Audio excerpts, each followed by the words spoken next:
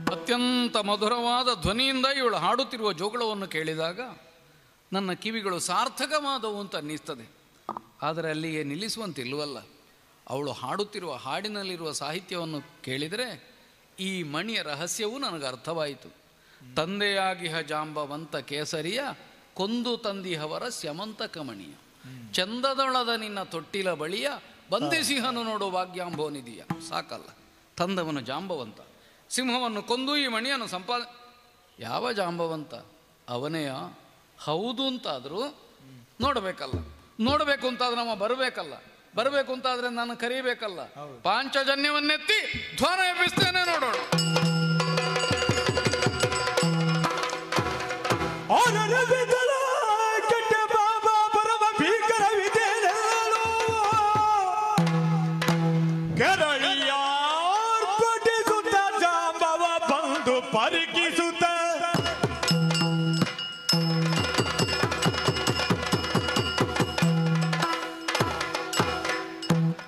ಹಾಯಾದ ನಿದ್ರೆಯಲ್ಲಿದ್ದೆ, ಒಮ್ಮೆಲೆ ಎಬ್ಬಿಸಿತು. ನೆಮ್ಮದಿಯ ನಿದ್ರೆ ಮಾಡುವುದಕ್ಕೆ ಆರಂಭ ಆಗಿ ಸ್ವಲ್ಪ ದಿನ ಆದದ್ದಷ್ಟೇ. ನಿದ್ರೆಯೇ ಇಲ್ಲದೆ ಕೆಲವು ಸಮಯ ಕಳೆದಿದ್ದೆ. ಈ ನೆಮ್ಮದಿಯ ನಿದ್ರೆ ಬರುವುದಕ್ಕೆ ಕಾರಣ ಏನು? ಪೂರ್ತಿ ತೃಪ್ತಿಯಾಗಿದೆ ಅಂತ ಅಲ್ಲ. ಕಣ್ಣೇ ಇಲ್ಲದೆ ಬದುಕಿದವನಿಗೆ ಒಂದು ಕಣ್ಣಿನ ದೃಷ್ಟಿ ಸಿಕ್ಕಿದ್ರೆ ಅದಕ್ಕಿಂತ ಇದಾದೀತಲ್ಲ. ರಾಮನಿಲ್ಲದೆ ಇರುವ ಜಗತ್ತು, ಕಣ್ಣು ಮುಚ್ಚಿದ್ರು ಕಣ್ಣು ತೆರೆದ್ರು ನಮಗೆ ಅದರಲ್ಲಿಂದು ಸವಿ ಕಾಣುವುದಕ್ಕಿಲ್ಲ. ಯಾವ ನೆಮ್ಮದಿಯೂ ಇಲ್ಲದೆ ಇದ್ದಂತ ನನಗೆ ಸ್ವಲ್ಪ ನೆಮ್ಮದಿಯನ್ನು ಕೊಟ್ಟದ್ದು ಮಗಳ ಅಥವಾ ಮಗುವಿನ ಆ ಆನಂದ. ಆದರೆ ಆ ಅರ್ಧ ನೆಮ್ಮದಿಯಲ್ಲಿ ಆದರೂ ನಿದ್ರೆ ಮಾಡುವ ಅಂತ ಯೋಚಿಸಿದ್ರೆ ಒಮ್ಮೆಲೆ ಎಬ್ಬಿಸಿತಲ್ಲ. ಎಬ್ಬಿಸಿದ್ದು ಕರ್ಕಶ ಸ್ವರ ಅಲ್ಲ, ನಾದ, ಶಂಖನಾದ, ಓಂಕಾರವನ್ನು ಪ್ರತಿಪಾದಿಸುವುದು. ನಾವು ಕಂಡದ್ದು ರಾಮನಲ್ಲೇ ಓಂಕಾರ. ಓಂಕಾರ ಅಂತ ಹೇಳಿದ್ರೆ ಬೇರೆ ಇಲ್ಲ, ಅದರ ಒಳಗೇ ಉಂಟು. ಅದರೊಟ್ಟಿಗೆ ಒಂದು ಧ್ವನಿಯೂ ಕೇಳಿ ಬಂತಲ್ಲ ಮಗಳದ್ದು. ಅರರಪಿತನ ಕೆಟ್ಟೆ ಪರಮ ಭೀಕರ. ಇದು ಮಗಳ ಕೊರಳಿನಿಂದ ಬಂದದ್ದ, ನನ್ನ ಕರುಳಿನಿಂದ ಬಂದದ್ದ? ನನಗೆ ಅದು ಪ್ರಶ್ನೆ ಆದದ್ದು.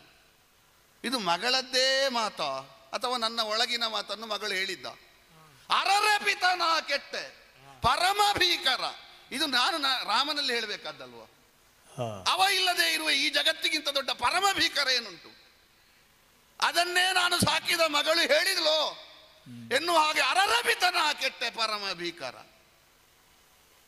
ಎಲ್ಲ ಕತೆ. ನನಗೆ ಹೇಗೂ ರಾಮನಿಲ್ಲದೆ ಅಭದ್ರತೆ ಕಾಡಿದೆ, ನನ್ನ ಮಗಳಿಗೂ ಕಾಡಿತ ನನ್ನಂತ ಅಪ್ಪನಿರುವಾಗ. ಏನು ಕಾರಣ ಒಮ್ಮೆ ನೋಡಬೇಡುವ? ಹಾಗಾಗಿಯೇ ಹೊರಗೆ ಎದ್ದು ಬಂದದ್ದು. ನೋಡಿದ್ರೆ ಮಗಳು ತಲ್ಲಣಿಸಿದ್ದಾಳೆ, ಥರಗುಟ್ಟುತ್ತಾ ಇದ್ದಾಳೆ. ಬಿಚ್ಚಿದ ಕಣ್ಣನ್ನು ಮುಚ್ಚುವುದಕ್ಕೆ ಮರೆತಿದ್ದಾಳೆ. ತುಟಿ ಅದರ್ತಾ ಉಂಟು. ಕಣ್ಣಿನಲ್ಲಿ ಭಯದ ಛಾಯೆ. ಎಲ್ಲಿಗೆ ಅಂತ ನೋಡಿದ್ರೆ ಆ ದೃಷ್ಟಿಯ ಇದು ಅರರೆ ಅಂತ ಯಾವ ಅರ್ಥದಲ್ಲಿ ಹೇಳಿದ್ದೀವಿ? ಅರೆ ಎನ್ನುವುದಕ್ಕೆ ಕಲ್ಲು ಅಂತಲೂ ಅರ್ಥ ಉಂಟಲ್ಲ. ಇವೊಂದು ಕಪ್ಪುಗಲ್ಲಿನ ಹಾಗೆ ಇದ್ದಾನೆ. ಎರಡೆರಡು ಕಲ್ಲು ಅಂತ ಹೇಳಿದ್ದ. ಶಿಲೆಯಲ್ಲಿ ಮತ್ತೊಂದು ಶಿಲೆಯಂತೆ ಕಪ್ಪು ಕಪ್ಪು ಕಾಣುವ ಒಬ್ಬ ವ್ಯಕ್ತಿ ಇದ್ದಾನೆ. ಇವನೇ ಇವಳ ಭಯದ ಮೂಲ. ಏಯ್ ಎಲ್ಲ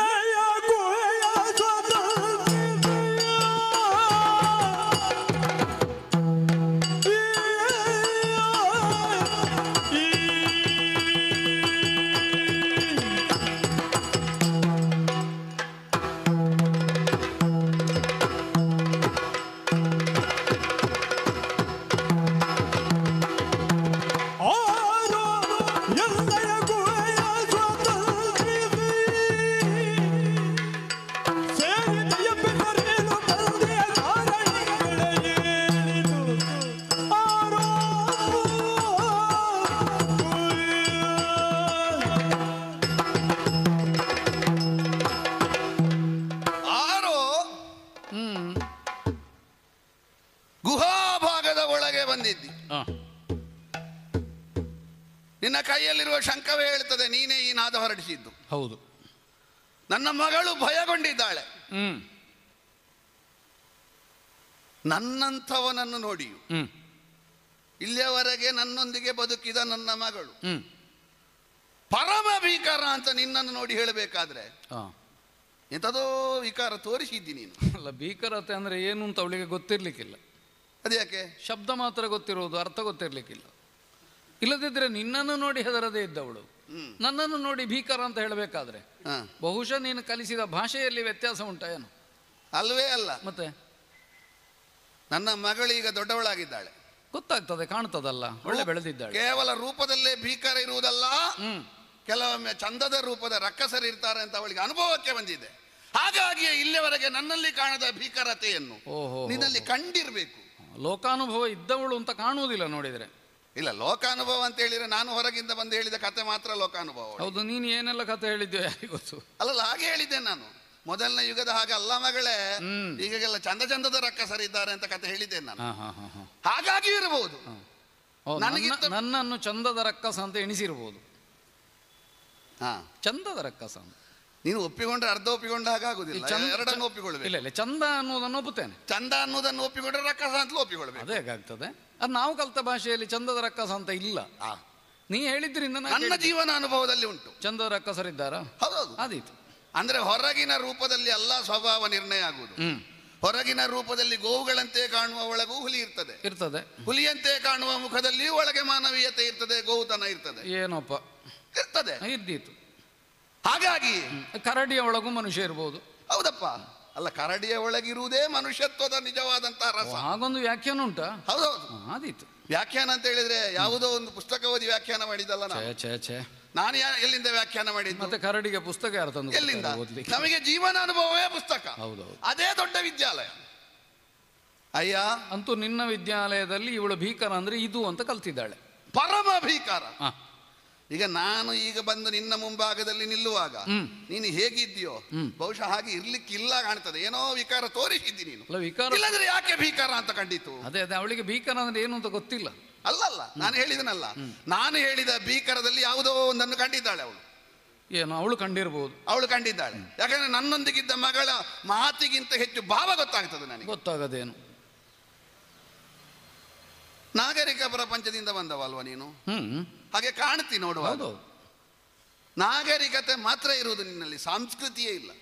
ಓಹೋ, ಕೆಲವು ನಾಗರಿಕತೆ ಅಂತ ಹೇಳಿದ್ರೆ ಹೊರಗಿನಿಂದ ಮಾತ್ರ ವಿಕಾಸ ಆಗುದು ಬಿಟ್ರೆ ಒಳಗಿನಿಂದ ವಿಕಾಸ ಆಗುದಿಲ್ಲ. ಅಂತೂ ವಿಕಾಸ ಆದದ್ದಕ್ಕಲ್ಲೋ ನಾಗರಿಕತೆ ಅಂತ ಹೇಳು. ಕೆಲವೊಮ್ಮೆ ನಾಗರಿಕತೆ ಅಂತ ಹೇಳಿದ್ರೆ ಒಳಗಿಂದ ಮುಚ್ಚುವುದು, ಹೊರಗಿನಿಂದ ಬಿಚ್ಚುವುದು. ಸಂಸ್ಕೃತಿ ಅಂತ ಹೇಳಿದ್ರೆ ಹೊರಗಿನಿಂದ ಮುಚ್ಚುವುದು, ಒಳಗಿನಿಂದ ಬಿಚ್ಚುವುದು. ಒಳಗಿನಿಂದ ಯಾರು ವಿಕಾಸ ಆಗುತ್ತಾ ಹೋಗುತ್ತಾರೆ ಅವರನ್ನು ಸಂಸ್ಕಾರವಂತರು ಅಂತ ಕರೆಯುವುದು. ಆದೀತು. ಸಂಸ್ಕಾರ ಇದ್ದವನಾದ್ರೆ ಹೀಗೆ ಒಳಗೆ ಬಂದು ನೀನೀಗ ಒಂದು ಕರೆಯುವುದಿದ್ರು ಒಂದು ಹೊರಗಿನಿಂದ ನಿಂತು ಕರೆಯುವುದಲ್ವ? ಹೌದಪ್ಪ, ಶಂಕನಾದ ಮಾಡಿ ಹೇಗೆ ಒಳಗೆ ಬರಬೇಕಾ ಬೇಡುವ? ನಮ್ಮಲ್ಲೆಲ್ಲ ಬಾಗಿಲಿಲ್ಲಯ್ಯ, ಯಾಕಂದ್ರೆ ಕಳ್ಳರಿಲ್ಲ ನಮ್ಮಲ್ಲಿ. ಕಳ್ಳರಿಲ್ಲ ಇದ್ರಲ್ವ ಬಾಗಿಲು ಬೇಕಾದ. ಕಾಡಿನಲ್ಲಿ ಹಾಗಿಲ್ಲ, ಒಂದು ಗುಹೆಯನ್ನು ಮತ್ತೊಂದು ಪ್ರಾಣಿ ಪ್ರವೇಶಿಸುವುದಕ್ಕಿಲ್ಲ. ಅದು ಜಾಂಬವನ ಗುಹೆ. ಓಹೋ, ಜಾಂಬವ ನೀನಲ್ವ? ಹೌದು, ನನ್ನ ಗುಹೆಯನ್ನು ಪ್ರವೇಶಿಸಿದ್ದು ಮಾತ್ರ ಅಲ್ಲ, ಶಂಖನಾದ ಮಾಡಿ ಒಂದು ನೆಮ್ಮದಿಯ ನಿದ್ರೆಯೂ ಇಲ್ಲ. ಶಂಖನಾದದಿಂದ ನೆಮ್ಮದಿ ಹಾಳಾಗ್ತದ? ಅಲ್ಲ, ಎಂಥದ್ದು ಅಂತ ಅಲ್ಲ, ಅದನ್ನು ಯಾವಾಗ ಉಪಯೋಗಿಸಿದ್ದಾರೆ ಅಂತ ಮುಖ್ಯ ಅಲ್ವ? ಹೌದೌದು. ಯಾವ ಧರ್ಮವೇ ಇರಲಿ, ಕಾಲ, ಕ್ಷೇತ್ರ, ಪಾತ್ರ, ಪರಿಸ್ಥಿತಿ, ಒಳ್ಳೇದು ಕೆಟ್ಟದ್ದು ನೀನೇ ಹೇಳಿದಾಗೆ ಕೇಳಿದವನ ಸಂಸ್ಕೃತಿ. ಹಾಗೇನಿಲ್ಲ, ಸಂಸ್ಕೃತಿ ನಮ್ಮದು ಸರಿ ಉಂಟು. ಕೆಲವರಿಗೆ ಶಂಖನಾದ ಕೇಳಿದ್ರೆ ಆಗುವುದಿಲ್ಲ, ಅದು ರಾಕ್ಷಸ ಗರ್ಭಕ್ಕೆ. ನಮಗೆ ಹಾಗಾಗುವುದಿಲ್ಲ. ನಮಗೆ ಅಲ್ಲದ ಇರುವ ಸಮಯದಲ್ಲಿ ಈಗ ದೇವರ ಬಗ್ಗೆ ಬಹಳ ಭಕ್ತಿ ಇದ್ದವನೇ ಇರ್ತಾನೆ. ದೇವರ ಬಗ್ಗೆ ಬಹಳ ಭಕ್ತಿ ಇದ್ದವ ನೆಮ್ಮದಿಯಲ್ಲಿ ನಿದ್ರೆ ಮಾಡುವಾಗ ಅವನ ಹತ್ತಿರ ಹೋಗಿ ಸ್ತೋತ್ರ ಹೇಳಿದ್ರೆ ಅದು ನನಗೆ ಭಕ್ತಿ ಉಂಟು ಅಂತ ಅವನಿಗೆ ನಿದ್ರೆ ಹಾಳಾಗದಿರ್ತದ? ಅಲ್ಲ, ನಿದ್ರೆ ಹಾಳಾದ್ರೂ ಸಂತೋಷ ಆಗ್ತದೆ ಅವನಿಗೆ. ನಿದ್ರೆ ಹಾಳಾದದ್ದು ಈ ಕಾರಣಕ್ಕೆ ಅಂತ. ಹೌದು, ಆದ್ರೆ ದೇವರ ಸ್ತೋತ್ರ ಮಾಡೋದು. ಕೆಲವರಿಗೆ ಸುಪ್ರಭಾತ ಕೇಳಿದ್ರು ಸಿಟ್ಟು ಬರ್ತದೆ, ನಾವೇನು ಮಾಡ್ಲಿಕ್ಕೆ ಆಗ್ತದೆ? ಅದು ಸುಪ್ರಭಾತ ಆಗಿ ಮಧ್ಯಾಹ್ನದವರೆಗೆ ಮಲಗುವವರ ವಿಷಯ ಹೇಳುದು ನೀನು. ಇದು ಹಾಗಲ್ಲ, ಮಲಗಿದಲ್ಲಿಗೆ ಒಂದು ಸುಪ್ರಭಾತ ಹೇಳುವವರ ವಿಷಯ ನಾನು ಹೇಳುದು. ಅಲ್ಲ, ಹಾಗೆ ಇವನೇ ದೇವರು ಅಂತ ಆಗಲಿಲ್ಲ, ಮಲಗಿದವ ಸುಪ್ರಭಾತ ಹೇಳುದು ಯಾರಿಗೆ? ಅಲ್ಲಲ್ಲ, ಇದು ಭಕ್ತಿಯಿಂದ ಹೇಳುವುದು ಬೇರೆ. ಸುಪ್ರಭಾತ ದೇವರ ಮೇಲೆ ಭಕ್ತಿಯಿಂದ ಅಲ್ಲ, ಒಪ್ಪು ನಮಗೇನು ವಿರೋಧ ಇಲ್ಲ. ದೇವರ ಮೇಲೆ ಭಕ್ತಿಯಿಂದ ಹೇಳುವ ಸ್ತೋತ್ರ ಬೇರೆ. ಇವನನ್ನು ಎಬ್ಬಿಸಬೇಕು ಅಂತಲೇ ದೇವರ ಸ್ತೋತ್ರ ಹೇಳುವುದು ಬೇರೆ. ಇದು ನಿನ್ನದು ಎರಡನೇದು. ಆದ್ರೂ ಎಬ್ಬಿಸುವವನಿಗೆ ಸ್ತೋತ್ರ ಹೇಳಿ ಎಬ್ಬಿಸುವ ಅಂತ ಕಾಣ್ತದಲ್ಲ, ಅದನ್ನ ಅಂದ್ರೆ ಪರಿಣಾಮದಲ್ಲಿ ಹೆಚ್ಚು ಕೆಟ್ಟದಾಗುವುದು ಬೇಡ ಅಂತ ಇರಬೇಕು ನಿನಗೆ. ಒಂದು ಒಳಗಿಂದ ಒಳಗೆ ಪರಿಣಾಮದ ಬಗ್ಗೆ ಸಣ್ಣ ಲಕ್ಷ್ಯ ಇರಬೇಕು ನಿನಗೆ. ಅರ್ಥದವರೆಗೆ ಒಂದು ಶಂಕನಾದ ಮಾಡಿ ನನ್ನನ್ನು ಎಬ್ಬಿಸಿದ್ದು ಮಾತ್ರ ಅಲ್ಲ, ನನ್ನ ಮಗಳನ್ನು ಬೆದರಿಸಿದ್ದು. ವಿಷಯ ಅದು ಅಲ್ಲ. ಅದನ್ನು ಅರ್ಥ ಮಾಡುವಾಗ ಬೇರೆಯೂ ಧ್ವನಿ ಬರ್ತದೆ. ಏನದು? ನಿನ್ನನ್ನು ಎಬ್ಬಿಸಿದ್ರೆ ನಿನ್ನ ಮಗಳು ಹೆದರ್ತಾಳೆ ಅಂತ. ಹಾಗಲ್ವೋ? ಅಲ್ಲ, ಕೆಲವು ಮನೆಯಲ್ಲಿ ಅಪ್ಪ ಎದ್ರೆ ಮಗಳು ಹೆದರುವುದು ಉಂಟು. ಅದು ಅಪ್ಪನ ಸ್ವಭಾವದ ಮೇಲುಂಟು. ಅಲ್ಲ, ಅದು ಹೌದು. ಇನ್ನೊಂದು ಅಪ್ಪನ ಯಾವ ವ್ಯಾಪ್ತಿ ಉಂಟೋ ಅದನ್ನು ಬಂಧನ ಅಂತ ತಿಳಿದ ಮಗಳಿಗೆ ಹೆದರಿಕೆ ಆಗುವುದುಂಟು. ಹೌದೌದು. ಅಪ್ಪ ಮಲಗಿದ್ರೆ ಒಳ್ಳೇದು ಅಂತ ಕಂಡಿತ್ತು. ನನ್ನ ಮಗಳಿಗೆ ಆಗಿಲ್ಲ. ನನ್ನ ಮಗಳಿಗೆ ನನ್ನ ವ್ಯಾಪ್ತಿ ಬಂಧನ ಅಂತ ಕಾಣಲಿಲ್ಲ, ರಕ್ಷಣೆ ಅಂತ ಕಂಡಿದೆ. ಹಾಗಾಗಿ ರಕ್ಷಣೆ ಹೊರಗಿಂದ ಬಂದವರು ಬಂದ್ರೆ ಮಾತ್ರ ಅವಳಿಗೆ ಹೆದರಿಕೆ ಆಗುವುದು. ನಾನು ಎದ್ರೆ ಅವಳಿಗೆ ಹೆದರಿಕೆ ಆಗುವುದಿಲ್ಲ. ನಾನು ಹೇಳುವ ಹಾಗೆ ಅವಳು ಹೆದರುವ ಹಾಗೆ ಎರಡೂ ಕೃತ್ಯವನ್ನು ಒಟ್ಟಿಗೆ ಮಾಡಿದ್ದು. ಹೌದೇನು? ಒಬ್ಬ ನಿದ್ರೆ ಮಾಡುವವ, ಒಂದು ಪ್ರಾಯಕ್ಕೆ ಬಂದ ಹೆಣ್ಣು ಮಗಳು, ಇದೆರಡರ ಲಕ್ಷ್ಯವೂ ಇಟ್ಟುಕೊಳ್ಳದೆ ಬಂದು ನಿನ್ನ ಕೈಯಲ್ಲಿ ಉಂಟು ಅಂತ, ನಿನ್ನ ಬಾಯಿಯಲ್ಲಿ ಸ್ವರ ಉಂಟು ಅಂತ ಶಂಕ ಊದಿದ್ಯಲ್ವ ನೀನು. ಆದ್ರೆ ಒಂದು ಗಮನಿಸಬೇಕು ನೀನು, ಏನು ಮಲಗಿದವನು ಎಬ್ಬಿಸಿದನೇ ಹೊರತು ಅವ ಮಲಗಿದ್ದಾನಲ್ಲ ಈ ಮಗಳನ್ನು ಹೊತ್ತುಕೊಂಡು ಹೋಗುವಂತ ಆಲೋಚನೆ ಮಾಡಲಿಲ್ಲ. ಅಲ್ಲ, ಅದನ್ನು ನೀನು ಗಮನಿಸಬೇಕು ಅಂತ ಹೇಳಿದ್ದು ನಾನು. ನೋಡು, ನಾನು ಈಗ ಅಂಥದ್ದು ಮಾಡುವವರಿಲ್ವಾ? ನಾನು ಹೇಳಿದಲ್ಲಿಗೆ ಬಂತು. ಎಂಥದ್ದು? ನನಗೆ ಆ ಕಲ್ಪನೆ ಇರ್ಲಿಲ್ಲ. ಚಂದದ ರಕ್ಕಸ ಅಂತ ಹೇಳುದು ಅದೇ ನೋಡಿ, ನನಗೆ ಕಲ್ಪನೆ ಇರ್ಲಿಲ್ಲ. ಅಯ್ಯೋ, ಹೆಣ್ಣು ಮಗಳನ್ನು ನಾನು ಮಲಗಿರುವಾಗ ನೀನು ಹೊತ್ತುಕೊಂಡು ಹೋಗಬಲ್ಲೆ ಅಂತ. ಅಲ್ಲ, ಅದು ಹೋಗಬಲ್ಲೆ, ನಾನು ಯಾವಾಗಲೂ ನಿನ್ನನ್ನು ಬೇಕಾದ್ರೆ ಹೊತ್ತುಕೊಂಡು ಹೋಗಬಲ್ಲೆ, ಅದು ಪ್ರಶ್ನೆ ಅಲ್ಲ. ಅದಲ್ಲ, ಅದರಲ್ಲಿಯೂ ಸಂಸ್ಕಾರ ಉಂಟು. ವಿವಾಹ ಸಂಸ್ಕಾರದಲ್ಲಿ ಹೆಣ್ಣನ್ನು ಹೊತ್ತುಕೊಂಡು ಹೋಗಿ ಮದುವೆ ಆಗುವುದು ಉಂಟಪ್ಪ. ಹಾಗಾಗಿ ಅದು ಅಪರಾಧ ಏನೂ ಅಲ್ಲ. ಆದ್ರೆ ನಾನು ಮಾಡಲಿಲ್ಲ, ನೀನು ಅದನ್ನು ಗಮನಿಸಿ. ಅದೇ, ನನಗೆ ಆ ಕಲ್ಪನೆ ಇರಲಿಲ್ಲ ಅಂತ. ನಮಗೆ ಕಲ್ಪನೆ ಉಂಟು. ಕಲ್ಪನೆ ಇಲ್ಲದವ ಮಾಡದಿದ್ರೆ ಆಶ್ಚರ್ಯ ಇಲ್ಲ, ಕಲ್ಪನೆ ಇದ್ದವ ಮಾಡಲಿಲ್ಲ ಅಂದ್ರೆ ದೊಡ್ಡ ಸ್ಥಿತಿ ಅದು. ಅಲ್ಲ, ನನ್ನ ಗುಣವನ್ನು ಮೆಚ್ಚಬೇಕು ನೀನು. ಗುಣ ಅಲ್ಲ ಅದು. ಮತ್ತೆ ನಿನಗೆ ಎಲ್ಲಿಯೋ ಈಗ ನಿನ್ನ ಮಗಳನ್ನು ಹೊತ್ತುಕೊಂಡು ಹೋಗದೇ ಇರುವುದು ಗುಣ ಅಲ್ವಾ? ಅದು ಗುಣವೇ. ನೀನು ಹೊತ್ತುಕೊಂಡು ಹೋಗದೇ ಇರುವುದು ಗುಣ ಅಂತ ಹೇಳಿ ನಿನ್ನ ಶೀಲ ಅಂತ ಹೇಳಲಿಕ್ಕೆ ಆಗುದಿಲ್ಲ. ಯಾಕೆ ಗೊತ್ತುಂಟು? ಯಾಕೆ? ನಿನಗೂ ಪರಿಣಾಮದ ಬಗ್ಗೆ ಯಾರು ಹೇಳಿರ್ಬೇಕು. ಇಲ್ಲಪ್ಪ, ಹೊತ್ತುಕೊಂಡು ಹೋಗುವ ಗಲಾಟೆ ಮಾಡಿ ಹೋಗ್ತಾನ? ಇಲ್ಲ, ಸುದ್ದಿ ಇಲ್ಲದೆ ಹೋಗುದಿಲ್ವಾ? ಒಂದು ಹೇಳ್ಬೇಕಾ ನಾನು? ಎಂತದು? ಹೊತ್ತುಕೊಂಡು ಎಲ್ಲಿಗೆ ಹೋಗು, ನಾನು ನೋಡದ ಊರು ಯಾವುದದು ಬಿಡೋ, ಅದು ಆಮೇಲಲ್ವಾ. ಈಗ ಒಂದು ಸಂಸ್ಕಾರ ಇದ್ದವ ಹೌದಾದ್ರೆ ಒಂದು ಬರುವ ಮೊದಲೇ ಹೇಗೆ ಒಳಗೆ ಬರುವುದಾ ಬೇಡವಾ? ಏನು ಗುರು ಪರಂಪರೆ ಇಲ್ವಾ ನಿನಗೆ? ಉಂಟಪ್ಪ. ಸರಿಯಾಗಿ ಪಾಠ ಹೇಳುವ ಅಪ್ಪ ಅಮ್ಮ ಇಲ್ವಾ? ಇದ್ದಾರಪ್ಪ. ನಿನ್ನೊಂದು ಗುರುತಿಸುವ ಹೆಸರಿಲ್ವಾ? ಉಂಟು. ನಿನಗೊಂದು ಊರು ಅಂತ ಇಲ್ವಾ? ಉಂಟು. ಅದೆಲ್ಲ ಒಂದು ಪರಿಧಿ ಇದ್ರೆ ಹೀಗೆ ಬರ್ತೀಯ ನೀನು? ನನಗೆ ಇಲ್ಲ ಅಂತ ಕಾಣ್ತದೆ. ಅಲ್ಲ, ಉಂಟು. ಉಂಟಾ? ಉಂಟೇ ಉಂಟು. ಇದ್ರೆ ಯಾವುದದು? ಎಲ್ಲಿಂದ ಬಂದ? ನಿನಗೆ ಅದನ್ನು ನೇರ ಕೇಳಲಿಕ್ಕೆ ಆಗೋದಿಲ್ಲ. ಅಲ್ಲ, ನೇರ ಅಂತ ಹೇಳಿದ್ರೆ ಅಂದ್ರೆ ಹೆಸರೇನು, ಊರು ಯಾವುದು, ತಂದೆ ತಾಯಿಯಾರು ಕೇಳುವುದು ಬಿಟ್ಟುಕೊಂಡು ನಿನಗೆ ಅಪ್ಪ ಅಮ್ಮ ಇಲ್ಲದ ಹಾಗೆ ಕಾಣ್ತದೆ. ಇದೆಲ್ಲ ಎಂತದಯ್ಯ? ಹಾಗಲ್ಲ, ಅಪ್ಪ ಅಮ್ಮ ಇದ್ರೆ ಹೀಗೆ ಸಂಸ್ಕಾರ ಯಾಕೆ? ಅದರ ಅರ್ಥ ಅದೇ ಅಲ್ವಾ? ಹಾಗಲ್ಲ, ಮತ್ತೆ ಅಪ್ಪ ಅಮ್ಮ ಒಂದು ಹೇಳಿಕೊಡ್ಬೇಡುವ ನಿನಗೆ? ಕೊಡಬೇಕು. ನಿನಗೊಂದು ಗುರುತಿಸುವುದಕ್ಕೆ ಹೆಸರು ಬೇಡುವ? ಒಂದು ಗುರು ಪರಂಪರೆ ಬೇಡುವ? ಒಂದು ಸರಿಯಾದ ಪಾಠ ಆಗಬೇಡುವ? ಆಗಬೇಕು. ಆಗಿದೆಯಾ? ಆದ್ರೆ ಈಗ ಯಾಕೆ ಮಾಡಿದ್ದು ನೀನು? ಇದೀಗ ಹೀಗೆ ಯಾಕೆ ಮಾಡಿದ್ದು ಅಂತ ಪ್ರಶ್ನೆಯ? ಎರಡು ಗುರು ಪರಂಪರೆ, ಊರು, ತಂದೆ ತಾಯಿ ಹೆಸರು ಪ್ರಶ್ನೆ. ಒಂದನೇದಾದ ಅದು ಪ್ರಶ್ನೆ. ಅದು ಆ ಪ್ರಶ್ನೆಗೆ ಉತ್ತರ ಸಿಕ್ಕಿದ್ರೆ ನೀನು ಹೀಗೆ ಯಾಕೆ ಮಾಡಿದ್ದೆ? ಎರಡನೇ ಪ್ರಶ್ನೆ. ಆ ಪ್ರಶ್ನೆಗೆ ಉತ್ತರ ಸಿಕ್ಕಿದ್ರೆ ಮತ್ತೆ ಇದಕ್ಕೆ ಉತ್ತರವೇ ಬೇಡ. ಅದ್ಯಾಕೆ? ನನ್ನ ವಿಷಯ ಹಾಗುಂಟಯ್ಯ. ಹೌದಾ?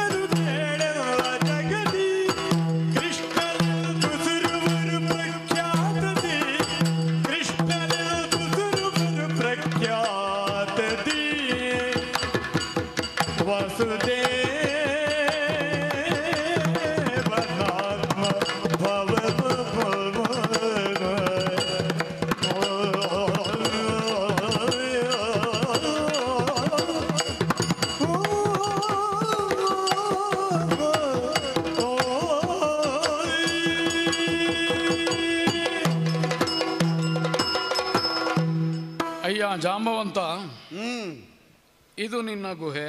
ಹೌದು. ಇದರಲ್ಲಿ ನೀನಿದ್ದಿ, ನಿನಗೊಬ್ಬಳು ಮಗಳಿದ್ದಾಳೆ. ಇದೆಲ್ಲ ಕಲ್ಪಿಸಿ ನಾನು ಬಂದದ್ದಲ್ಲ. ಮತ್ತೆ ಸಹಜವಾಗಿಯೇ ಬಾಗಿಲಿದ್ದಲ್ಲಿ ನಾವು ಒಳಗೆ ಹೋಗಬೇಕು ಅಂತಾದ್ರೆ ಆಲೋಚನೆ ಮಾಡ್ತೇವೆ. ಬಾಗಿಲಿರುವುದು ಯಾಕೆ? ತಡೆಯುವುದಕ್ಕೆ. ಬಾಗಿಲೇ ಇಲ್ಲದಲ್ಲಿ ಹೋಗುವುದಕ್ಕೆ ಅನುಮತಿ ಎಂಥದ್ದು, ಆಲೋಚನೆ ಮಾಡುವುದೆಂಥದ್ದು ಅಲ್ವಾ? ಗುಹೆಯನ್ನು ಪ್ರವೇಶ ಮಾಡಲಿಕ್ಕೆ ನಿಷೇಧ ಉಂಟು ಅನ್ನೋದು ನಮಗೆ ಗೊತ್ತಿಲ್ಲ. ನಮ್ಮವರ ಮನೆಗಳಾದರೆ, ಅಂದ್ರೆ ನೀನು ಹೇಳಿದ ನಾಗರಿಕತೆಯ ಸರಿ ಪ್ರದೇಶದಲ್ಲಾದರೆ ನಾವು ಮನೆಯೊಳಗೆ ಹೋಗಬೇಕು ಅಂತಾದ್ರೆ ಆಲೋಚನೆ ಮಾಡ್ತೇವೆ. ಮನೆಯವನ ಒಪ್ಪಿಗೆಯನ್ನು ಪಡೆದು ಬರಬಹುದು ಅಂತ ಕೇಳಿ ಆಹ್ವಾನಿಸಿದ ಮೇಲೆ ಒಳಗೆ ಹೋಗುವುದು. ಸರಿ. ಗುಹೆ ಪ್ರಾಣಿಗಳ ಆವಾಸ. ಪ್ರಾಣಿಗಳಿದ್ದಲ್ಲಿಗೆ ಹೋಗುವುದಕ್ಕೆ ನಾವು ಅನುಮತಿ ಕೇಳುವುದು ಯಾರದ್ದು? ಅಥವಾ ಅನುಮತಿ ಕೇಳಿದ್ರೆ ಪ್ರಾಣಿಗಳ ಅನುಮತಿ ಕೊಡುವುದಕ್ಕೆ ಸಕ್ತವೆ? ಇದನ್ನೆಲ್ಲ ಆಲೋಚನೆ ಮಾಡಬೇಡುವ? ನಾನು ಹೀಗೊಂದು ಮಾತಾಡಬಲ್ಲ ಒಂದು ಕರಡಿ ಆಗಲಿ, ಶಂಕನಾದ ಕೇಳಿದ್ರೆ ಹೆದರುವ ಹುಡುಗಿ ಆಗಲಿ ಈ ಗುಹೆಯೊಳಗೆ ಇದ್ದೀತು ಅನ್ನೋ ಕಲ್ಪನೆ ಇಲ್ಲದೆ ಒಳಗೆ ಬಂದ. ಹಾಗಾದ್ರೆ ನೀನು ಎಲ್ಲಿಗೋ ಹೋಗುವ ಈ ಗುಹೆ ಒಳಗೆ ಬಂದ? ಅಲ್ಲಪ್ಪ, ಇಲ್ಲಿಗೆ ಬಂದದ್ದು ಬಂದ ಮೇಲೆ ಗೊತ್ತಾಯ್ತು ಸರಿಯಾದ ಸ್ಥಳಕ್ಕೆ ಬಂದೆ ಅಂತ. ಹಾಗೆ ಅಂತ ಇಲ್ಲಿ ಇರುವುದು ಯಾರು ಅಂತ ನನಗೆ ಗೊತ್ತಿಲ್ಲ. ಸ್ಥಳ ಸರಿಯೇ, ಬೇಕಾದ್ದಕ್ಕೆ ಬಂದದ್ದು, ಬೇಕಾದ್ದು ಸಿಗ್ತದೆ. ಆದ್ರೆ ಇರುವ ಜನಗಳೇನು ಅಂತ ನನಗೆ ಗೊತ್ತಿರಲಿಲ್ಲ. ಸರಿ. ಸಂಸ್ಕಾರ ಇಲ್ವಾ ಕೇಳಿದ್ವಿ. ಯಾರು ಹೇಳಿದ್ರು ಸಂಸ್ಕಾರ ಇಲ್ಲ ಅಂತ? ವಸುದೇವನ ಆತ್ಮಭವನ, ಯದುನಾಯಕನಾದ ವಸುದೇವನನ್ನ ತಂದೆ, ದೇವಕೀ ದೇವಿ ನನ್ನ ತಾಯಿ. ದ್ವಾರಕೆಯೊಳ್ ವಸತಿಯಂಗೆ ಇದಿರ್ಪೆನು. ಕುಶಸ್ಥಲಿ ಎಂಬ ಪ್ರದೇಶದಲ್ಲಿ ಸಮುದ್ರ ಮಧ್ಯದಲ್ಲಿ ನಮ್ಮ ಪಟ್ಟಣ ದ್ವಾರಕಾ. ಮೊದಲೊಂದು ಇತ್ತಂತೆ, ಅದು ಹಳತ್ತಾಗಿ ಮುಳುಗಿ ಹೋಗಿತ್ತು. ಅದನ್ನು ಮೇಲೆ ತಂದು ಈಗ ಮೇಲೆ ಬಂದಿದೆ. ಅದು ನಾವು ತಂದದ್ದು, ಮೇಲೆ ಬಂದದ್ದಲ್ಲ. ನಾವೇ ಮೇಲೆ ತಂದು ಉಳಿದವರ ಹಂಗು ಬೇಡ ಅಂತ ಸಮುದ್ರದ ಮಧ್ಯದಲ್ಲಿ ಪಟ್ಟಣ ಕಟ್ಟಿದೆವು. ಮತ್ತೆ ಇನ್ನೊಂದು ಕಾರಣ ಅಲ್ಲ, ಇದು ಎರಡು ಕಾರಣ ಇರ್ತದೆ. ಊರಿನಲ್ಲಿ ಇರ್ಲಿಕ್ಕಾಗದೆ ಕೆಲವರು ಭೂಗತರಾಗುವುದು ಅಂತ ಉಂಟು, ಇರ್ತದೆ. ಈಗ ಭೂಗತರು ಅಂತ ಹೇಳುವವರು ಭೂಗತರು ಅಂತ ಹೇಳಿದ್ರೆ ಮಣ್ಣಿನ ಒಳಗೆ ಇರುವುದಿಲ್ಲ ಅವರು. ಇಲ್ಲ ಇಲ್ಲ, ಅವರು ಸಮುದ್ರ ಮಧ್ಯದ ದ್ವೀಪದಲ್ಲೇ ಇರುವುದು. ಭೂಮಿಯ ಒಳಗಿದ್ದಾರೋ ಎಂಬ ಶಂಕೆಯನ್ನು ಹುಟ್ಟಿಸುವ ಹಾಗೆ ಕಾಣಿಸುವ. ಹೌದೌದು, ನಾವು ಅವರು ಭೂಗತರಾಗಿದ್ದಾರೆ. ಅಲ್ಲ, ನಾವು ಭೂಮಿಯ ಮೇಲೆ ಇದ್ದೇವೆ. ಹಾಗೆ ನೋಡಿದ್ರೆ ನಾವು ಎಲ್ರಿಗೂ ಕಾಣುವ ಹಾಗೆ ಇದ್ದೇವೆ. ಸಮುದ್ರ ಗರ್ಭದಿಂದ ಮೇಲೆದ್ದು ಎತ್ತರವಾದ ಪ್ರದೇಶದಲ್ಲಿ ಮನೆ ಕಟ್ಟಿದರೆ ಊರಿನವರಿಗೆಲ್ಲ ಕಾಣುವುದಿಲ್ಲ, ಎಷ್ಟು ದೂರದಿಂದಲೂ ಕಾಣುವುದಿಲ್ಲ. ಅಡಗಿದ್ದಲ್ಲ ನಾವು, ನಮಗೆ ಉಳಿದವರ ತಂಟೆ ಬೇಡ ಎಂಬಂತೆ ನಾವು ಕೂತದ್ದು. ಸರಿ. ನೀ ಕೇಳಿದೆಯಲ್ಲ, ಬಾಗಿಲು ಇಲ್ಲದಿರುವುದು. ದ್ವಾರಕ ಅಂತ ಹೇಳುವುದೇ ಬಾಗಿಲುಗಳಿಲ್ಲದ ಕಾರಣಕ್ಕೆ. ಮುಕ್ತ ಪ್ರವೇಶವುಳ್ಳ ಅರಮನೆ ನಮ್ಮದು. ಯಾರು ಹೇಳಲಿಕ್ಕಿಲ್ಲ, ಕೇಳಲಿಕ್ಕಿಲ್ಲ, ಬರುವುದೇ ಬರಬಹುದು, ಬರಬೇಕು. ಬಂದವರು ಹೋಗಲೂಬಹುದು, ಹೋಗಲಿಕ್ಕೂ ಅಭ್ಯಂತರ ಇಲ್ಲ, ಬರ್ಲಿಕ್ಕೂ ಅಭ್ಯಂತರ ಇಲ್ಲ. ನಿನ್ನ ಗುಹೆಗೆ ಒಂದೇ ಬಾಗಿಲಲ್ವಾ? ಹೌದೌದು. ನಮ್ಮಲ್ಲಿ ಹಾಗಲ್ಲ, ಎಲ್ಲ ಕಡೆಯಲ್ಲಿ ಬಾಗಿಲು ಮುಕ್ತವೆ. ಆದ್ರಿಂದ ಒಂದು ಬಾಗಿಲು ಮುಚ್ಚಿರ್ತದೆ ಅಥವಾ ಬಾಗಿಲೇ ಇಲ್ಲ, ನನಗದು ಗಮನಾರ್ಹವಾಗಿ ಕಾಣಲೇ ಇಲ್ಲ. ಬಹುಶಃ ಬಾಗಿಲೇ ಇಲ್ಲದ ಮನೆಯಲ್ಲಿರುವವ ನೀನು ನಾಗರಿಕ ಪ್ರಪಂಚದಲ್ಲಿ ಇದ್ರು ಯಾವುದನ್ನು ಬಂಧಿಸಿ ಇಡುವವಲ್ಲ. ಬಂಧನಕ್ಕೆ ಪ್ರಶ್ನೆ, ಬಂಧನ ಇಲ್ಲ ನಮ್ಮ. ಬಹುಶಃ ಅಮೂಲ್ಯವಾದದ್ದು ಯಾವುದು ಇಲ್ವೋ ಅಂತ ನಿಮ್ಮ ಊರಿನಲ್ಲಿ. ಯಾಕೆ ಇದ್ರೇನಾಗ್ತದೆ? ಇದ್ರೆ ಸ್ವಲ್ಪ ಯಾವುದಾದ್ರೂ ಒಂದು ರಕ್ಷಣೆಯಲ್ಲಿ ಇಡುವುದಿಲ್ಲ. ನೀನು ಅದನ್ನು ಗಮನಿಸಬೇಕಾದ. ಯಾವ ಬಾಗಿಲೂ ಇಲ್ಲದೆ ಅಮೂಲ್ಯವಾದದ್ದನ್ನು ಇಟ್ಟುಕೊಂಡು ಇಷ್ಟು ಸಮಯ ಸುಖವಾಗಿ ಇದ್ದೇವೆ ನಾವು. ಯಾಕೆ? ನಾವು ನ್ಯಾಯವಾಗಿ ಪಡೆದದ್ದನ್ನು ಹೊಂದಿದ್ದೇವೆ. ಕೆಲವು ಸಲ ಈ ಕದ್ದದ್ದನ್ನು ತಂದಿಡುವವನಿಗೆ ಬಾಗಿಲು ಬೇಕಾಗುವುದು, ಕತ್ತಲಿನಲ್ಲಿ ಇಡುವುದು. ಅದೇ ಯಾರು ಹೇಳಿದ್ದು ನಿನಗೆ? ಮತ್ತೆ ಲೋಕದಲ್ಲಿ ಕಳ್ಳರಿರುವವರೆಗೆ ಸಜ್ಜನರಿಗೂ ಬಾಗಿಲು ಬೇಕಾಗ್ತದೆ. ಅಲ್ಲ, ಇಲ್ಲ ಅಂತ ಕಳ್ಳರು ಸಜ್ಜನನ ಮನೆಗೆ ದುರ್ಜನನ ಮನೆಗೆ ಅಂತ ನೋಡಿ ಹೋಗ್ತಾನೆ. ಯಾರೋ ಹೇಳೋದು ಕೇಳಿದ್ದೇನೆ, ದೊಡ್ಡ ಕಳ್ಳನ ಮನೆಗೆ ದೊಡ್ಡ ಬೀಗ ಅಂತ. ಇರ್ಬೋದು, ಹಾಗೆಂದು ಬಾಗಿಲಿದ್ದವರೆಲ್ಲ ಕಳ್ಳರು ಅಂತ ಅರ್ಥ ಅಲ್ಲ. ಇಲ್ಲಪ್ಪ, ಕಳ್ಳರಿಂದ ತಮ್ಮನ್ನು ತಾವು ರಕ್ಷಿಸಿಕೊಳ್ಳುವುದಕ್ಕೆ ಬೇಕಾಗಿ ಬಾಗಿಲಿದ್ದೇ ಇರಬೇಕಾಗ್ತದೆ. ಹಾಗೆ ಅಂತ ಕಳ್ಳರೇನು ಕದಿಯದೆ ಬಿಡ್ತಾರಾ? ಅಲ್ಲ, ಪ್ರಯತ್ನ ಮಾಡುವಲ್ಲಿ ಸ್ವಲ್ಪ ಕಷ್ಟ ಆಗ್ತದೆ ಅವರಿಗೆ. ಈಗ ಬಾಗಿಲು ತೆಗೆದಿದ್ರೆ ಅವನಿಗೆ ಬರ್ಲಿಕ್ಕೆ ಏನು ಪ್ರಯತ್ನ ಉಂಟು, ಸುಲಭದಲ್ಲಿ ತಗೊಂಡು. ಹಾಗಾದ ಕಾರಣ ಬಾಗಿಲು ತೆರೆದಿಟ್ಟ ಮೇಲೆ ಬಂದದ್ದು ಯಾಕೆಂತ ಯಾರನ್ನು ಕೇಳಲಿಕ್ಕಿಲ್ಲ. ಇಲ್ಲ, ಈಗ ಗುಹೆಯಲ್ಲಿಯೂ ಹಾಗೆ ಅಲ್ವಾ, ಬಂದದ್ದು ಯಾಕೆಂತ ಕೇಳಲಿಕ್ಕಿಲ್ಲ, ಮುಕ್ತ ಅಲ್ವ? ಅಲ್ಲ, ಅದಾವುದು ಗುಹೆಯಲ್ಲಿ ಬಂದವ ನನಗೆ ನಿನ್ನನ್ನೇ ಕಾಣಬೇಕಾಗಿತ್ತು, ನಿನ್ನನ್ನೇ ಕಾಣಬೇಕಾಗಿತ್ತು. ಇದ್ದದ್ದು ಗೊತ್ತಿಲ್ಲ ಅಂತ ಹೇಳ್ತೀನಿ, ನಿನ್ನನ್ನೇ ಕಾಣಬೇಕು, ಎರಡು ಹೇಳೋದು ನೀನು ಅಂತಂದ್ರೆ ಜಾಂಬವ ಅಂತ ಅರ್ಥ ಅಲ್ಲ. ಮತ್ತೆ ಈ ಗುಹೆಯಲ್ಲಿ ಇಲ್ಲಿ ನನಗೆ ಬೇಕಾದದ್ದನ್ನು ತಂದಿಟ್ಟುಕೊಂಡು ಅವನೊಬ್ಬ, ಅವನನ್ನು ಕಾಣಬೇಕಾಗಿತ್ತು. ಕಾಣಬೇಕು ಅಂತಾದ್ರೆ ನಾವೇನು ಮಾಡಬೇಕು? ಕರೀಬೇಕೋ ಬೇಡವಾ? ಹೌದು, ಕರೆದದ್ದು ಶಂಖಧ್ವನಿಯ ಮೂಲಕ. ಇದು ಹಿನ್ನೆಲೆ. ನಿನ್ನ ಹೆಸರು ಗೊತ್ತಾಗಲಿಲ್ಲ, ಅದೊಂದು ಕೇಳಿದ್ಯಲ್ಲ ನೀನು. ಕೃಷ್ಣ ಅಂತ ನನ್ನ ಹೆಸರು. ಬಣ್ಣಕ್ಕೆ ಸರಿಯಾದ ಶ್ರೀಕೃಷ್ಣ ಅಂತ ಪ್ರಸಿದ್ಧಿ. ಅದು ನೀನೇ ಸೇರಿಸಿದ್ದು ಅಲ್ಲ, ಪ್ರಸಿದ್ಧಿ ಅಂದ್ರೆ ನಾ ಸೇರಿಸಿದ್ದು ಅಂತ ಅರ್ಥ. ಸರಿ. ಪ್ರಸಿದ್ಧಿ ಶ್ರೀಕೃಷ್ಣ ಎಂದು ಪ್ರಖ್ಯಾತದೆ. ಹಾ, ಹೆಸರು ಕೃಷ್ಣ, ಪ್ರಖ್ಯಾತಿ ಶ್ರೀಕೃಷ್ಣ. ಶ್ರೀಕೃಷ್ಣ ಅಂತ. ನಿನ್ನ ಬಣ್ಣಕ್ಕೆ ಸರಿಯಾದ ಹೆಸರು. ಹೌದಪ್ಪ. ಅವಳನ್ನು ಬೆದರಿಸಿದ್ದೆ. ಬೆದರಿಸಿದ್ದಲ್ಲ, ಮತ್ತೆ ನಾ ಹೇಳಿದ್ನಲ್ಲ ನಿನ್ನನ್ನು ಕರೆದದ್ದು. ಕರೆಯುವ ಉದ್ದೇಶ ಏನು? ಹಾಂ, ಓ ಅಲ್ಲಿ ಆ ತೊಟ್ಟಿಲಿನ ಮೇಲೆ ಒಂದು ರತ್ನವನ್ನು ಕಟ್ಟಿದ್ದು ಕಾಣುವುದಿಲ್ಲ? ಅಲ್ಲ, ಕಾಣುವುದಿಲ್ಲ, ನೀನೇ ಕಟ್ಟಿದ್ದಲ್ಲ. ಹೌದು. ಅದನ್ನು ನೀನೇ ಸಂಪಾದಿಸಿ ತಂದದಂತೆ. ಹೇಳಿದ್ದು ನಿನಗೆ? ನಿನ್ನ ಮಗಳೇನೋ ಹೇಳಿದ್ಲಪ್ಪ. ಅಲ್ಲ, ನನ್ನಲ್ಲಿ ಹೇಳಿದ್ದಲ್ಲ, ಅವಳು ಅಷ್ಟಕ್ಕೆ ಹೇಳ್ತಾ ಇದ್ಲು. ಹಾಂ ಹಾಂ ಹಾಂ, ಅದನ್ನು ನಾನು ಕೇಳಿದೆ. ನೀನು ಬಂದು ತುಂಬ ಹೊತ್ತಾಯ್ತಾಗದು. ಅವಳ ಹಾಡು ಪ್ರಾರಂಭ ಆಗುವಾಗ ಬಂದೆ. ಮತ್ತೆ ಹೇಗೂ ಹಾಡಲ್ವ, ಹೌದೌದು, ಗಾನ ವೈಭವವನ್ನು ಆಸ್ವಾದಿಸ್ತಾ ನಿಂತೆ. ಹಾಗಾದ್ರೆ ನೀನು ಬಂದು, ನಾನು ಮಲಗಿದ್ದೆ ಅವಳ ಹಾಡು ಆರಂಭ ಆದ್ಮೇಲೆ. ಅದೇ, ಯಾರಿಗೂ ನಿದ್ದೆ ಬಂದಿತ್ತು ಅವಳು ಹಾಡುವುದನ್ನು ಕೇಳಿ. ಅಷ್ಟು ಚಂದ ಹಾಡ್ತಾಳೆ, ಚಂದ ಇದ್ದಾಳೆ. ಅವಳ ಮಗುವನ್ನು ಮಲಗಿಸಲಿಕ್ಕೆ ಅಂತ ಹಾಡುದು. ಅವಳ ಮಗು ಅದು? ಓ, ಅವಳ ಮಗುವ? ಅವಳ ಹೆತ್ತ ಮಗುವ? ಅಲ್ಲ, ಕೇಳಿದ್ದಪ್ಪ. ಈಗ ಅದು ಉತ್ತರ ಕೊಡ್ಲಿಕ್ಕೆ ನನಗೆ ಸಮಸ್ಯೆ ಅಲ್ಲ, ನಿನಗೆ ಏನು ಅದು ಅಷ್ಟು ಅಗತ್ಯ? ಒಂದು ಕುತೂಹಲ, ಒಂದು ಕುತೂಹಲ. ಹೀಗಿಷ್ಟು ಚಂದ ಹಾಡುವವಳು ಅವಳ ಮಗನಿಗಾಗಿಯೋ ಹಾಡುವುದಾದ್ರೆ ಈ ಮಾಧುರ್ಯವೋ? ಅಲ್ಲ, ಎಲ್ಲಿಯೂ ಹಾಡಿದ್ರೆ ಇಷ್ಟೇ ಮಾಧುರ್ಯ. ಹಾಡು ಪೂರ್ತಿ ಕೇಳಿದ್ಯಾ? ನನಗೆ ಬೇಕಾದಷ್ಟು ಕೇಳಿದೆ. ಮತ್ತೆ ಯಾವ ಹಾಡನ್ನು ಪೂರ್ಣ ಕೇಳಬಾರ್ದು. ಅದ್ಯಾಕೆ? ಅದರ ಮಾಧುರ್ಯ ಎಷ್ಟು ಅಷ್ಟೇ ಕೇಳಬೇಕು. ಅಲ್ಲ, ಸಾಹಿತ್ಯ ಕೇಳಲಿಲ್ವ ನೀನು?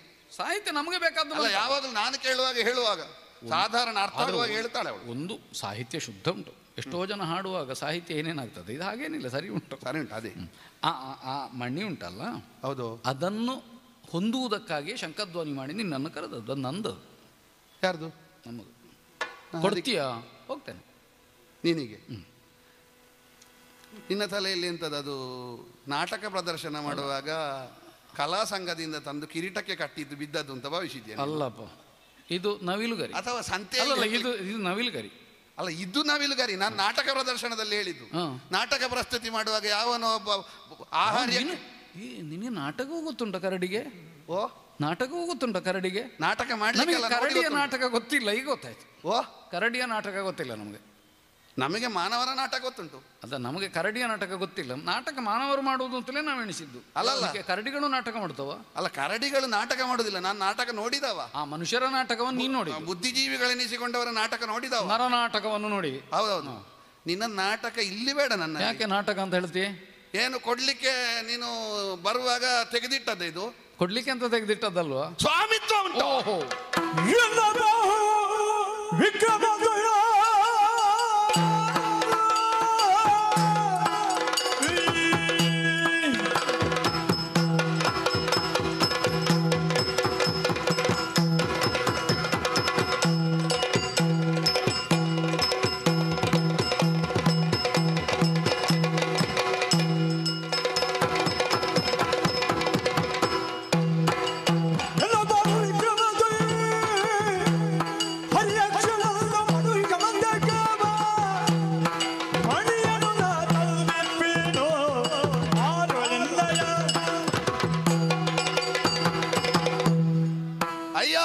ಜಾಂಬವ ಕೃಷ್ಣ ನಾಮಕ. ಹೌದು. ಒಬ್ಬ ಸಾಲ ಕೊಟ್ಟವನು ಇಷ್ಟೊಂದು ನಿರ್ಭೀತಿಯಿಂದ ಕೇಳಲಿಕ್ಕಿಲ್ಲ. ಹೇಗೆ ಕೊಡ್ತೀರೋ ಅಂತ ಕೊಡು, ನಾನು ತಗೊಂಡು ಹೋಗ್ತೇನೆ. ಯಜಮಾನನೇ ನೀನು ಎನ್ನುವ ಹಾಗೆ. ಯಜಮಾನ್ಯ ನಿನಗೆ ಇರುವುದು ನನಗ ಸದ್ಯ ನಿನ್ನ ಸ್ವಾಧೀನದಲ್ಲಿ ಉಂಟು. ಇಲ್ಲದಿದ್ರೆ ಕೇಳಬೇಕು ಅಂತಲೂ ಇರಲಿಲ್ಲ. ಆದರೆ ನೀನು ಆಗಾಗ ಹೇಳುವಾಗ ನೀನು ಕೆಲವೆಲ್ಲ ಕೇಳದೆ ಕೊಂಡು ಹೋಗಿದ್ಯಾ ಅಂತ ಕಾಣ್ತೇನೆ ನನಗೆ. ಆಗಾಗ ಹೇಳ್ತಿ ಕೇಳಬೇಕು ಅಂತ. ಒಟ್ಟಿಗೆ ಬಂದದ್ದನ್ನು ಕೊಂಡೋಗದೆ ಮತ್ತೆ ಎಂತ ಮಾಡುವುದು? ಓ, ಒಟ್ಟಿಗೆ ಬಂದದ್ದನ್ನು ಕೊಂಡೋಗದೆ ಇರ್ಲಿಕ್ಕೆ ಆಗ್ತದ? ಒಟ್ಟಿಗೆ ಬರುವಾಗ ಅಲ್ಲ, ಮತ್ತೊಬ್ಬರ ಸ್ವಾಧೀನದಲ್ಲಿ ಇದ್ದದನ್ನು ಕೇಳದೆ ಕೊಂಡು ಹೋಗಿದ್ಯಾ ಅಂತ. ಕೆಲವು ಇರುವುದೇ ಇನ್ನೊಬ್ಬರಿಗೆ ಕೊಡ್ಲಿಕ್ಕೆ ಅಂತ. ಒಬ್ಬನ ಸ್ವಾಧೀನದಲ್ಲಿ ಇರುವ ಕೆಲವೆಲ್ಲ ಇನ್ನೊಬ್ಬರಿಗೆ ಕೊಡ್ಲಿಕ್ಕೆ ಇರುವುದು. ಹೌದು, ಹಾಗೆಂದು ಕೇಳದೆ ಕೊಂಡೋಗ್ಲಿಕ್ಕೆ ಇರುವುದಲ್ಲ. ಇಲ್ಲ, ಕೊಟ್ಟದ್ದನ್ನು ಕೊಂಡೋಗುದು, ಬಂದದ್ದನ್ನು ತೆಕೊಂಡು ಹೋಗುದು. ಅಷ್ಟು ಸುಲಭದಲ್ಲಿ ಕೊಡ್ಲಿಕ್ಕೆ, ಸುಲಭದಲ್ಲಿ ಸಂಪಾದನೆ ಈ ಮಣಿಯ ವಿಷಯ. ಹೌದು. ನೀನು ಬೇರೆದಕ್ಕೆ ಈಗ ದೃಷ್ಟಿ ಇಟ್ಟುಕೊಂಡು ಹೇಳುದಾ? ಯಾವ್ದು? ನಿನ್ನ ಮಗಳ ಬಗ್ಗೆ? ನೀನು ತೊಟ್ಟಿಲ್ನ ಮಣಿಯ ವಿಷಯ ಮಾತ್ರ ಮಾತಾಡು. ಇಲ್ಲ, ನಿನ್ನ ಮಗಳ ವಿಷಯ ನಾ ಮಾತಾಡುವುದಿಲ್ಲ. ಅಲ್ಲ, ಕೊಡ್ತೀಯ? ಅಲ್ಲ, ನೀನು ಹೇಳುವಾಗ ನೀನು ಅಲ್ಲ, ಮಗಳನ್ನು ಕೊಡ್ತೀಯ ಅಂದ್ರೆ ನನಗೆ ಕೊಡ್ತೀಯ ಅಂತಲ್ಲ, ಪುಣ್ಯ. ನೀನು ಆರಂಭ ಅದು ಕೊಡ್ಲಿಕ್ಕೆ ಇರುವುದಾ, ನಿನಗೆ ಇಟ್ಟುಕೊಳ್ಳಿಕ್ಕೆ ಇರುವುದಾ? ಅಲ್ಲ, ಕೊಡ್ಲಿಕ್ಕೆ ಇರುವುದು ಯಾರಿಗೆ ಅಂತ ಉಂಟು. ಹೌದಪ್ಪ. ನೀನು ಆರಂಭಿಸುವಾಗಲೇ ಗೊತ್ತಾಗಿದೆ, ಮಾವನ ಮನೆಯಲ್ಲಿ ಅಳಿಯ ಮಾತಾಡಿದಾಗೆ ಮಾತಾಡ್ಲಿಕ್ಕೆ ಆರಂಭ ಮಾಡಿದ್ದೆ ನೀನು. ನಿನಗೆ ಹಾಗೆ ಅರ್ಥ ಆಯ್ತಾ? ಅಲ್ಲ, ಅರ್ಥ ಅಂದ್ರೆ ನೀನು ಆರಂಭಿಸಿದ್ದೆ ಹಾಗೆ. ಅಲ್ಲ, ಈಗ ನಿನಗೆ ಅದು ಅರ್ಥ ಆಯ್ತು ಅಂತ ಆದ್ರೆ ನಮ್ಮ ಕೆಲಸ ಸುಲಭ ಆಗ್ತದೆ. ಮಾವನದ ನಳಿಯನಿಗೆ ನನಗೀಗ ಒಂದು ಸ್ಪಷ್ಟ ಮಾಡು, ನೀನು ಯಾವ ಮಣಿಯ ವಿಷಯ ಮಾತಾಡುದು? ನಾನು ತೊಟ್ಟಿಲಿಗೆ ಕಟ್ಟಿದ ಆ ಮಣಿಯನ್ನು. ಅದೇ ಅಲ್ವಾ? ನನಗೆ ಆಗಾಗ ಗೊಂದಲ ಮಾಡು. ನೀನೀಗ ಮಾತಾಡುದು ಯಾವ ಮಣಿಯನ್ನು? ನಾನು ಅದನ್ನೇ ವಿಷಯ. ನೀನು ಮಧ್ಯೆ ಮಧ್ಯೆ ಈ ಮಾವನ ಮನೆಯಲ್ಲಿ ಬಂದ ಅಳಿಯ ಮಾತಾಡಿದಾಗ ನನಗೆ ಮಾವ ಅಳಿಯ ಎಂಬ ಸಂಬಂಧವನ್ನು ಹೇಳ್ತಾ ಇರುವುದು ನೀನು, ನಾನಾ? ಅಲ್ಲ, ಹೇಳಿದ್ದು ಹೌದು. ಅಲ್ಲ, ನಾನು ಹೇಳುವಂತೆ ಬೆಳೆದ ಹೆಣ್ಣು ಮಗಳಿದ್ದ ಮನೆಯಲ್ಲಿ ಮನೆ ಯಜಮಾನ ಚಂದ ಕಂಡವರನ್ನು ಅಳಿಯ ಅಂತ ಹೇಳಿದ್ರೆ ಆಶ್ಚರ್ಯ ಇಲ್ಲ. ಅದತ್ತೆ ಇನ್ನಷ್ಟು ಪ್ರಾಯದ ಯುವಕ ಹೌದು ಚಂದ ಕಂಡ ಹೆಣ್ಣು ಮಗಳ ಅಪ್ಪನನ್ನು ಮಾವ ಅಂತ ಕರೆದ್ರು ದೊಡ್ಡ ವಿಷಯ ಅಲ್ಲ. ಹೌದು, ಸಹಜ. ಅದು ಹಾಗೆ ಕರೀಲಿಲ್ಲ ನಾನು. ಅದು ಬದಿಯಲ್ಲಿ ಇರ್ಲಿ. ಈ ಮಣಿಯ ವಿಷಯ ಮಾತಾಡುವ. ಸ್ವಾಮಿತ್ವ ನನಗುಂಟು. ಓಹೋ. ವಿಕ್ರಯ, ವಿಕ್ರಮ, ವಿನಿಮಯ, ಮೂರರಲ್ಲಿ ಒಂದು ವಿಕ್ರಮ. ಓಹೋ. ಕೇಸರಿಯ ಕೈಯಲ್ಲಿದ್ದದ್ದು. ಕೈ ಅಂದ್ರೆ ಬಾಯಿಯಲ್ಲಿದ್ದದ್ದು. ಹೌದು. ರಕ್ತ ಸಿಕ್ತವಾದ ಕೇಸರಿಯ ಹಲ್ಲಿನ ಮಧ್ಯೆ ಇಟ್ಟುಕೊಂಡಿದ್ದಂತಹ ಮಣಿ. ಹರಿಯಕ್ಷ. ಪೀತವರ್ಣ ಹಾಗೂ ನೀಲವರ್ಣ ಎರಡರ ಮಿಶ್ರಣ. ನಮಗೆ ಪೀತಾಂಬರ ನೀಲವರ್ಣ ಅಂತ ಹೇಳಿದ್ರೆ ಅವನೇ ನೆನಪಾಗುದು ಹರಿ. ಅಲ್ಲ, ನನ್ನ ಬಟ್ಟೆ ನೋಡು. ಓ, ಪೀತಾಂಬರ. ಆಲದ ಮರಕ್ಕೂ ಬರ್ತದೆ ಬೀಳಲು. ಅಷ್ಟು ಋಷಿ ಅಂತ ಕೈ ಮುಗಿಲಿಕ್ಕೆ ಆಗ್ತದ? ಅಲ್ಲ, ಅಷ್ಟು ಗೊತ್ತಿದ್ದವ ನೀನು ಪೀತಾಂಬರ ಅಂತ ಹೇಳಿದ ಕೂಡಲೇ ಭಾವುಕನಾಗೋದು ಯಾಕೆ? ಹಾಗಲ್ಲ, ಮತ್ತೆ ನಮಗೆ ಅದು ರಕ್ತದಲ್ಲಿ ಬಂದು ಹೋಗಿದೆ. ಪೀತಾಂಬರಧಾರಿ ನೀಲವರ್ಣ ಅಂತ ಹೇಳಿದ್ರೆ ಹರಿ, ಅದು ಸೌಮ್ಯ ಸ್ವಭಾವ. ಅಲ್ಲ, ನಾನು ಹಾಗೆ ಇದ್ದೇನೆ ಅಂತ ಹೇಳಿದ್ದಷ್ಟೇ. ನೀನು ಯಾಕೆ ಎಲ್ಲದಕ್ಕೂ ನಿನ್ನನ್ನು ಹೇಳಿದುಕೊಂಡು? ನೀನು ನನ್ನನ್ನು ಹೇಳು. ಬೂದು ಕುಂಬಳಕಾಯಿ ಬೇರೆ, ಶಿವಲಿಂಗ. ನೀನು ನನ್ನ ಪೀತಾಂಬರ ನೀಲವರ್ಣ ನನ್ನೆಲ್ಲ ಹೇಳಿದ್ದು. ಕೇಸರಿಯ ಕಣ್ಣು. ಪುಂಡರೀಕಾಕ್ಷ. ಪೀತವರ್ಣ ಹಾಗೂ ನೀಲವರ್ಣ ಎರಡರ ಮಿಶ್ರಣ ಹರಿಯಕ್ಷ. ಅದರಲ್ಲಿ ನಮಗೆ ಸೌಮ್ಯ ಕಾಣಬೇಕಿತ್ತು. ಸೌಮ್ಯ ಕಂಡದ್ದಲ್ಲ. ಯಾರದೋ ಒಬ್ಬನ ಹಸುವನ್ನು ಹೀರಿ ಆ ಕ್ರೌರ್ಯವನ್ನು ಕಾಣಿಸುತ್ತಾ ಬರುತ್ತಿರುವಂತ ಕಣ್ಣನ್ನು ನೋಡುವಾಗ ನಾವು ಆರಾಧಿಸುವ ಪೀತವರ್ಣ ಹಾಗೂ ನೀಲವರ್ಣದ ಮಿಶ್ರಣಕ್ಕೆ ಇಷ್ಟು ಕ್ರೌರ್ಯ ಬರ್ತದೆ ಎಂದಿದ್ರೆ ಅಂಥದ್ದು ಇರಕೂಡದು. ಬಂದ ಕೋಪದಲ್ಲಿ ಹಿಡಿದ ಮುಷ್ಟಿಯಲ್ಲಿ ಕೆಳದ ಒಳಗೆ ಹೊಡೆದು ನನ್ನ ಬಾಹುವಿಕ್ರಮದಿಂದ ಕೇಸರಿಯ ರಕ್ತವನ್ನು ಕಾರಿಸಿ. ಇಲ್ಲಿ ಯಾಕೆ ಆವೇಶ? ಅಲ್ಲಿ ಅಲ್ಲ, ನಿನಗೆ ಗೊತ್ತಾಗಬೇಕಲ್ಲ ನನ್ನ ಪರಿಶ್ರಮ. ಅಷ್ಟು ಸಿಟ್ಟು ಬಂದಿದೆ. ಮತ್ತೆ ನಾನು ಬುದ್ಧಿಪೂರ್ವಕವಾಗಿ ಅದು ಆವೇಶ ಬರುವುದಲ್ಲ, ಅದು ಬರುವುದು ನಾನು ಪರಿಶ್ರಮದಿಂದ. ಕೆಲವರಿಗೆ ಬುದ್ಧಿಪೂರ್ವಕ ಆವೇಶ ಬರ್ತದೆ, ಇದು ಹಾಗಲ್ಲ. ಆಗಲ್ಲ. ನಾನು ಮಾಡಿದ ಕಾರ್ಯವನ್ನು ಯೋಚಿಸುವಾಗ ನನಗೆ ಬರುವುದು ಸರಿ ಭಾವನೆ. ಅದೇ ನಾನು ಪರಿಶ್ರಮದಿಂದ ಪಡೆದದ್ದು. ಹಳೆ ಕತೆ ಹೇಳುವಾಗ ಮುದುಕರಿಗೂ ತಾರುಣ್ಯ ಬಂದ ಹಾಗೆ ಹೌದು, ಒಂದು ಭಾವನೆ ಬರುವುದು. ನಮ್ಮ ಕಾಲದಲ್ಲಿ ನಾವೇನು ಮಾಡಿದ್ದೇವೆ ಅಂತ ಅಲ್ವ? ಅಷ್ಟೆಲ್ಲ ಹಿಂದೆ ಹೋದ್ರೆ ನಿನಗೆ ಬಹಳ ಕಷ್ಟ ಉಂಟು. ಬೇಡಪ್ಪ, ಈ ಮಣಿಯ ವಿಷಯದಲ್ಲಿ ಈ ವ್ಯಾಪ್ತಿಯಲ್ಲಿ ಮಾತಾಡಿದ್ರು ನನ್ನದು ಶ್ರಮ ಉಂಟು. ಸೆಳೆದು ತಂದದ್ದು, ತಂದಿಲ್ಲಿ ಇಟ್ಟದ್ದು. ನೀನು ಬಂದು ಹೇಳ್ತಿ ನನ್ನದದು ಅಂತ. ಹೌದು.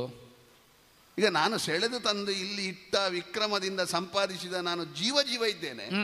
ನಿನ್ನದು ಅಂತ ಹೇಳಲಿಕ್ಕೆ ಈಗ ಕೇಸರಿಯ ಜಾತಿ ಅವನ ನೀನು, ಅದರ ಕುಟುಂಬದವನ ಅಲ್ಲಪ್ಪ. ಕೇಸರಿಯ ಕೈಯಿಂದ ಎಳೆದು ತಂದದನ್ನು ನನ್ನದು ಅಂತ ಹೇಳ್ತೀಯಲ್ವ ನೀನು. ನೋಡು, ಅದು ಕಾಡಿನ ರಾಜ ಅಂತ ಒಬ್ಬ ಹೊಡೀತು. ಹೌದು. ನನಗೆ ಹಾಗೇನು ವ್ಯತ್ಯಾಸ ಇಲ್ಲ. ಕಾಡಿನ ರಾಜನನ್ನು ಹೊಡಿತೇನೆ, ನಾಡಿನ ರಾಜನ ಮಗನನ್ನು ಹೊಡಿತೇನೆ ನಾನು. ಏನು ಹೊಡಿಯದೆ ಕೂಡಿದರೆ ಅದೆಲ್ಲವೂ ಹಾಗೆ ಕೂಡಿದ್ರೆ ಮಾಡುವುದಲ್ವಾ? ಕೂಡದಿದ್ರೆ ಅರ್ಥದಲ್ಲಿ ನಿಲ್ತದೆ. ಅಲ್ಲ, ಗೊತ್ತಾಗಬೇಕು ಅಂತಾದ್ರೆ ಹೊಡೆದೇ ಆಗಬೇಕಷ್ಟೇ, ಅದಷ್ಟೇ. ನಾನು ಯಾರನ್ನು ದೇವರು ಅಂತ ಆರಾಧಿಸ್ತೇನೋ ಅವನ ಹಲವು ಅವತಾರಗಳಲ್ಲಿ ಅದು ಒಂದು. ಬಹುಶಃ ನನ್ನ ಅರ್ಚನೆ ಅರ್ಧದಲ್ಲಿ ಮುಗಿದಿದೆ ಕಾಣ್ತದೆ. ಸಿಂಹವನ್ನು ಮಾತ್ರ ಹೊಡೆದದಲ್ವಾ? ಈ ಸಲ ನರನನ್ನು ಹೊಡೆದು ನರಸಿಂಹ ಪ್ರೀತ್ಯರ್ಥ ಪೂಜೆ ಮಾಡ್ತೇನೆ. ನರನನ್ನು ಸಿಂಹವನ್ನು ಬೇರೆ ಬೇರೆ ಹೊಡೆದ ಕಾರಣ ಇಲ್ಲ, ನರಸಿಂಹನನ್ನು ಹೊಡಿತೇನೆ ಅಂತ ಹೇಳುವುದಲ್ಲ. ಅಲ್ಲ, ಎರಡು ಒಟ್ಟಿಗೆ ಸೇರಿಸುವ ದೇವರಷ್ಟು ವ್ಯಾಪ್ತಿ ಅಲ್ಲಲ್ಲ ನಮ್ಮದು. ನಾವೊಂದು ನರಸಿಂಹ ಪ್ರೀತ್ಯರ್ಥವಾದ ಪೂಜೆ. ಸಿಂಹವನ್ನು ಹೊಡೆದಾಗಿದೆ, ಮತ್ತೆ ನರನನ್ನು ಹೊಡೆಯುವುದು. ಅಂತೂ ನೀನು ಪೂಜೆ ಮಾಡೋ ದೇವರಿಗೆಲ್ಲ ಹೊಡೆದೇ ಪೂಜೆ ಮಾಡಬೇಕಟ್ಟೆ. ಅಲ್ಲ, ದೇವರಲ್ಲ ಆಗಲ್ಲ.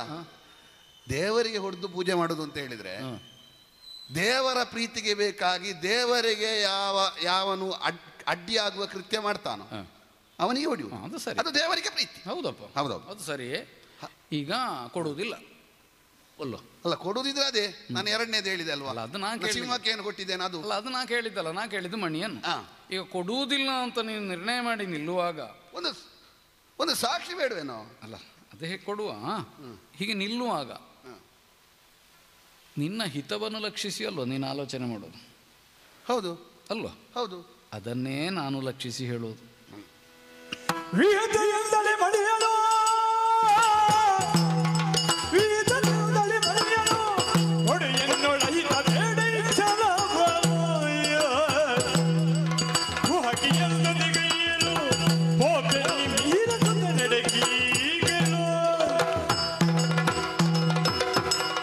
ಅಯ್ಯ ಜಾಂಬವ, ಏನಯ್ಯ? ಪ್ರಾಕೃತವಾದ ಸ್ಥಿತಿ ಉಂಟು ನಿನಗೆ, ಸಿಂಹಕ್ಕೂ ಉಂಟು. ನಿಮಗಿಬ್ಬರಿಗೂ ಈ ಮಣಿಯ ಕುರಿತು ಆಸಕ್ತಿ ಬರ್ತದೆ ಅಂತಾದರೆ ಇದು ಪ್ರಾಕೃತವಾದ ಸ್ಥಿತಿ ಅಲ್ಲ ಅಂತ ಆಗ್ತದೆ. ನೀನಾಗ ಹೇಳಿದೆಯಲ್ಲ, ನಾಗರಿಕತೆ ನಮ್ಮಲ್ಲಿಯೂ ಉಂಟು. ತುಂಬ ಸಂಪಾದನೆ ಮಾಡಿದವನ ಸಂಪಾದನೆಯನ್ನು ಬಲಪ್ರಯೋಗದಿಂದ ಮಾಡಿ ಸೆಳೆದು ಪಡೆದು ತನ್ನದು ಅಂತ ಹೇಳಿಕೊಳ್ಳುವ ಪ್ರವೃತ್ತಿ ಉಂಟು. ಈಗ ನಿಮ್ಮದು ಅದೇ ಆಯ್ತು. ಸಿಂಹದ ಬಾಯಿಯಲ್ಲಿತ್ತು ಪಡೆದೆ, ಸಿಂಹಕ್ಕೆ ಎಲ್ಲಿಂದ ಬಂತು? ಇದನ್ನು ಆಲೋಚನೆ ಮಾಡಲಿಲ್ಲ. ಈಗ ಯಾವ ಸಂಪಾದನೆಯೇ ಆದರೂ ನಾವು ಎಲ್ಲಿಂದಲೇ ಪಡೆದ್ರು ಅದು ಎಲ್ಲಿ ಅದಕ್ಕೆ ಬಂದದ್ದು ಎಲ್ಲಿಂದ ಅನ್ನೋದನ್ನು ತಿಳಿಬೇಡುವ. ನೀನು ಆ ಕುತೂಹಲವನ್ನು ಪ್ರಕಟಿಸಲಿಲ್ಲ. ಎನ್ನ ಸಖ ನನಗೆ ಬೇಕಾದವನೊಬ್ಬ ಈ ಮಣಿಯನ್ನು, ಸ್ಯಮಂತಕ ನಾಮಕವಾದ ಈ ಮಣಿಯನ್ನು ತಾನು ಧರಿಸಿ ಅರಣ್ಯ ಪ್ರದೇಶಕ್ಕೆ ಬಂದ. ಹಾಗೆ ಬಂದ ಅವನನ್ನು ಕೊಂದು ಈ ಸಿಂಹವು ತನ್ನ ಸ್ವಾಧೀನಕ್ಕೆ ಮಣಿಯನ್ನು ಪಡೆಯಿತು. ಅದನ್ನು ಕೊಂದು ನೀನು ಸ್ವಾಧೀನಕ್ಕೆ ಬೆಳೆದಿದ್ದು. ಹಾಗೆ ಅಂತ ಈ ಮಣಿಯನ್ನು ಮೂಲತಃ ಸಂಪಾದನೆ ಮಾಡಿದವ ಯಾರನ್ನು ಕೊಂದು ಸಂಪಾದನೆ ಮಾಡಿದ್ದಲ್ಲ, ಯಾರನ್ನು ಹೊಡೆದು ಸಂಪಾದನೆ ಮಾಡಿದ್ದಲ್ಲ, ಸೂರ್ಯದೇವನನ್ನು ತಪಸ್ಸಿನಲ್ಲಿ ಮೆಚ್ಚಿಸಿ ಪಡೆದ ಮಣಿ ಇದು. ಹಾಗಾದ್ರೆ ಪರಾಕ್ರಮವೇ ಮೂಲವಾಗಿ ಸಂಪಾದನೆಯ ನೆಲೆ ಅಲ್ಲ, ಒಂದು ಅನುಗ್ರಹದಿಂದ ಬಂದದ್ದು. ಅಂತಹ ಒಂದು ದೈವ ಸ್ವರೂಪವುಳ್ಳ ಅನುಗ್ರಹ ರೂಪದಿಂದ ಪಡೆದ ಈ ಮಣಿಯನ್ನು ನನ್ನದು ಅಂತ ಅಧಿಕಾರ ಇಲ್ಲದೆ ಇದ್ದವ ಹೇಳುವುದೇ ತಪ್ಪಾಗ್ತದೆ. ಹಾಗಾದರೆ ನಿನ್ನ ಕ್ಷೇಮ ಯಾವುದರಲ್ಲಿ? ನಿನ್ನದಲ್ಲದೇ ಇದ್ದದ್ದನ್ನು ಬಿಟ್ಟು ಕೊಡುವುದರಲ್ಲಿ. ಹಾಗಾಗಿ ವಿಹಿತದಿಂದಲೇ ಈ ಮಣಿಯನ್ನು ಕೊಟ್ರೆ ನಿಜವಾದ ನಾನು ಅಲ್ಲ ಅದರ ಒಡೆಯ, ಯಾರು ನಿಜವಾದ ಅದರ ಸ್ವಾಮಿಯೋ ಅವನಿಗೆ ಒಪ್ಪಿಸುವುದಕ್ಕೆ ಅನುಕೂಲ ಆಗ್ತದೆ. ಇಲ್ಲ ಕೊಡುವುದಿಲ್ಲ, ಕೆಲವು ಸಲ ಹೀಗಿರ್ತದೆ. ತನಗೇನಾದರೂ ಪ್ರತಿಫಲವಾಗಿ ಬೇಕು, ಒಂದಿಷ್ಟು ಕೊಟ್ಟರೆ ಇದನ್ನು ನಿನಗೆ ಕೊಡ್ತೇನೆ, ನೀನು ಕರಡಿ, ನಿನಗೆ ಹೊನ್ನಿನ ಆಶೆಯನ್ನೊಡ್ಡಿ ಅದನ್ನು ಪಡೆಯುವ ಸಾಧ್ಯತೆ ಇಲ್ಲ. ಮತ್ತು ಇನ್ನೊಂದುಂಟು, ಆ ಮಣಿ ಅನುಗ್ರಹ ರೂಪದಿಂದ ಪ್ರಾಪ್ತಿಸಿದ್ದು ಅಂತ ಹೇಳಿದ್ರಿಂದ ಅದರ ವಿಶೇಷತೆಯನ್ನು ನಾನು ನಿನಗೆ ಹೇಳಬೇಕು. ಅದು ಅತ್ಯಂತ ಶ್ರೇಷ್ಠವಾದ ದಿವ್ಯತೆ ಉಳ್ಳದು. ಅದನ್ನು ಯಾರು ನ್ಯಾಯಬದ್ಧವಾಗಿ ಹೊಂದಿದ್ದಾನೋ ಅವನಿಗೆ ಯಾವ ಆಪತ್ತೂ ಆಗದಂತೆ ಕಾಯತಕ್ಕದು. ಮಾತ್ರ ಅಲ್ಲ, ದಿನವೊಂದಕ್ಕೆ 8 ಭಾರ ಹೊನ್ನನ್ನು ಕೊಡತಕ್ಕ ಮಣಿ ಅದು. ಅದನ್ನಿಟ್ಟುಕೊಂಡು ನೀನೇನು ಮಾಡ್ಲಿಕ್ಕುಂಟು? ನಿನಗದ ಅಗತ್ಯ ಇಲ್ಲ. ಅಥವಾ ಗುಹೆಯಲ್ಲಿ ಬೆಳಕಿಗಾಗಿಯೇ ನಾನು ಮಣಿಯನ್ನು ಹೊಂದಿದ್ದೇನೆ, ಗುಹೆ ಇರುವುದೇ ಕತ್ತಲು ಅಲ್ವಾ? ಅಲ್ಲಿ ಬೆಳಕು ಬಂತು ಅಂತಂದ್ರೆ ಅದು ಗುಹೆ ಅಲ್ಲ ಅಂತ ಅರ್ಥ. ಈಗ ನಿನ್ನ ಮನೆಯನ್ನೇ ಮನೆ ಅಲ್ಲ ಅಂತ ಮಾಡ್ಲಿಕ್ಕೆ ಹೊರಟಾಗಲಿಲ್ಲ. ಹಾಗಾಗಿ ನಿನ್ನ ಕ್ಷೇಮಕ್ಕಾಗಿ ನಾನು ಹೇಳೋದು, ನನಗದನ್ನು ಕೊಡು. ಕೊಡುವುದಿಲ್ಲ ಅಂತ ನೀನು ಹೇಳಿದ್ರೆ ಪ್ರತಿಯಾಗಿ ನಿನಗೇನು ಬೇಕು ಅದನ್ನು ಕೊಟ್ಟೇನು ನಾನು. ಈಗ ಕೆಲವು ಕರಡಿಗಳಿಗೆ ಪ್ರಿಯವಾದ ಆಹಾರ ಪದಾರ್ಥ ಅಂತ ಇರ್ತದೆ, ಅದನ್ನು ಇಟ್ಟಬೇಕು, ಯಥೇಚ್ಛವಾಗಿ ಕೊಡೋಣ. ನನಗೆ ಜೇನುತುಪ್ಪ ಅದೇ ಬೇಕಾದಷ್ಟು ಕೊಡುವ. ಊರಿನ ಜೇನುತುಪ್ಪ ಬೇಡ, ಇಲ್ಲಿಯೇ ಸರಿಯಾದ ಸಿಗುತ್ತದೆ. ಅಲ್ಲ, ಹಾಗಿದ್ರೆ ಅದನ್ನು ಪಡೆಯುವುದಿಲ್ಲ ನೀನು ಅಂತ ಬೇಡ. ನಿನಗೆ ಉಡುವುದಕ್ಕೆ ಬಟ್ಟೆ ಕೊಡೋಣವಾ? ಕರಡಿಗೆ ಬಟ್ಟೆ ಅಂತದಕ್ಕೆ ಬಟ್ಟೆ ಹಾಕಿದ್ರೆ ಕರಡಿ ಆಗ್ತದೆ. ಅಲ್ಲ, ಬಟ್ಟೆ ಹಾಕಿದ್ರೆ ಕರಡಿ ಆಗ್ತದೆ, ಆಮೇಲೆ ಬಟ್ಟೆಯಾಗಿ ಇರುವುದಿಲ್ಲ ಅಷ್ಟೇ. ಇದಕ್ಕೆ ನಿನಗೆ ಹೊನ್ನಿನ ಆಭರಣ ಬೇಕಾ? ಅದನ್ನಾದರೂ ಕೊಡುವ. ಏನು ಬೇಕಾದರೂ ಕೊಡುವ. ಆ ಮಣಿಯನ್ನು ಕೊಡು. ಇಲ್ಲ, ಕೊಡುವುದೇ ಇಲ್ಲ ಎಂಬ ನಿನ್ನ ನಿಲುವೆ ಹೌದು ಅಂತಾದರೆ ಆಗ ನನಗೂ ನನ್ನ ಉದ್ದೇಶವನ್ನು ಈಡೇರಿಸಿಕೊಳ್ಳುವ ಅನಿವಾರ್ಯ ಬರ್ತದೆ. ಅನಿವಾರ್ಯತೆ ಬಂದ್ರೆ ಏನಾದಿತ್ತು? ಪ್ರಾಣಿ ಎಂಬ ಅನುಕಂಪದಿಂದ ನಾನು ವ್ಯವಹರಿಸಲಿಕ್ಕಿಲ್ಲ. ಪಡೆಯುತ್ತೇನೆ. ನನಗೆ ಬೇಕಾದದ್ದನ್ನು ಪಡೆಯುವಲ್ಲಿ ಯಾವ ಆತಂಕವನ್ನಾದರೂ ಮೆಟ್ಟಿ ಮೀರಿ ನಿಲ್ಲಬಲ್ಲ ಸಾಮರ್ಥ್ಯ ಉಳ್ಳವ ನಾನು. ನಿನ್ನನ್ನು ಯಮಸುತನಿಗೆ, ಸೂರ್ಯಸುತನಾದ ಯಮನಲ್ಲಿಗೆ ಕಳುಹಿಸಿ. ಅದೊಂದು ಹೇಳಿದ್ದು ಒಳ್ಳೇದಾಯ್ತು. ಏನು ಸೂರ್ಯಸುತ ಯಮ ಅಂತ? ಬರೇ ಸೂರ್ಯಸುತ ಅಂತ ಹೇಳಿದ್ರೆ ನನಗೆ ಗೊಂದಲ ಆಗ್ತಿತ್ತು. ಹೌದಾ? ನನಗೆ ಬಹಳ ಹತ್ತಿರದವ ಸುಗ್ರೀವ. ಅದ್ಯಾರು? ಸೂರ್ಯಸುತ ಸುಗ್ರೀವ. ಓ, ಅವನು ಪರಿಚಯ ಉಂಟ? ಅವನು ಒಟ್ಟಿಗೆ ಇದ್ದದಲ್ವ ನಾವು. ಆದ್ರೆ ಅವ ಬೇರೆಯವರದ್ದನ್ನು ಬಯಸಿದ ಕಥೆ ನನಗೆ ಗೊತ್ತಿಲ್ಲಪ್ಪ. ನಾನು ಬೇರೆಯವರದ್ದನ್ನು ಬಯಸಿದಂತೆ ನೀನು ಪ್ರಸಂಗ ಬರೀತೀಯಾ? ಬೇಕಾದ್ರೆ ಬರೆಯುವ, ಅದಕ್ಕೇನು ಬೇಕಾ? ನಿನಗೆ ಬೇಕು. ಯಾಕಂದ್ರೆ ನನಗೆ ಕಾಣ್ತದೆ ನೀನು ಅಂಥವ ಅಂತ. ಅಲ್ಲಲ್ಲ, ನೀನು ಇಲ್ಲಿಯೇ ನಿಂತೊಂದು ನೀನು ಹೇಳಿದ್ದು ತಪ್ಪಲ್ಲ. ಕೆಲವೆಲ್ಲ ಸಣ್ಣ ಸಣ್ಣ ಪ್ರಸಂಗ ಬರೆದಿದ್ದೇನೆ, ಆದ್ರೆ ಉಳಿದವರದ್ದು ದೊಡ್ಡದು ಅಂತ ಹೇಳಿದ್ದಾರೆ. ಇಲ್ಲಿ ಉತ್ತರಾರ್ಧ ನಿನಗೆ ಸಿಕ್ಕಿದೆ, ಅದಕ್ಕೆ ಪೂರ್ವಾರ್ಧ ಸೇರಿಸಿದ್ದಿ. ಹೌದು. ಅವಳು ಯಾವಾಗಲೂ ಪದ್ಯ ಹೇಳುದು, ತಂದೆಯಾಗಿಯ ಜಾಂಬವಂತ ಕೇಸರಿಯ ಕೊಂದು ತಂದಿಗ ಮಣಿಯ, ಅದನ್ನು ಕೇಳಿದ್ದಿ ನೀನು. ಅದಕ್ಕಿಂತ ಹಿಂದೆ ಒಂದು ಕತೆ ಸೇರಿಸಿದ್ದಿ, ಯಾವನ ಒಬ್ಬ ಸೂರ್ಯನನ್ನು ತಪಸ್ಸಿನ ಮೂಲಕ ಮೆಚ್ಚಿಸಿದ, ಅಲ್ಲಿಂದ ಮಣಿ ಸಿಕ್ಕಿತ್ತು. ಅಲ್ಲಲ್ಲ, ಹಾಗಾದ್ರೆ ಒಂದು ಒಂದು ಒಂದು ಒಂದು ನೀನು ಶೋಧ ಮಾಡಬೇಕಾದ ವಿಷಯ ಉಂಟು ಇದರಲ್ಲಿ. ಸಿಂಹಕ್ಕೆ ಎಲ್ಲಿಂದ ಬಂತಾಗಾದ್ರೆ? ಅಲ್ಲ, ಎಲ್ಲಿಂದ ಬಂತು? ಎಲ್ಲಿಂದ ಬಂದಿರ್ಬೋದು ಅಕ್ಕ, ನಿನಗೆ ಗೊತ್ತಿಲ್ಲ. ಇದು ಇಂಥವ ತಿಳಿದವ ಇಂತಲ್ಲಿಂದ ಬಂತು ಅಂತ ಹೇಳಿದ್ದ ನೀನು ಒಪ್ಪುವುದಿಲ್ಲ. ಈ ಕೆಲವು ಸಲ ಈ ಸತ್ಯವನ್ನು ಗ್ರಹಿಸುವ ಬುದ್ಧಿ ಇಲ್ಲದಿದ್ರೆ ಹೀಗೆ ಆಗೋದು. ಸತ್ಯ ಯಾರು ಹೇಳಿದ್ರೆ ನಯ್ಯ ನಿನಗೆ? ನೀನೇ ಹೇಳಿದ್ಯಲ್ವಾ, ನಾಗರಿಕ ಪ್ರಪಂಚದಲ್ಲಿ ಇದ್ದವರಿಗೆ ಮೋಹ ಹೆಚ್ಚು ಉಂಟು, ಪ್ರಾಕೃತವಾದದ್ದಕ್ಕೆ ಇಲ್ಲ ಇರಬಾರದು ಅಂತ ಅಲ್ವಾ? ನಾನು ಮೋಹ ಅಂತ ಹೇಳಿದ್ರೆ ಇದ್ರ ಬಗೆಗಿನ ಮೋಹದಿಂದ ತಂದದ್ದಲ್ಲ ನಾನು. ಮತ್ತೆ ಹೊರಡುವಾಗ ಮಗಳು ಹೇಳಿದ್ಲು, ಯಾವಾಗಲೂ ಏಕತಾನತೆ ಬರ್ತದೆ ಅಪ್ಪಯ್ಯ, ಮಲಗುದಿಲ್ಲ ಮಗು, ಏನಾದ್ರೂ ಆಟಿಕೆ ಬೇಕು. ಅದಕ್ಕೆ ಸರಿಯಾಗಿ ಈ ಸಿಂಹ ಸಿಕ್ಕಿತು, ಹೊಡೆದೆ ತಂದೆ. ಲೋಕಕ್ಕೆ ಬೇಕಾಗಿಯೇ ವಿನಿಯೋಗ ಆಗುವುದು. ನೀನು ಒಳ್ಳೆ ಅಪ್ಪ. ನೀನು ಏನು ಮಗುವಿನ ಆಟಿಕೆಗೆ ಬೇಕಾಗಿ ಒಂದು ಜೀವ ತೆಗೆದಿಯಲ್ವ? ಅಲ್ಲ, ನಾನು ಹೇಳಿದೆ ಅಲ್ವಾ, ಜೀವ ತೆಗೆಯುವುದಕ್ಕೆ ಅದೊಂದೇ ಕಾರಣ ಅಲ್ಲ. ಆ ಮಣಿಯನ್ನು ಕೊಡ್ತಿದ್ರೆ ನಾನು ಜೀವ ತೆಗಿತೀನಿ. ಈಗ ನಿನ್ನ ಮಗುವಿಗೆ ಬೇರೆ ಆಟಿಕೆ ಕೊಟ್ಟರೆ ಮಣಿ ಕೊಡ್ತೀಯಾ? ಇಲ್ಲ, ಯಾಕೆ ಕೊಡುವುದಿಲ್ಲ? ನೀನು ಕೇಳುವ ಶೈಲಿಯೇ ಸರಿ ಇಲ್ಲ. ಹೇಗೆ ಕೇಳಿ ನನಗೆ ಎಚ್ಚರಿಸಿ ನೀನು ಹೇಗೆ ಕೇಳಿದ್ರೆ ಕೊಡ್ತೀ? ಅಲ್ಲಲ್ಲ, ನೀನು ಮೊದಲಿಗೆ ಒಂದು ಪ್ರಾರ್ಥಿಸ್ತಿದ್ರೆ ನಾನು ಮನಸ್ಸು ಬರ್ತಿತ್ತೋ ಏನು. ವಿಹಿತದಿಂದಲೇ ಮಣಿಯನ್ನು ಕೊಡದಿದ್ರೆ ಮಿಹಿರ ಸೂತನೆಡೆಗೆ ಹೋಗುತ್ತಿ, ಸಂಶಯ ಬೇಡ. ಇದೆಲ್ಲ ಹೇಳಿದ್ರೆ ಕೊಡುವಷ್ಟು ಅಥವಾ ಕೊಡಬೇಕಾದಷ್ಟು ಅಲ್ಲ. ಒಂದು ಕರಡಿಗೆ ಇಷ್ಟು ದೊಡ್ಡಸ್ತಿಕೆಯ ಯಾವುದು ನಿನಗೆ? ನಿನ್ನ ತಲೆಯಲ್ಲಿ ದೊಡ್ಡಸ್ತಿಕೆಯನ್ನು ತೋರಿಸಿಕೊಳ್ಳಲಾಗದ ಅಲ್ಪ ಕರಡಿ ಅಂತ ಅಲ್ವಾ? ಏನು ಬಡಮೃಗವ? ಅಲ್ವಾ?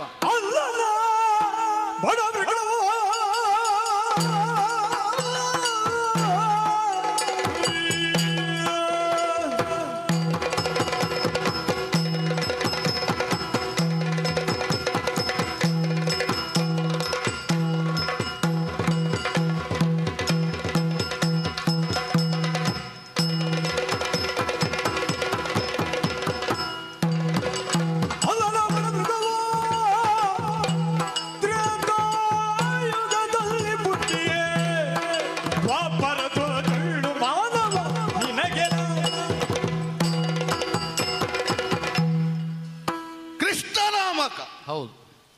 ಏನು ಬಡಮೃಗ ಅಂತ ಭಾವಿಸಿದ್ಯಾ ಇವನನ್ನು, ಜಾಂಬವನನ್ನು? ಮತ್ತೆ ಕರಡಿ ಹೌದಲ್ಲ? ಹಾಗೆ ಮಾತಾಡುವಾಗಲೇ ನನಗೆ ಕಾಣುಚ್ಚ, ಅವ ಇಲ್ಲಿ, ನೀವೆಲ್ಲ ಇಲ್ಲಿ. ಯಾರು? ಅಲ್ಲ, ನಾವು ನೋಡಿದ ಮಾನವೋತ್ತಮ.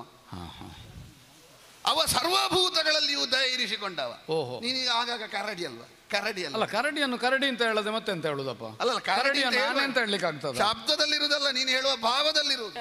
ಕರಡಿ ಅಂದ್ರೆ ದೊಡ್ಡ ವಿಷಯ ಅಲ್ಲ. ಅಲ್ಲ, ಕರಡಿ ಮತ್ತೆ ಎಂತ ದೊಡ್ಡ ವಿಷಯ? ದೊಡ್ಡ ವಿಷಯ ಮಾಡಿದ ಕರಡಿಯ ನಿನ್ನ ಮುಂಭಾಗದಲ್ಲಿ ದೊಡ್ಡ ವಿಷಯ ಎಲ್ಲ ಮಾಡಿದವ. ಹೌದೌದು. ಓಹೋ, ಹೇಳಿದ್ಯಲ್ವಾ, ಗುಹೆಯಲ್ಲಿ ಕತ್ತಲೆ ಹೋದ್ರೆ ಗುಹೆ ಆಗುತ್ತದ ಅಲ್ವಾ? ವಿಶಿಷ್ಟವಾದವನಾದ ಕಾರಣವೇ ನನ್ನ ಗುಹೆಯಲ್ಲಿ ಬೆಳಕಿರಬಹುದು. ಈಗ ನೀನು ಹೇಳಿದ್ಯಲ್ವಾ, ಯಾವುದೋ ತಪಸ್ಸಿನಿಂದ ಸಂಪಾದನೆ ಮಾಡಿದ್ದು.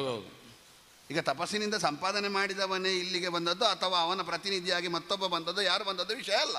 ಈಗ ನನ್ನ ಕೈಗೆ ಸಿಕ್ಕಿದ್ದು ಹೌದಲ್ಲ, ಈಗ ಅವನು ಉಳಿಸಿಕೊಳ್ಳಿಲ್ಲಲ್ಲ, ನನ್ನ ಸ್ವಾಧೀನಕ್ಕೆ ಬಂತು. ಈಗ ನಾನು ಮೋಹವಶನಾಗಿ ಪಡೆದುಕೊಂಡದ್ದಲ್ಲ. ಯಾವುದೋ ಒಂದು ನೀನು ಹೇಳಿದ ಯಾವುದೋ ವಿಶಿಷ್ಟವಾದಂಥ ಉದ್ದೇಶದಿಂದ ಅಲ್ವೇ ಅಲ್ಲ. ನಾನು ಪಡೆದುಕೊಂಡದ್ದು ಯಾಕೆ? ನನ್ನ ಮಗಳ ತೃಪ್ತಿಗೆ ಬೇಕಾಗಿ, ಮಲಗದೇ ಇರುವ ನನ್ನ ಮಗುವನ್ನು ಮಲಗಿಸಲಿಕ್ಕೆ ಬೇಕಾಗಿ, ಇಷ್ಟಕ್ಕೆ ಪಡೆದುಕೊಂಡದ್ದು. ಅಲ್ಲ, ಸಾಮಾನ್ಯವಾಗಿ ನಮ್ಮಲ್ಲೆಲ್ಲ ಹೇಗೆ ಅಂತಂದ್ರೆ, ಮಗು ಮಲಗಲಿಲ್ಲ ಅಂತ ಆದರೆ ದೀಪ ಆರಿಸಿ ಮಲಗಿಸುವುದು. ನೀನು ಮಲಗುವುದಿಲ್ಲ ಅಂತ ದೀಪ ಬೆಳಗಿಸಿದ ಹಾಗೆ ಬೆಳಕೆ ಮಾಡಿದ್ದ. ಅದರಲ್ಲೇ ಉಂಟಲ್ಲ ಉತ್ತರ. ನೀವು ದೀಪ ಆರಿಸುವುದು ಯಾಕೆ? ಮಲಗಲಿ ಅಂತ. ಅಂದ್ರೆ ದೀಪ ಹಚ್ಚುತ್ತಾ ಇರ್ತೀರಿ, ಇಲ್ಲಿ ಯಾವಾಗಲೂ ಕತ್ತಲ ಇದ್ದದ್ದು, ಈಗ ಬೆಳಕು ಬರುವಾಗ ಮಲಗುತ್ತದೆ. ಇದು ಹಗಲು ಮಲಗುವ ಇದ್ದ ಪರಿಸ್ಥಿತಿಗಿಂತ ವ್ಯತ್ಯಾಸ ಆಗುವಾಗ ನಿದ್ರೆ ಬರುವುದು ಅಂತ ಆಯ್ತಾ ಇಲ್ಲ? ಇದು ಸ್ವಲ್ಪ ವ್ಯತಿರೇಕ ಕಾಣುತ್ತದೆ. ಹಗಲು ಮಲಗುವ ಮತ್ತು ರಾತ್ರಿ ತಿರುಗಾಡುವ ವರ್ಗ ಬೇರೆ ಉಂಟು. ಇದು ಮಾನವ ಶಿಶುವಿನ ಹಾಗೆ ಕಾಣುತ್ತದೆ. ಇದಕ್ಕೆ ಯಾಕೆ ಈ ವಿಪರೀತವನ್ನೆಲ್ಲ ಕಲಿಸುವುದು ನೀನು? ಅಲ್ಲ, ಕಲಿಸುವುದು ಅಂತ ಹೇಳಿದ್ರೆ ಯಾರೊಟ್ಟಿಗೆ ಇದೆ ಎನ್ನುವುದರಿಂದ ಆಗುದಲ್ವಾ? ಮತ್ತೆ ಈಗ ನಮ್ಮ ಗುಹೆಯಲ್ಲಿ ಹಗಲು ರಾತ್ರಿ ಅಂತ ಇಲ್ಲ, ಯಾವಾಗಲೂ ರಾತ್ರಿ ಹಗಲು ಬೆಳಕಿ. ಹೌದೌದು. ಮೊದಲು ರಾತ್ರಿ ಮಾತ್ರ ಇದ್ದದ್ದು ಅಲ್ಲ, ಹಗಲು ಎಲ್ಲಿಂದ ಒಳಗೆ ಬೆಳಕು ಬರ್ತದೆ? ಗುಹೆಯಲ್ಲಿ ಕತ್ತಲೆ. ಈಗ ಗುಹೆಯಲ್ಲಿ ಬೆಳಕು ಬಂದ್ರದು ಗುಹೆ ಅಲ್ಲ ಅಂತ ನಾನು ಯಾಕೆ ಹೇಳಿದೆ?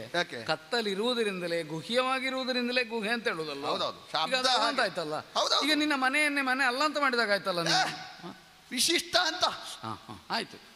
ಯಾವನೋ ಒಬ್ಬ ಲೋಕಕ್ಕೆ ಬೇಕಾಗಿ ಲೋಕದ ದೇವತೆ ಅಲ್ಲ ಅದು ಸರಿ, ಯಾಕಂದ್ರೆ ನಿನ್ನ ಮನೆಯಲ್ಲಿ ದೀಪ ಯಾವಾಗಲೂ ಬೆಳಗುತ್ತದೆ ಅಂತ ನಾನು ಆಡಿಸಲಿಕ್ಕೆ ನಾನು ಹೊರಡ್ಲಿ. ದೇವತೆಗಳಿಗೆ ಅಥವಾ ದೇವವರ್ಗಕ್ಕೆ ಕೊಡಲ್ಪಟ್ಟ ವಿಶೇಷವಾದ ಅಮೃತವನ್ನು ತಾಯಿಯ ದಾಸ್ಯ ನಿವಾರಣೆಗೆ ತಂದವ ಇಲ್ವಾ? ತಂದಿದ್ದಾನೆ. ಅದು ಅದಕ್ಕೆ ಇರುವುದು ಅಂತ ಕೇಳಿದ್ರೆ ಅದಕ್ಕೆಲ್ಲ ಇರುವುದು ಅವನಿಗೆ, ಅದಕ್ಕೆ ಬೇಕಾಯ್ತು ತಂದಿದ್ದಾನೆ.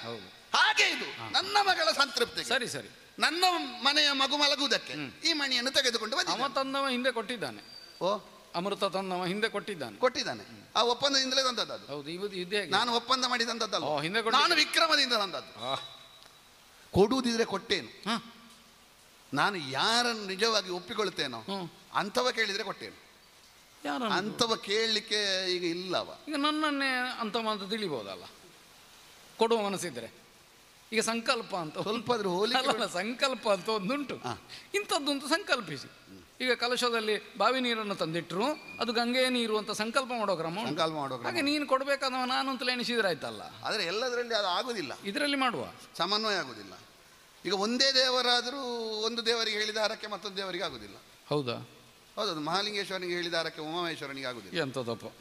ಹಾಗಾಗಿ ಈಗ ನಿನ್ನನ್ನು ಕಲ್ಪಿಸುವುದು ಬಿಡು, ಸ್ವಲ್ಪ ಅದ್ರ ಹೋಲಿಕೆ ಕಾಣುದು ಬಿಡುವ ನನಗೆ. ಇಲ್ವಾ? ಇಲ್ವೇ ಅಲ್ಲ, ಇಲ್ಲ ಅಂದ್ರೆ ನೀನು ಯಾರನ್ನು ಹೇಳುವುದು ಅಂತ ನನಗೆ ಗೊತ್ತಿಲ್ಲ. ಹೇಳ್ತೇನೆ, ನಾನು ಹೇಳ್ತೇನೆ. ನನ್ನ ಕಾಲ ಈಗಿನದ್ದಲ್ಲ.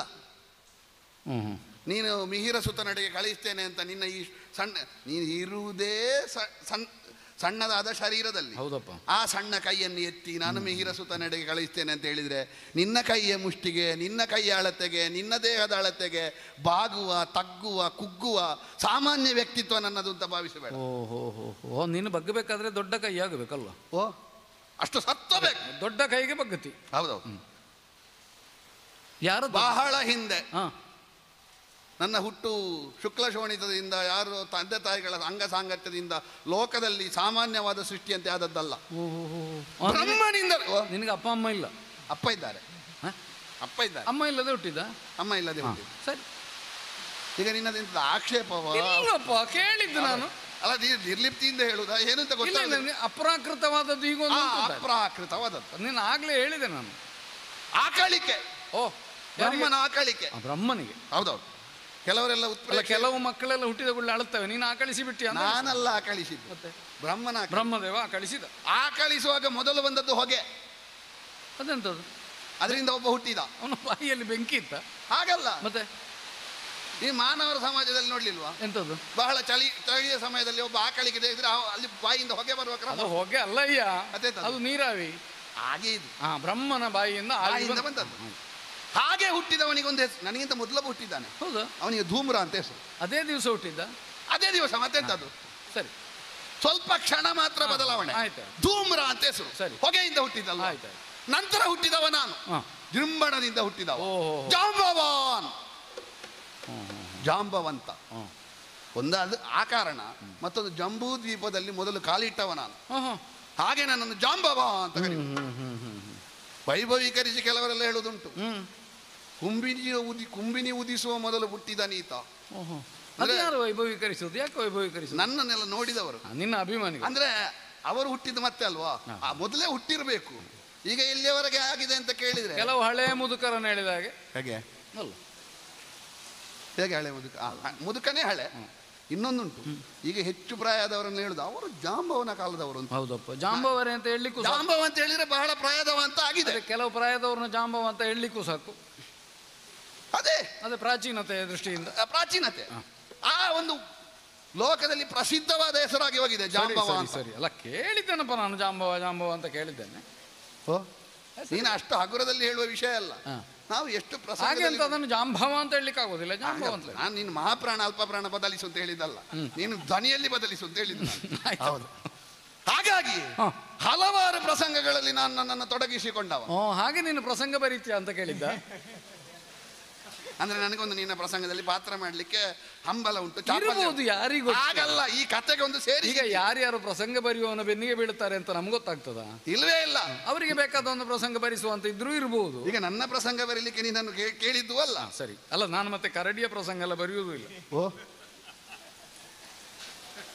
ಇರ್ಲಿ ನಿನ್ನ ನೀನು ಬರೀತೀಯ ಇಲ್ವೋ, ನೀನು ಹೀಗೆ ಮುಂದುವರಿದ ಕರಡಿ ಒಂದು ನಿನ್ನ ಜೀವನದಲ್ಲಿ ಪ್ರಸಂಗ ಮಾಡ್ತದೆ. ಆಯ್ತಾ, ಈ ಕರಡಿ ಎಂತದ್ದು ಅಂತ ಕೇಳುವ.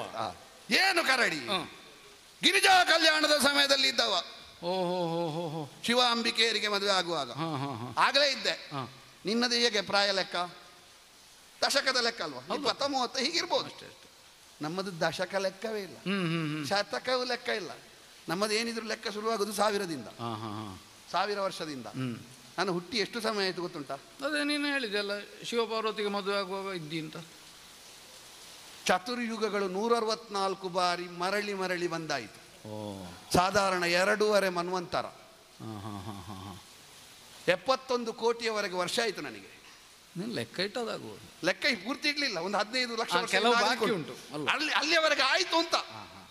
71 ಕೋಟಿ 85 ಲಕ್ಷಗಳು ವರ್ಷಗಳು ಕಳೆದು ಹೋದವು. ಇನ್ನು 72 ಕೋಟಿ ಆಗಲಿಕ್ಕೆ 15 ಲಕ್ಷ ಉಳಿದಿದೆ. 15 ಲಕ್ಷ 71 ಕೋಟಿ ಇನ್ನು 15 ಲಕ್ಷ ವರ್ಷಗಳು ಉಳಿದಿವೆ. ಸರಿ ಸರಿ. ಒಂದು 71 ಬಾರಿ ಚತುರ್ಯುಗಗಳು ಮರಳಿ ಬಂದ್ರೆ 1 ಮನ್ವಂತರ. ಸರಿ.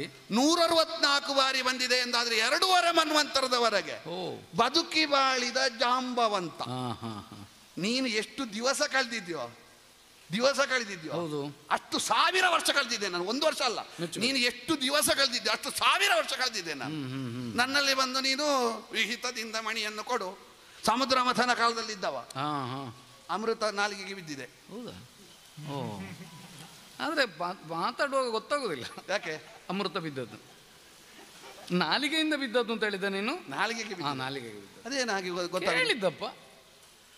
ತಪ್ಪು ನಿನ್ನದಲ್ಲ, ನಿಮ್ಮ ಕಡೆ ಹಾಗಾಗಿದೆ. ಹೇಗೆ? ಈಗ ಯಾವುದಕ್ಕೆಲ್ಲ ಅಮೃತ ಅಂತ ಹೇಳ್ತೀನಿ ಅಂತ ಯಾರಿಗೂ ಗೊತ್ತು. ಸ್ವಲ್ಪ ಅಮೃತ ತಗೊಳ್ಳಿಕ್ಕುಂಟು ಅಂತ ಈಗ ಹಾಗಾಗಿ ಹೋಗಿದೆ. ಈಗ ಯಾರಾದ್ರೂ ಸುಮ್ಮನೆ ಉದ್ದ ಮಾತಾಡಿದ್ರೆ ಈಗ ರಾಮಾಯಣ ಮಾತಾಡುದು ಅಂತ ಹೇಳುವ. ಹೌದಪ್ಪ. ಈಗ ನೀನು ತೆಕ್ಕೊಂಡ ಅಮೃತ ಯಾವುದು? ನಾನು ತಕೊಂಡ ಅಮೃತ ಮೃತಿ ಇಲ್ಲದ್ದು, ಅದೇ ಅಮೃತ. ಸರಿ. ಅಷ್ಟೇ ಅಲ್ಲ, ನಮಗೆ ಯಾರು ಅಭಯ ಕೊಡ್ತಾನೋ ಅಂತ ದೇವರೇ ಹೇಳಿಯಾಗಿದೆ, ಪ್ರಳಯ ಕಾಲದವರೆಗೂ ಜೀವಿಸಿರಿ. ಓಹೋ, ಪಕ್ಕ ಸಾಯುವುದಿಲ್ಲ ನೀನು? ಇಲ್ಲ, ನೀನೊಬ್ಬ ಬಂದು ನನ್ನನ್ನು ನಿನಗೆ ಅದು ಧೈರ್ಯ ಎಂತದು? ಆಯುಸ್ಸು ಗಟ್ಟಿ ಉಂಟು ಅಂತ ಹೇಳಿದ್ದಾರೆ, ಆದ ಕಾರಣ ಯಮನಲ್ಲಿಗೆ ಹೋಗ್ಲಿಕ್ಕಿಲ್ಲ. ನಮಗೆ ಸಾವು ದೊಡ್ಡ ವಿಷಯ ಅಲ್ವಾ? ನಾವು ಬದುಕಿನಲ್ಲಿ ಉಂಟದಷ್ಟು ಉಂಟು. ಸಾಯ್ಬಹುದು. ನಿನ್ನಿಂದ ಸಾಯುವುದಿಲ್ಲ ಅಂತ ನನಗೆ ಗೊತ್ತುಂಟು. ನನ್ನಿಂದ ಸಾಯುವುದಿಲ್ಲ ಅಂತ? ಸಾಯುವುದೇ ಇಲ್ಲ ಅಂತಲ್ಲ, ಇಲ್ಲವೇ ಇಲ್ಲ ಅಂತ. ಸಾವು ಬಂದರೂ ದೊಡ್ಡ ವಿಷಯ ಅಲ್ಲ ನನಗೆ. ಒಪ್ಪುವ. ಇಷ್ಟೆಲ್ಲ ಹಿಂದೆ ಹುಟ್ಟಿ ತ್ರಿವಿಕ್ರಮನನ್ನು ನೋಡಿದವ, ವಾಮನನ್ನು ನೋಡಿದವ ಒಬ್ಬನೇ ಅಲ್ವಾ? ಅಲ್ಲ, ಅದೇ ವಾಮನನ್ನು ನೋಡಿ ವಾಮನ ತ್ರಿವಿಕ್ರಮನಾಗುವುದನ್ನು ನೋಡಿ ಅವನಿಗೆ ಪ್ರದಕ್ಷಿಣೆ ಬಂದವ. ವಾಮನನಿಗ ತ್ರಿವಿಕ್ರಮನಿಗೆ ಪ್ರದಕ್ಷಿಣೆ ಬಂದವ. ಮೇರುಗಿರಿಗೆ 1 ಸುತ್ತು ಸೂರ್ಯ ಬರುವಾಗ ನಾನು 21 ಸುತ್ತು ಬಂದವ. ಅದು ಯಾಕೆ ಅಷ್ಟು ಅವಸರ? ಸ್ಪರ್ಧೆ. ಅಂದ್ರೆ ಅವನ 1 ಸುತ್ತಿಗೆ ನಿನ್ನ 21 ಸುತ್ತು ಸರಿ ಅಂತಲ್ಲ? ಅಲ್ಲ, ಸ್ಪರ್ಧೆ. ಅವ 1 ಸುತ್ತು ಬರುವಾಗ ನಾನು ಎಷ್ಟು ವೇಗವಾಗಿ ಹೋಗ್ತೀನಿ. ಈಗ ಅಷ್ಟು ವೇಗ ಇಲ್ಲ, ಸ್ವಲ್ಪ ಕಡಿಮೆ ಆಗಿದೆ. ಪ್ರಾಯ ಆಯ್ತಲ್ಲ, ಶಾಪ ಸಿಕ್ಕಿದ. ವೇಗ ಬೇಡ ಅಂತಲ್ಲ? ಹಾಗಲ್ಲ, ಬಾಲ ತಾಗಿದ್ದ ಅದಕ್ಕೆ, ಗಿರಿಗೆ, ಮೇರುಗಿರಿಗೆ ಬಾಲ ತಾಗಿದ್ದ. ಹೌದೌದು, ಆ ಪುಚ್ಚ ತಾಗಿದ್ದಕ್ಕೆ ಒಂದು ಶಾಪ. ಇನ್ನ ವೇಗ ಸ್ವಲ್ಪ ಕಡಿಮೆ ಆಗಿದೆ ಅಂತ. ಹಾಗೆ ಸ್ವಲ್ಪ ವೇಗ ಕಡಿಮೆ. ಕರಡಿಯ ಬಾಲ ತಾಗ್ತದಲ್ವ? ಏನದು ಹಾಗಿದೆ? ಆಯ್ತಪ್ಪ,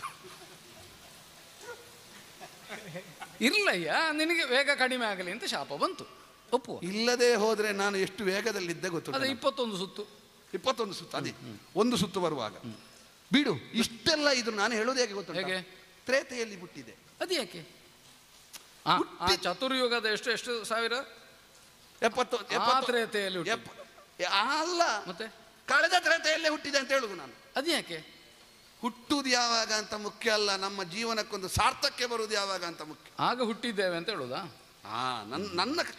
ನಮ್ಮ ಹುಟ್ಟಿಗೊಂದು ಸಾರ್ಥಕ್ಯ ಯಾವಾಗ ಬಂತು ಅಂತ ಕೇಳಿದ್ರೆ, ನಿಜವಾದ ಜಾಂಬವಂತ ಹುಟ್ಟಿದ್ದು ಕಳೆದ ತ್ರೇತೆಯಲ್ಲಿ ನನ್ನ ದೇವರ ದರ್ಶನ ಆದ್ಮೇಲೆ.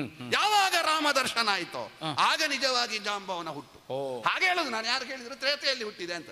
ನಾನು ಹುಟ್ಟಿ ಕೆಲವು ಸಮಯ ಆಯ್ತು, ತ್ರೇತೆಯಲ್ಲಿ ಹುಟ್ಟಿದ್ದಂತ ಅಂದ್ರೆ ಆ ರಾಮ ರಸಾಯನ, ಆ ರಾಮನೊಂದಿಗಿದ್ದ ಆ ಸವಿ, ಆ ಚಂದದ ಜೀವನ, ಅದನ್ನು ಕಂಡ ಈ ಒಳ್ಳೆಯ ಸಿಹಿಯನ್ನು ಉಂಡವನಿಗೆ ಮತ್ತೆ ಸಿಹಿ ಪಾನೀಯ ಕೊಟ್ಟರು ಅದು ಸಪ್ಪೆ ಕಂಡು. ಹೌದಪ್ಪ. ಹಾಗಾಗಿ ಆ ತ್ರೇತಾಯುಗದ ರಾಮರಸಾಯನದಲ್ಲಿ ತೇಲಾಡಿದಂತ ಆ ಬದುಕಿನಲ್ಲಿ ನಿಜವಾದ ಹುಟ್ಟು ಕಂಡದ್ದು ನಾನು. ದ್ವಾಪರೋದ್ಭವ, ಜಳ್ಳು ಮಾನವ ಬಂದು ನನ್ನಲ್ಲಿ ಹಾಗೆ ಮಾಡ್ತೇನೆ, ಹೀಗೆ ಮಾಡ್ತೇನೆ. ಈಗ ಜಳ್ಳು ಮಾನವ ಅಂತ ಹೇಳಲಿಕ್ಕೆ ದ್ವಾಪರದಲ್ಲಿ ಹುಟ್ಟಿದ್ದು ಕಾರಣ ಅಂತಲ್ಲ? ಹಾಗಲ್ಲ, ಎರಡೂ ಹೌದು. ಈಗ ಆ ರಾಮನ ಮುಂಭಾಗದಲ್ಲಿ ಮತ್ತೆ ನೋಡಿದ್ರೆ ಯಾರು ಕೂಡ ಅದರ ಮುಂಭಾಗದಲ್ಲಿ ಅಲ್ಲ, ಈಗ ಕೃತದವ ರಾಮನ ಎದುರು ಬಂದರೆ ಅವನು ಇದೇ ತರ್ಕ ಮಾಡುವುದಲ್ಲ.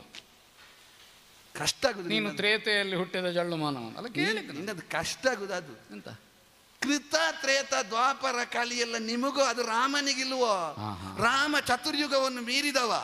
ಅವ ತ್ರೇತೆ ಅವ ಇರುವಾಗ ತ್ರೇತೆಯಲ್ಲಿ 3 ಪಾದ ಊರಿದ್ದ ಧರ್ಮದೇನು ಅಲ್ವಾ? ಅವನ ರಾಜ್ಯದಲ್ಲಿ 4 ಪಾದ ಊರಿದೆ. ಕಲಿಯುಗಕ್ಕಾಗ್ಲಿ ದ್ವಾಪರ ಯುಗಕ್ಕಾಗ್ಲಿ ರಾಮರಾಜ್ಯವೇ ದೊಡ್ಡದು. ರಾಮರಾಜ್ಯಕ್ಕಿಂತ ಒಂದು ಉತ್ಕೃಷ್ಟವಾದದ್ದು ಆದರ್ಶವಾದದ್ದು ಮತ್ತೊಂದಿಲ್ಲ. ರಾಮರಾಜ್ಯ ಸಣ್ಣದು ಅಂತ ನಾನು ಹೇಳಲಿಲ್ಲ, ಸಣ್ಣ ಅಂತಲೂ. ಹಾಗಾಗಿ ರಾಮ ತ್ರೇತೆಯಲ್ಲಿ ಹುಟ್ಲಿ, ನಾಳೆ ಕಲಿಯುಗದಲ್ಲೇ ಹುಟ್ಲಿ. ರಾಮನಿಗೆ ಯುಗ ಪ್ರಭಾವ ಇಲ್ಲ. ನಮಗೂ ಉಂಟು ಕಲಿಯುಗದಲ್ಲಿ ರಾಮ ಹುಟ್ಲಿ ಅಂತ ಉಂಟು. ಕಲಿಯುಗದಲ್ಲಿಯೂ ರಾಮ ಹುಟ್ಲಿ ಅಂತ ಉಂಟು ಅಲ್ಲ, ಅದು ನನಗೂ. ಆದ್ರೆ ನಮ್ಮ ದುರ್ದೈವ ರಾವಣರೇ ಹುಟ್ಟುತ್ತಾರಲ್ಲ, ರಾಮ ಹುಟ್ಟುವುದಿಲ್ಲ. ಇನ್ನು ನೋಡುವಾಗ ಹಾಗೆ ಕಾಣ್ತದೆ ನನಗೆ. ಸಮುದ್ರ ಮಧ್ಯದಿಂದ ಬಂದ ರಾಮನ ಹಾಗೆ ಕಾಣ್ತದ? ಅಲ್ಲಲ್ಲ, ಮತ್ತೆ ರಾವಣನ ಹಾಗೆ ಸಮುದ್ರ ಮಧ್ಯದಿಂದ ಬಂದದ್ದು ಅಂತ ಹೇಳ್ತಿ. ಅವನು ಕೆಟ್ಟವ ಅಲ್ಲೇ ಇದ್ದ. ರಾವಣನ ನೋಡಿದ್ಯಲ್ಲ? ಏನ್ ನೋಡಿದೆ? ಹೀಗಿದ್ನ? ಹೀಗಿರ್ಲಿಲ್ಲ ಬಿಡು. ಹಾಗೆಂದು ಬಹಳ ವಿಕಾರ ಅಲ್ಲವ. ಈಗ ನಾನು ಸೌಂದರ್ಯದ ಸ್ಪರ್ಧೆಗೆ ಕೇಳಿದ್ದಲ್ಲ ಅಯ್ಯ. ಆಗ ಯಾಕೆ ಹೇಳಿದ್ದಂತ ಹೇಳಿದ್ರೆ, ನಮ್ಮ ಹನುಮಂತ ಹೋಗಿ ಹೇಳಿದ್ದಾನೆ, ಅವನನ್ನು ನೋಡುವಾಗ ಒಮ್ಮೆ ಬೆರಗಾಗಿದ್ದಾನೆ. ಅವನ ದೀಪ್ತಿಗೆ, ಅವನ ತೇಜಸ್ಸಿಗೆ, ಅವನ ವರ್ಚಸ್ಸಿಗೆ. ಅದೆಲ್ಲ ಕತೆ ನಮಗೂ ಗೊತ್ತುಂಟು. ಹೌದಾ? ಆ ಕಾಲದಲ್ಲಿದ್ದ ಜಾಂಬವನನ್ನು ನೀನು ದ್ವಾಪರದಲ್ಲಿ ಹುಟ್ಟಿದವ, ಏನು ಸತ್ವ ಇಲ್ಲದವ, ಹೊಡಿತೇನೆ ಬಡಿತೇನೆ ಅಂತ ಬಂದ್ರೆ ನೋಡು, ಇನ್ನು 4-6 ವರ್ಷ ಬದುಕಬೇಕಾದವ, ಇನ್ನು ಚಿಗುರು ಮೀಸೆಯವ, ಯೌವನ. ಅದನ್ನು ಸುಮ್ಮನೆ ಕರಡಿಯ ಗುಹೆಯಲ್ಲಿ ಕಳೆದುಕೊಳ್ಬೇಡ. ನೀನು ಎಲ್ಲಿಗೆ ಹೋಗಿದ್ದಿ ಅಂತ ಗೊತ್ತಾಗ್ಲಿಕ್ಕಿಲ್ಲ. ನಿನ್ನ ಹೆಣವು ನಿನ್ನ ಕುಟುಂಬದವರಿಗೆ ಸಿಗಲಿಕ್ಕಿಲ್ಲ. ಹಾಗಾಗಿ ಹೋಗುದೊಳ್ಳೆ. ಈಗ ಅಲ್ಲಲ್ಲ, ಈಗ ನನ್ನ ಹೆಣ ಸಿಕ್ಕಲಿಕ್ಕಿಲ್ಲ ಅಂದ್ರೆ ನೀನೇನಾದ್ರಂತ ಇನ್ನೂ ಆಲೋಚನೆ ಉಂಟು? ಇಲ್ಲುವುದಲ್ಲ, ಇಲ್ಲಿ ಕೊಳ್ತೋದಿತ್ತು ಅಂತ ಕಾಡಿನಲ್ಲಿ. ನೀನು ಅದೇ ಜಾಂಬವನ? ಅದೇ ಜಾಂಬವನ ಅಂದ್ರೆ ಆ ಕಥೆಯಲ್ಲಿ ಎಲ್ಲ ಬಂದ ಜಾಂಬವನೇ ಅಲ್ವ? ಅದೇ. ನಾನು ಅದಕ್ಕಿಂತ ಪ್ರಾಚೀನ ಅಂತ ಹೇಳಿದ್ರೆ ನೀನೇನು ಹೇಳ್ತಿ? ಅಲ್ಲ, ಹೇಳುದಲ್ಲ. ಈಗ ಕೊಡುವ ಆಲೋಚನೆ ಉಂಟಾ? ನಿನಗಿಂತ ಪ್ರಾಚೀನ, ನಿನಗಿಂತ ಬಲಿಷ್ಠ, ನಿನಗಿಂತ ದೈವಿಕವಾದ ಶಕ್ತಿ ಉಳ್ಳವ ಅಂತ ಹೇಳಿದ್ರೆ ಮಣಿ ಕೊಡ್ತೀಯ? ಹೇಳಲಿಕ್ಕೆ ಅದಕ್ಕೆ ಪ್ರಮಾಣ ಬೇಡುವ ಅಂದ್ರೆ ಕೊಡುವುದಿಲ್ಲ ನೀನು? ಕೊಡುವುದಿಲ್ಲಲ್ಲ? ನೋಡು ಹಾಗಾದ್ರೆ.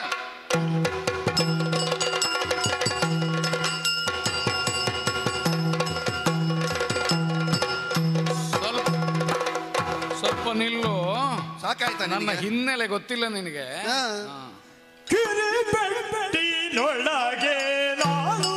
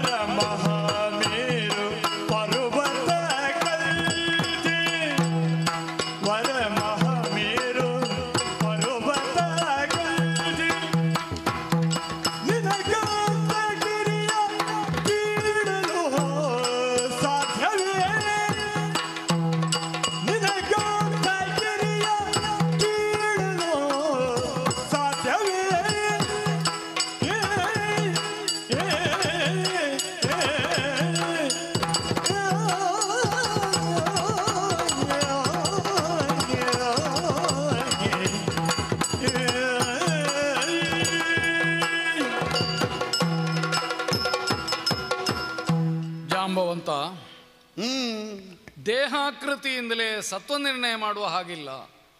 ಯಾಕದು? ನಿನ್ನದೇ ಅಂಬೋಣ. ಸಾಮಾನ್ಯ ಕರಡಿ ಅಂತ ಎಣಿಸಿದ್ಯಾ? ನೋಡುವಾಗ ಕರಡಿ ಹಾಗೆ ಕಂಡ್ರು ಸಾಮಾನ್ಯತೆ ಅಲ್ಲ, ಅಸಾಮಾನ್ಯತೆ ತನ್ನಲ್ಲಿ ಉಂಟು ಅಂತ ಹೇಳಿದೆ. ಯಾಕೆ ಹೇಳಿದೆ? ನೋಡುವಾಗ ಇದ್ದ ಹಾಗೆ ಸತ್ವ ಅಲ್ಲ ಅಂತ. ಸತ್ವ ನಾನು ಹೇಳುವಾಗ ಅರ್ಥ ಆಗ್ಲಿಲ್ಲ, 4 ಬೀಳುವಾಗ ಗೊತ್ತಾಯ್ತು. ಅಲ್ಲ, ಬಿದ್ದದ್ದು ಯಾರಿಗೆ ಅಂತಲೂ ಗೊತ್ತಾಯ್ತಲ್ಲ ನಿನಗೆ. ನಿಲ್ಲಿಸಿದ್ ಯಾಕೆ? ಅದೇ ಕೇವಲ ದೇಹಾಕೃತಿಯನ್ನು ನೋಡಿ ಇವ ಅಲ್ಪ ಎಂಬ ನಿರ್ಣಯಕ್ಕೆ ಬರಬೇಡ. ನನ್ನ ಸತ್ವಾತಿಶಯ ಏನು ಅನ್ನೋದನ್ನು ಗ್ರಹಿಸುವುದಕ್ಕಾಗಿ ಪೂರ್ವ ಪ್ರಕರಣವೊಂದನ್ನು ನಿನಗೆ ಹೇಳೋಣ. ಈ ಕಾರಣಕ್ಕಾಗಿ ನಾನು ಸದ್ಯ ತಡೆದದ್ದು. ಇನ್ನದೇ ಎಂಥದ್ದು ಇದ್ದಿತ್ತು ಪೂರ್ವ ಪ್ರಕರಣ? ಎಂಥದೇ ಇರಲಿ, ಒಂದು ಪೂರ್ವ ಇಷ್ಟು ಸಣ್ಣ ವಯಸ್ಸಿನಲ್ಲಿ ದೊಡ್ಡದು ಎಂತದ್ದು ಪೂರ್ವ? ಎಷ್ಟು ಸಣ್ಣ ವಯಸ್ಸಿನವನಾದರೂ ಒಂದು ಪೂರ್ವ ಒಂದು ಅಪರವೂ ಒಂದು ಇದ್ದೇ ಅನುಭವ ಇರ್ತದೆ. ಇರ್ತದೆ. ಹಾಗೆ ನೋಡಿದರೆ ಪೂರ್ವ ಎಂಬುದು ಕೇವಲ ಹುಟ್ಟಿನ ನಿರ್ಣಯ ಮಾಡುವ ದಿನದಿಂದ ಅಲ್ಲ, ಅದಕ್ಕಿಂತ ಪೂರ್ವದಲ್ಲಿಯೂ ಇರಬಹುದು. ಅದಿರ್ಬೋದು, ಅದು ನೆನಪಾಗ್ತದೆ.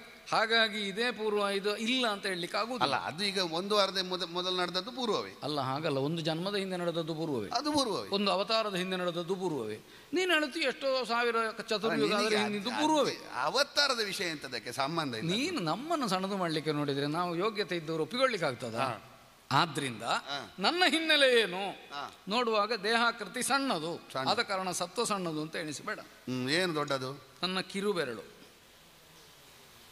ಏನಾಯ್ತು ಅದಕ್ಕೆ? ಏನೂ ಆಗಲಿಲ್ಲ, ಏನು ಮಾಡಲಿಕ್ಕೆ ಯಾರಿಂದಲೂ ಆಗಲಿಕ್ಕಿಲ್ಲ. ಅದಕ್ಕೆ ಎಷ್ಟು ಸತ್ವ ಕಾಣ್ತದೆ ನಿನಗೆ? ಏನು ಸತ್ವ ಕಾಣುದು? ಅಲ್ಲ, ಕಿರು ಬೆರಳು, ಅದು ಸಣ್ಣವನ ಕಿರು ಬೆರಳು. ಸಣ್ಣವನ ಇದಕ್ಕಿಂತ ಸಣ್ಣವನಾಗಿದ್ದಾಗ ಈ ಸಣ್ಣವ ಏನು ಮಾಡಿದ್ದಾನೆ ಅಂತ ನಿನಗೆ ಗೊತ್ತಿಲ್ಲ. ಹೇಳಿದನಲ್ಲ, ಈಗ ದ್ವಾರಕೆಯಲ್ಲಿದ್ದೇವೆ, ಅದಕ್ಕೆ ಪೂರ್ವದಲ್ಲಿ ನಾವು ಗೋಕುಲದಲ್ಲಿದ್ದವರು. ಗೋಕುಲ ಅಂದ್ರೆ ಗೋವುಗಳನ್ನು ನೋಡಿಕೊಳ್ತಾ ಇದ್ದವರು, ಸರಿ, ಪಶುಪಾಲನೆಯನ್ನೇ ವೃತ್ತಿಯಾಗಿ ಹೊಂದಿದವರು. ನಾವು ಯದುಗಳು. ಗೋಪಾಲನೆಯನ್ನು ಮಾಡುತ್ತಿರುವ ಕಾಲದಲ್ಲಿ ನಮ್ಮಲ್ಲಿ ಒಂದು ಪದ್ಧತಿ ಇತ್ತು. ಗೋವುಗಳಿಗೆ ಮೇವನ್ನು ನೀರನ್ನು ಕೊಡುವ ಇಂದ್ರ ಮಳೆ ಸುರಿಸಿ ಸಮೃದ್ಧವಾಗಿ ಬೆಳೆ ಬರುವಂತೆ ಮಾಡಿ ನಮ್ಮ ಗೋವುಗಳನ್ನು ಪೋಷಿಸುವ ಎಂಬ ಭಾವನೆಯಿಂದ ಪ್ರತಿ ವರ್ಷ ಇಂದ್ರನನ್ನು ಪೂಜಿಸುವ ಒಂದು ಪದ್ಧತಿ ಇತ್ತು. ನಿಮ್ಮ ಊರಿನಲ್ಲಿ. ನಾನು ಯೋಚಿಸಿದೆ, ಯಾರು ನಿಜವಾಗಿ ನಮಗೆ ವರಪ್ರದಾಯಕರೋ, ಯಾರು ನಮಗೆ ಪೋಷಕರೋ ಅವರಿಗೆಲ್ಲೋ ಪೂಜೆ ಮಾಡಬೇಕಾದ್ದು. ಅನುಗ್ರಹಿಸದ ದೇವರಿಗೆ ಪೂಜೆ ಮಾಡುವುದು ಯಾಕೆ ಅಲ್ಲ? ಹೀಗಾಗಿ ನಮಗಿಷ್ಟೆಲ್ಲ ಪೋಷಣೆಯನ್ನು, ನಮ್ಮ ಗೋವುಗಳನ್ನು ಬೆಳೆಸುವುದಕ್ಕೆ ಅನುಕೂಲವನ್ನು ಕಲ್ಪಿಸತಕ್ಕುದು ಗೋವರ್ಧನ ಎಂಬ ಪರ್ವತ. ಗೋವರ್ಧನ ನಿನ್ನ ಕಲ್ಪನೆ ಅಲ್ಲಯ್ಯ, ಯಥಾರ್ಥವೇ. ನೀನು ಯೋಚಿಸಿದ್ದು. ಆ ಗೋವರ್ಧನ ಎಂಬ ಪರ್ವತ ನಮ್ಮ ಹಸುಗಳಿಗೆ ಬೇಕಾದ ಆಹಾರವನ್ನೆಲ್ಲ ಒದಗಿಸುವುದರಿಂದ ಯಾವುದು ನಮಗೆ ಅನುಗ್ರಹಕಾರಕ ಅಂತ ತಿಳಿಯುವಲ್ಲಿ ಗೋವರ್ಧನವನ್ನೇ ನಾವು ದೈವಿಕವಾಗಿ ನೋಡಬೇಕು. ಹಾಗಾಗಿ ಗೋವರ್ಧನಗಿರಿಗೆ ಪೂಜೆ ಮಾಡೋಣ, ಇಂದ್ರನಿಗೆ ಬೇಡ ಅಂತ ನಾ ಹೇಳಿದೆ. ಸಣ್ಣದ ಇರುವಾಗ. ಹೌದಪ್ಪ. ದೊಡ್ಡವರು ಒಪ್ಪಿಕೊಂಡ್ರ? ಒಪ್ಪಿದರು. ಒಪ್ಪದೇನು? ಯಥಾರ್ಥ ಹೇಳಿದ್ರೆ ಯಾರು ಒಪ್ಪಬೇಕಲ್ಲ. ಈಗ ಹೇಳಿದವನು ಹೇಳುವುದಲ್ಲ, ನೀನು ಯಥಾರ್ಥ ಅಂತ ಅವರಿಗೆ ಅರ್ಥ ಮಾಡಿಸಬೇಕಲ್ಲ. ಅರ್ಥ ಆಗಿದೆ ಅಂತ ನಾನು ಹೇಳಿದ್ದನ್ನು ಒಪ್ಪುತ್ತಾರ ಅವರು. ಅಷ್ಟು ವಿಶ್ವಾಸ ಇದ್ದದ್ರಿಂದಲೇ ನಾ ಹೇಳಿದ್ದು. ಒಪ್ಪಿದರು. ಆ ವರ್ಷ ಇಂದ್ರ ಪೂಜೆಯನ್ನು ಮಾಡದೆ ಗೋವರ್ಧನಗಿರಿಗೆ ನಾವು ಪೂಜೆಯನ್ನು ಸಲ್ಲಿಸಿದೆವು. ಒಂದು ಬದಿಯಲ್ಲಿ ಆದ್ರೂ ಮಾಡಬಹುದಿತ್ತು. ಎಂತದ್ದು? ಇಂದ್ರನಿಗೆ ಅಲ್ಲ, ಇಂದ್ರ ನಾನು ಹೇಳಿದಾಗೆ ನೀವು ಮಾಡೋದಲ್ಲ. ಅಲ್ಲಪ್ಪ, ನೀನು ಹೇಳಿದ ಅಭಿಪ್ರಾಯ ಗೊತ್ತಾಯ್ತು. ಯಾವಾಗಲೂ ಮಧ್ಯದಲ್ಲೇ ಕೂತು ತಕೊಳ್ತಾ ಇದ್ದವ. ಈಗ ಸ್ವಲ್ಪ ಬದಿಯಲ್ಲಿ ಕೂರು ಅಂತಂದ್ರೆ ಸಿಟ್ಟು ಬರದಿದ್ದಿತ್ತ? ಮಾಡದೇ ಇರುವುದಕ್ಕಿಂತ ಅದಕ್ಕಿಂತ ಮಾಡದಿರುವುದು ಒಳ್ಳೇದು ಅಂತ. ಸರಿ, ಈಗ ಕರೆದು ಬದಿಯಲ್ಲಿ ಕೂತ್ಕೊ ಅಂತ ಹೇಳುವುದಕ್ಕಿಂತ ಕರೆಯದಿರುವುದು ಒಳ್ಳೇದಲ್ವಾ? ಹಾಗೆ ಇಂದ್ರನಿಗೆ ಪೂಜೆ ಸಲ್ಲಿಲ್ಲ, ಗೋವರ್ಧನಗಿರಿಗೆ ಪೂಜೆ ಮಾಡಿದೆವು. ಆದರೆ ಮೊದಲು ಪೂಜೆಯನ್ನು ಪಡೀತಾ ಇದ್ದವನಿಗೆ ಈ ಸಲ ಪೂಜೆ ಇಲ್ಲ ಅಂತ ಆಗುವಾಗ ಸಿಟ್ಟು ಬಂತು. ಮತ್ತೆ ನೀನು ಹೇಳಿದಾಗ ಯಾವಾಗಲೂ ಕರೆಯುವವರು ಈ ಸಲ ಕರೀಲಿಲ್ಲಲ್ಲ? ಅಲ್ಲ, ವರ್ಷ ವರ್ಷ ಕರೆಯುವ. ಯಾಕೆ ಕರೀಲಿಲ್ಲ? ಗೋವರ್ಧನಗಿರಿ ಇದ್ದ ಕಾರಣ. ವರ್ಷ ವರ್ಷ ಒಳ್ಳೆಯವರಾದ್ರೆ ಸುಮ್ಮನೆ ಇರ್ತಾರೆ. ಹೌದು, ಕೆಲವರು ಕಾರ್ಯಕ್ರಮ ಹಾಳು ಮಾಡ್ತಾರೆ. ಇಂದ್ರ ಅಷ್ಟು ಒಳ್ಳೆಯವಲ್ಲ. ಇಂದ್ರ ಅಷ್ಟು ಒಳ್ಳೆಯವಲ್ಲ. ಕಾರ್ಯಕ್ರಮ ಹಾಳು ಮಾಡಲಿಕ್ಕೆ ನೋಡಿದವ ಏನು, ತನ್ನ ಅಧೀನದಲ್ಲಿರತಕ್ಕ ಮೇಘರಾಜುಗಳನ್ನೆಲ್ಲ ಕರೆದು ಗೋಕುಲದ ಮೇಲೆ ಧಾರಾವರ್ಷ ಸುರಿಯಲಿ ಅಂತ ಆಜ್ಞೆ ಕೊಟ್ಟ. ಅಷ್ಟೆಲ್ಲ ಸಮಸ್ಯೆ ಮಾಡೋದಕ್ಕಿಂತ ಒಂದು ಪೂಜೆ ಮಾಡಬಹುದಿತ್ತು ನಿಮಗೆ. ಅಲ್ಲ, ಈಗ ಪೂಜೆ ಮಾಡಿದ್ದೇವೆ.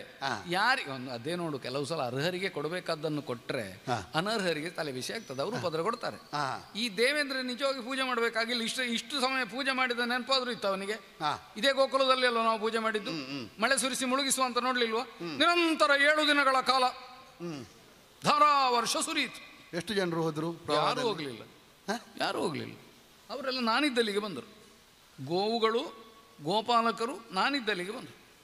ಕೆಲವೊಮ್ಮೆ ಪ್ರವಾಹದಲ್ಲಿ ಹೋಗುದು ಅಲ್ಲ, ಕೆಲವರು ಪ್ರವಾಹಕ್ಕೆ ಇವರೇ ಹೋಗುದು. ಅಲ್ಲಲ್ಲ, ಇವರು ನಾನಿದ್ದಲ್ಲಿಗೆ ಬಂದರು. ಯಾಕೆ ಬಂದರು? ಕೃಷ್ಣ, ನೀನೇ ಹೇಳಿದಂತೆ ಗೋವರ್ಧನಗಿರಿಗೆ ನಾವು ಪೂಜೆ ಸಲ್ಲಿಸಿದೆವು. ಇದೋ ಇಂದ್ರನ ಕೋಪದಿಂದ ಮಳೆ ಬರ್ತಾ ಉಂಟು, ಪ್ರವಾಹ ಏರ್ತಾ ಉಂಟು. ಸ್ವಾಮಿ, ನಮಗೇನು? ಯಾಕೆ ಹೆದರ್ತೀರಿ? ನಾವು ಪೂಜೆ ಮಾಡಿದ ಗೋವರ್ಧನಲ್ಲ, ನಮಗೆ ರಕ್ಷಣೆ ಕೊಡಬೇಡ್ವಾ? ಹೇಗೆ ಕೊಡೋದು? ನಾನೇ ಆ ಗೋವರ್ಧನಗಿರಿಯನ್ನು ನನ್ನ ಕಿರುಬೆರಳಿನಿಂದ ಎತ್ತಿ 7 ದಿನಗಳ ಕಾಲ ಈ ಗೋಕುಲಕ್ಕೆ ಆಶ್ರಯವನ್ನು ಕೊಟ್ಟೆ. ಸಪ್ತಾಹ. ಒಂದೇ ಒಂದು ಮಳೆಯ ಹನಿಯೂ ಒಳಗೆ ಸೋಕದಂತೆ ಒಂದು ಕೊಡೆಯಂತೆ ಗೋವರ್ಧನವನ್ನು ಹಿಡಿದು. ಒಂದು ಹನಿಯೂ ಮಳೆ ಬೀಳಲಿಲ್ವಾ? ಒಳಗೆ ಬೀಳಲಿಲ್ಲ, ಈ ಆವರಣದೊಳಗೆ ಬೀಳಲಿಲ್ಲ. 7 ದಿವಸ ಜನ ಹೇಗಿತ್ತು? ಹೇಗಿದ್ರು ಅಂದರೆ ಎಲ್ಲರೂ ಇದ್ರ ಕೊಚ್ಚಿ ಹೋಗಿದ್ದಾರ ಅಂತ. ಅದೇ ಹೇಗೆ ಕೊಚ್ಚಿ ಹೋಗ್ಲಿಕ್ಕೆ ಸಾಧ್ಯ? ಒಳಗೆ ಇದ್ರು. ನನ್ನ ರಕ್ಷಣೆ ಅಲ್ವೇನೋ. ಇಂದ್ರನಿಂದ ಏನೂ ಮಾಡ್ಲಿಕ್ಕೆ ಆಗ್ಲಿಲ್ಲ. ಕೊನೆಗೆ ಏನು ಮಾಡಿದ? ಇದನ್ನು ನೋಡಿ ನನಗಿಂತ ಶಕ್ತಿವಂತ ಕೃಷ್ಣ ಅನ್ನೋದನ್ನು ತಿಳಿದು ಇಳಿದು ಬಂದ. ಮಳೆ ನಿಂತಿತು. ಮಳೆ ನಿಂತ ಮೇಲೆ ಗೋವರ್ಧನವನ್ನು ಮೊದಲಿದ್ದಲ್ಲೇ ಇಟ್ಟಿ ಬಂದ ಇಂದ್ರ ಒಬ್ಬನೇ ಬಂದದ್ದಲ್ಲ, ಮತ್ತೆ ಅವನ ಜೊತೆಯಲ್ಲಿ ದೇವಲೋಕದಿಂದ ಅನೇಕ ವಸ್ತುಗಳನ್ನು, ಅಪ್ಸರ ಸ್ತ್ರೀಯರನ್ನು, ದೇವತೆಗಳನ್ನು ಕರ್ಕೊಂಡೇ ಬಂದಿದ್ದ. ಬಂದು, ಸ್ವಾಮಿ ನನ್ನ ಅಪರಾಧ ಆಯಿತು, ನಾನು ನಿನ್ನೊಂದಿಗೆ ದುರಹಂಕಾರದಿಂದ ವರ್ತಿಸಿದೆ ಅಂತ ನನಗೆ ಹೇಳಿ ಗೌರವವನ್ನು ಕೊಟ್ಟು ಗೋವಿಂದರಾಜ ಪಟ್ಟಾಭಿಷೇಕವನ್ನು ಮಾಡಿ ಗೋವಿಂದ ಹೌದು ಗೋವಿಂದ ಏನು ನಮ್ಮ ದೇವರ ಹೆಸರು. ಅದಕ್ಕೆ ನಾನೆಂತ ಮಾಡೋದು? ದೇವೇಂದ್ರ ನನಗೆ ಕೊಟ್ಟ ಬಿರುದು ಅದು. ಈಗ ನಿಮ್ಮ ಹೆಸರು ದೇವರ ಹೆಸರನ್ನು ಕೊಟ್ಟದ್ದು ಯಾಕೆಂದ್ರೆ ಅವನ ಹತ್ರ ಹೇಳಿದ್ದು ನಾನು. ಅಲ್ಲ, ಗೋವಿಂದ ಎಂಬುದು ನಿಮ್ಮ ದೇವರ ಹೆಸರು ಇರಬಹುದು. ಸದ್ಯ ನನಗೆ ಹೆಸರುಂಟು, ನಾನು ಅದನ್ನು ಆಗ ಹೇಳಲಿಲ್ಲ. ನಾವು ಹೋದಲ್ಲೆಲ್ಲ ನಮಗೆ ಇಷ್ಟೆಲ್ಲ ಸನ್ಮಾನ ಆಗಿದೆ, ಪ್ರಚಾರ ಉಂಟು ಅಂತೆಲ್ಲ ಹೇಳುವ ಕ್ರಮ ಇಲ್ಲ. ಗೊತ್ತಾಗ್ತದೆ. ಮತ್ತೆ ನಮ್ಮ ಹೆಸರು ಹೇಳುವಾಗಲೇ ಅನೇಕ ಕಡೆ ಗೊತ್ತಾಗ್ತದೆ ಇದು ಇವರು ಅಂತ. ಹೌದೌದು.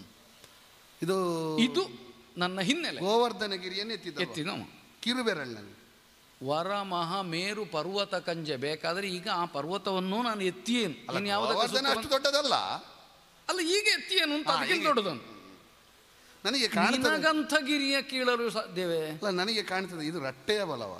ಮತ್ತೆ ಈಗ ಬಲ ಎಲ್ಲಿಯಾದ್ರೂ ಒಂದು ಕಡೆ ಇರಬೇಕಲ್ಲ. ಅಲ್ಲ, ಬಲವೇ ಇಲ್ಲದೆ ಎತ್ತುವುದಕ್ಕಾಗೋದಿಲ್ವಲ್ಲ. ನನಗೆ ಕಾಣುದು ಈ ಲೋಕದಲ್ಲಿ ಒಂದು ಕ್ರಮ ಉಂಟಲ್ವಾ? ಏನಂತ? ಶತ್ರುವಿನ ಮಿತ್ರ ನಮಗೂ ಶತ್ರು. ಅವನಿಗೂ ಅವುಗಳಿಗೂ ಆಗುದಿಲ್ಲ ಅಂತೆ. ಯಾರಿಗೆ? ಇಂದ್ರನಿಗೂ ಪರ್ವತಗಳಿಗೂ. ಅದು ಹಳೆ ಕಥೆ ಅಲ್ವಾ? ಅದು ಇದೇ ಇಂದ್ರನ ಅಂತಲೂ ನಮ್ಗೆ ಗೊತ್ತಿಲ್ಲ. ಅಲ್ಲ, ಎಂಥದೇ ಇರಲಿ, ಆ ಪದವಿ ಅಲ್ವಾ? ಈಗ ಪದವಿ ಅಲ್ವಾ? ಹೌದು. ಇಂದ್ರ ಪದವಿಯಲ್ಲಿ ಇದ್ದವನೊಬ್ಬ ಪರ್ವತಗಳ ರೆಕ್ಕೆಗಳನ್ನು ಕತ್ತರಿಸಿದನಂತೆ. ಏನಿಲ್ಲ, ಒಂದು ಪದವಿಯಲ್ಲಿ ಇದ್ದವನೊಟ್ಟಿಗೆ ನಿಷ್ಠೂರ ಉಂಟು ಅಂತ ಮತ್ತೆ ಆ ಪದವಿಗೆ ಬಂದವನ ಜೊತೆಯಲ್ಲಿ ನಿಷ್ಠೂರ ಇರ್ತದೆ ಅಂತೇನಿಲ್ಲ, ಸ್ನೇಹ ಆಗುವುದು ಉಂಟು. ಅಲ್ಲ, ಉಂಟು. ಹಾಗೆ ಪರ್ವತಗಳ ರೆಕ್ಕೆಗಳನ್ನು ಇಂದ್ರ ಕತ್ತರಿಸಿದ್ದರಿಂದ ಪರ್ವತಗಳಿಗೆ ಇಂದ್ರನ ಮೇಲೆ ಅಸಮಾಧಾನ ಇರಬಹುದು. ಹಾಗಾಗಿ ಅದೇ ಇಂದ್ರನಿಗೆ ಅವಮಾನ ಮಾಡಲಿಕ್ಕೆ ಗೋವರ್ಧನಗಿರಿಯಲ್ಲಿ ಆದ್ರೆ ಬಂದು ಕುಳಿತುಕೊಂಡಿತೋ ಅಲ್ಲ, ಇರಬಹುದು ಅಂತ ನನಗೆ ಕಾಣುದು. ನಿನ್ನ ತರ್ಕ ಆಗಿರ್ಬೋದು ಅಂತ. ಆದ್ರೆ ಹಾಗಾಗಲಿಲ್ಲ. ಅದಕ್ಕೆ ಸಾಕ್ಷ್ಯ ಈಗ ನೀನು ಯಾವ ಗಿರಿಯನ್ನಾದ್ರೂ ತೋರಿಸು, ಇದೇ ಕಿರುಬೆರಳಿಂದ ಎತ್ತಿಡಿತೇನೆ ನಾನು. ನಿನಗಾದೀತ ಅದೇಳು ನೀನು. ದೊಡ್ಡದು ಕಾಣ್ತದೆ ಅದು. ಈ ದೊಡ್ಡವರೆಲ್ಲ ಮನೆಯಲ್ಲಿ ಕುಳಿತುಕೊಂಡು ಹೇಳಲಿಕ್ಕುಂಟು. ನಮ್ಮ ಮನೆಯ ಹುಡುಗ ಒಂದು ತಂಬಿಗೆ ನೀರು ತಂದದಲ್ವಾ, ಎದುರು ಮನೆಯ 4 ಕೊಡಪನ ತರ್ತಾನೆ. ಅದು ವಿಷಯ ತಂಬಿಗೆ ನೀರು ಕೊಡಪನವ ಅಂತಲ್ಲ. ಅಲ್ಲಲ್ಲ, ಅದು ನೀರಿನ ಮಹತ್ವದ ಮೇಲುಂಟು. ಎಲ್ಲಿಂದ ತರುವುದು, ತೀರ್ಥ ತರುವುದು ಒಂದು ಸೌಟಾದ್ರೂ ಅದಕ್ಕೆ ಮೌಲ್ಯ ಹೆಚ್ಚು. ನಾನು ಒಂದೇ ಕಡೆಯಿಂದ ಹೇಳುವುದು ಇಲ್ಲಿ ಇರುವುದು ಏನು ಗೊತ್ತುಂಟಾ? ನಮ್ಮದು ಎನ್ನುವ ಭಾವ. ನಿನ್ನದು ಕತೆ ಕೇಳುವಾಗ ನಮ್ಮದು ಎಂಬ ಭಾವ ಜಾಗೃತ ಆಗ್ತದೆ. ತಂಬಿಗೆ ನೀರನ್ನು ಹಿಡ್ಕೊಂಡು ಈ ಸಮುದ್ರದಷ್ಟು ಸಾಧನೆ ಮಾಡಿದವನ ಮುಂಭಾಗದಲ್ಲಿ ನಿಂತಿದ್ಯಲ್ವ ನೀನು ಸಾಧನೆ ಮಾಡಿದ್ಯಾ? ನನ್ನದು ಸಮುದ್ರ, ತಂಬಿಗೆ ನೀರು. ಶರದಿಗೆ ಸೇತುವನ್ನು